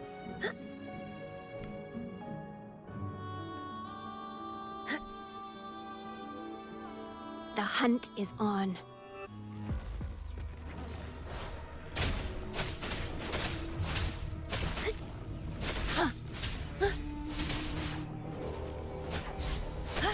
You're disturbing my honest combat experience.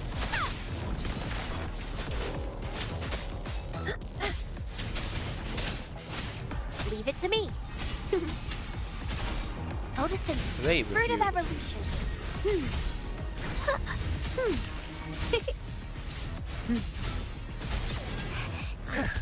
Oh. Ah, just reset. I see.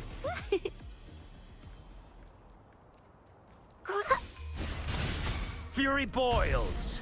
Burn! Burn to ashes! Testing output. Guide my blade. No mercy. Harmonize. Oblivion. Let's darkness fall.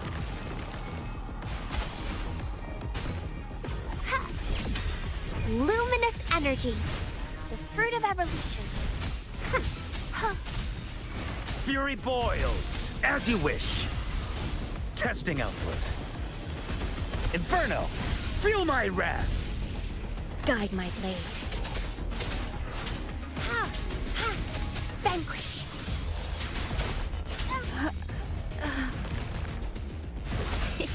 Oh god.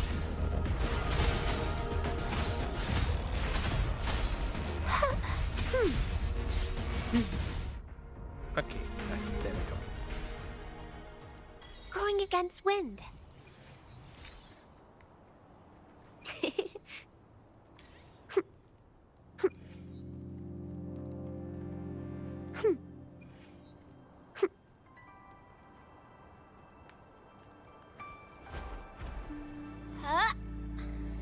Alright, for some reason this is a no-fly zone.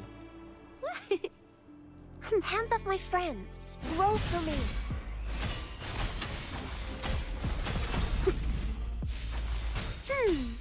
Bask in the sunlight. The fruit Fury of evolution. boils. Burn! Okay. the quality. Never mind.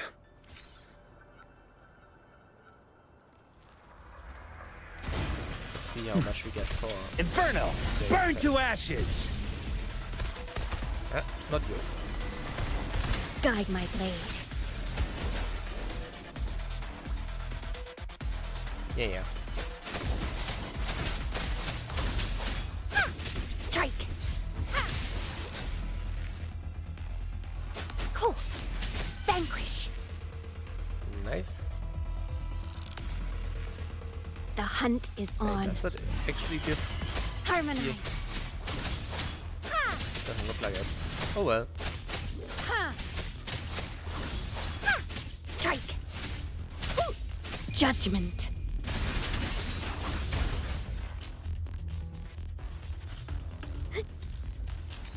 Okay.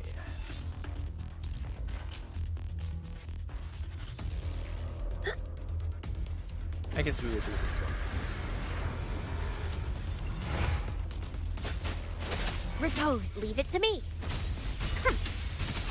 Photosynthesis. The fruit of evolution. Listen up. Life is in everything. Fury boils. Burn! Feel my wrath! Testing Guide my blade.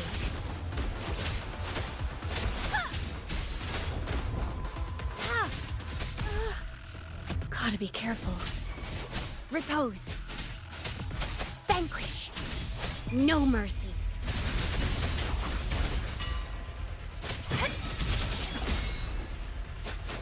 Harmonize. Oblivion. Cool. Bloom. Growth is fruit of evolution. Guide my blade.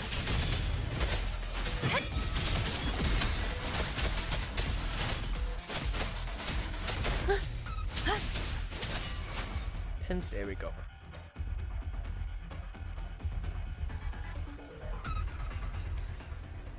Out of interest, how long have you been playing the game? Are you a day one player or are you more recent?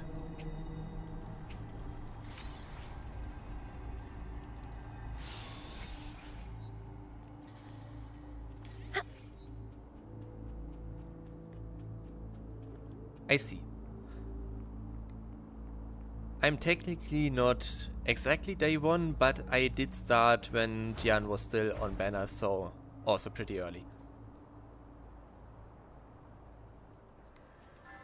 Which really makes you appreciate how far the game has come since then. The hunt is on. Not that it was bad to begin with, else I wouldn't have played it, but you get the point. Ooh. Eradicate.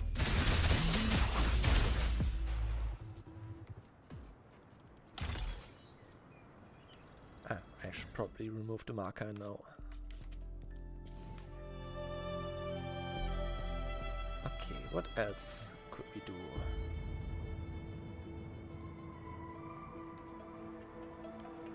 Yeah.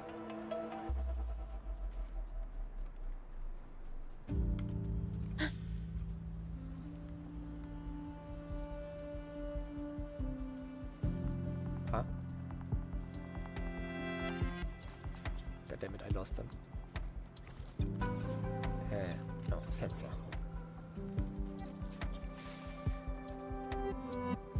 Huh. Interesting.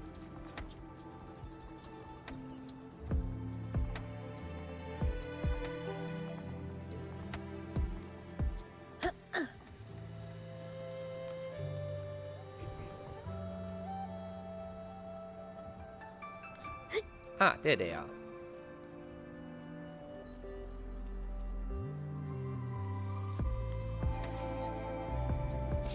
Okay.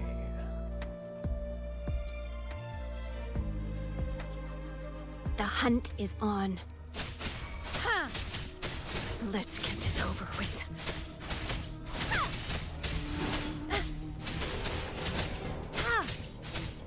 Vanquish. Strike. And bam.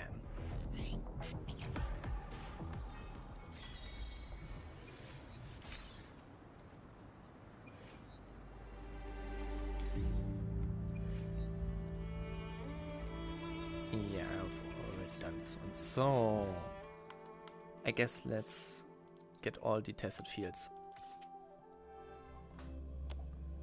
And then we should finally be at level 20 and get the level up quest.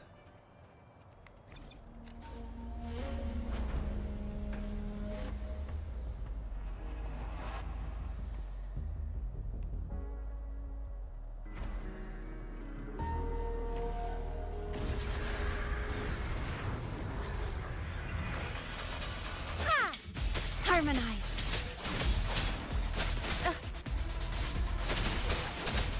Judgment.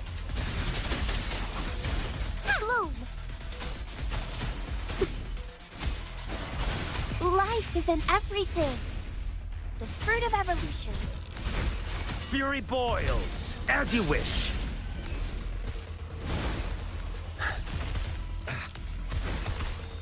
Feel my wrath. Guide my blade.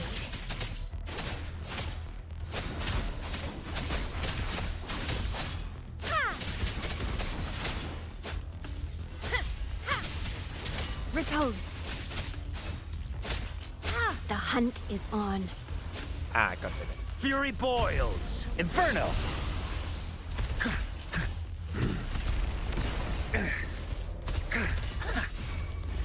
Burn. Guide my blade. What am I doing? Now we can switch. Burn to ashes. Harmonize. Strike.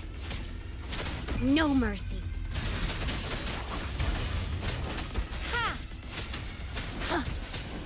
Vanquish. Leave it to me. Listen up. Bask in the sunlight. Okay. Clear this one.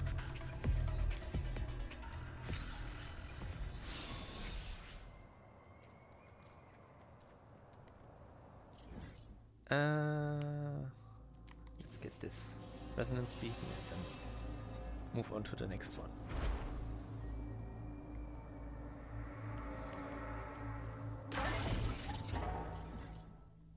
Okay, one more and we should be done.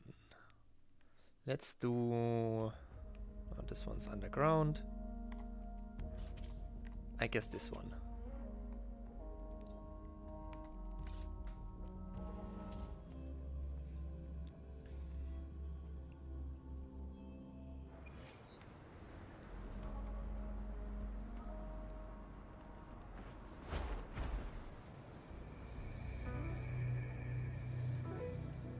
Hands off my friends.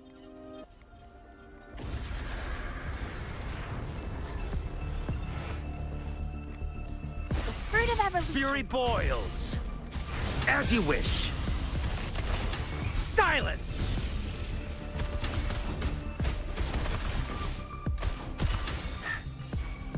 Guide my blade. Repose. No mercy.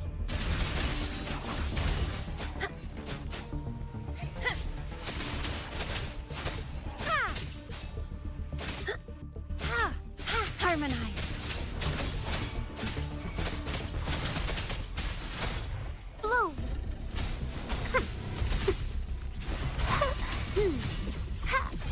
The fruit of evolution.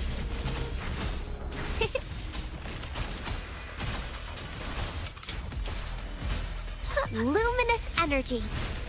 Fury boils. Burn! Inferno! Burn to ashes! Guide my blade.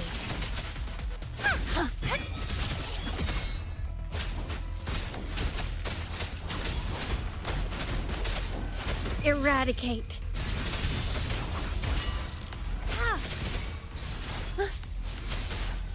Repose.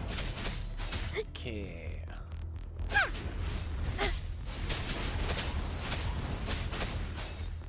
Let's see if I remember correctly.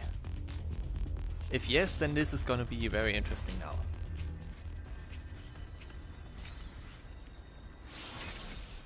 Ascension quest.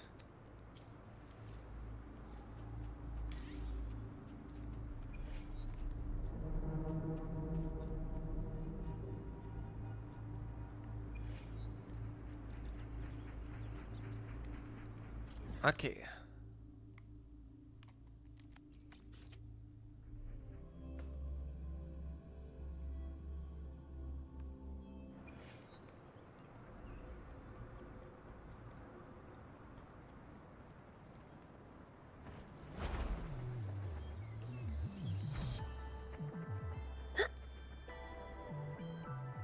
Because now there's gonna be a person talking to us. Hello Rover, the system has recognized that you have embarked on a unique journey with your own companions and narrative. As previously instructed, I will set up a test for you in the Jinjo Wireless. Ah, I see. Once you pass the test, the key to the unknown will reveal itself to you. Who are you? I promise to stand by you unwaveringly as you begin your journey, and as you grow stronger, I will grant you access to more keys to unravel the mysteries that lie ahead. There are countless unexplored parts of the world waiting for you, and I hope you are prepared to embrace the unknown. I wish you a pleasant journey. Okay, so that is Shorekeeper. That's what I wanted to know. Because I remember that someone was talking to us for the Ascension quests, I just didn't remember who it was. That is interesting and gives us a bit more context into what is going on.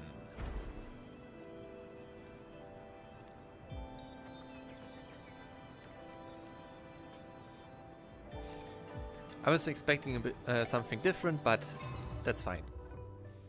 As you stand on the earth of Soul 3, you are surrounded by tales and myths of its past, while its future stretches out beneath your feet. In this endless light, infinite possibilities await. If you choose to take part, you may discover the ultimate answer. But it is not a solution found from the outside, rather it lies within the depths of the past, the boundless potential of the future, and your very own heart. Interesting implications. Once again talking about past and future.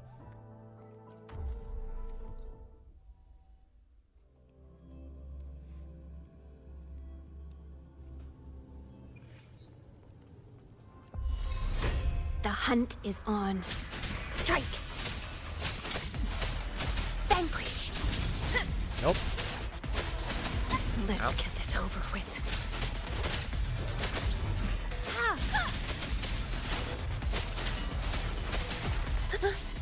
Judgment. Leave it to me. Roll for fruit of evolution. Let's focus on you. Fury boils. Burn. Silence. Bask in the sunlight.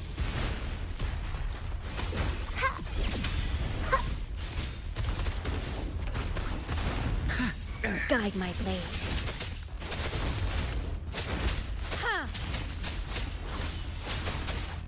Cool.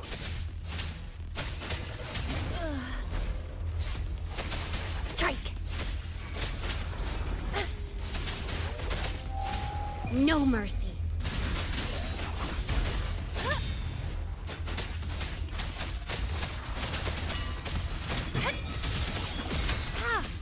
Harmonize. Strike. Ha! Ha! Eradicate. Bloom. Fruit of Fury evolution. boils. Inferno. Burn to ashes. Testing out as you Guide wish. my blade. Luminous energy.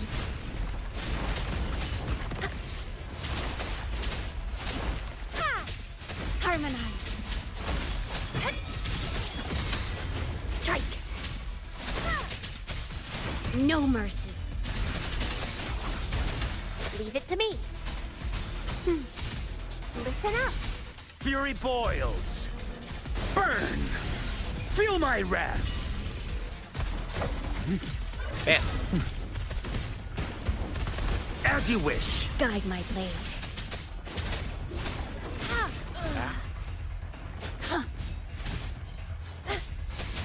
Strike. Scarlet. Refuse. Upswing. Darkness falls. Yeah, that's exactly the problem with those. Gonna have to craft more drivers.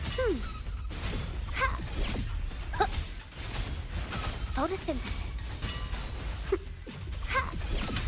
Guide my blade. Vanquish. Whew.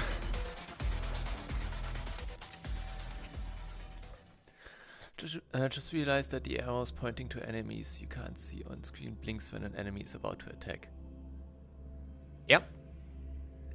They do indeed. I didn't actively think about it, but yes, that is the case.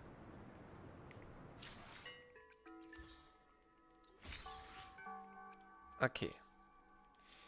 But I think with that I have achieved what I wanted today. I wanted to see who exactly is talking to us for those ascension quests, since obviously when I did those we didn't know about Shorekeeper or any other persons that could potentially talk to us, so that is interesting, and it's also nice to have it recorded by now. But yeah, that means I'm gonna probably end stream now, and thank you to everyone who watched. Thank you for talking to me and having these discussions.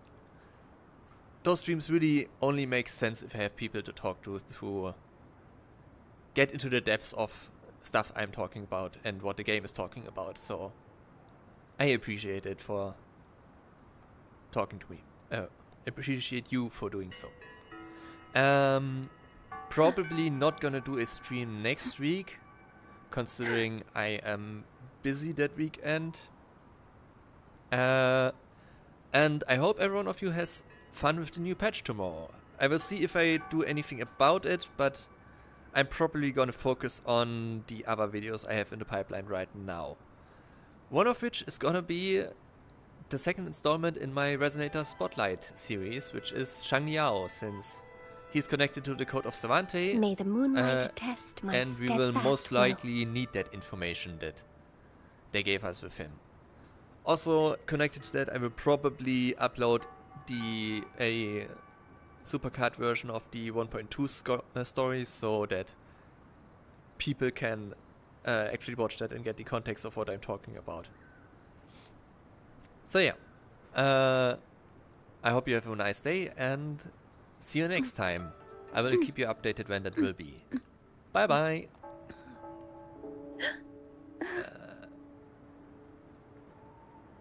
Give me a second. There we go.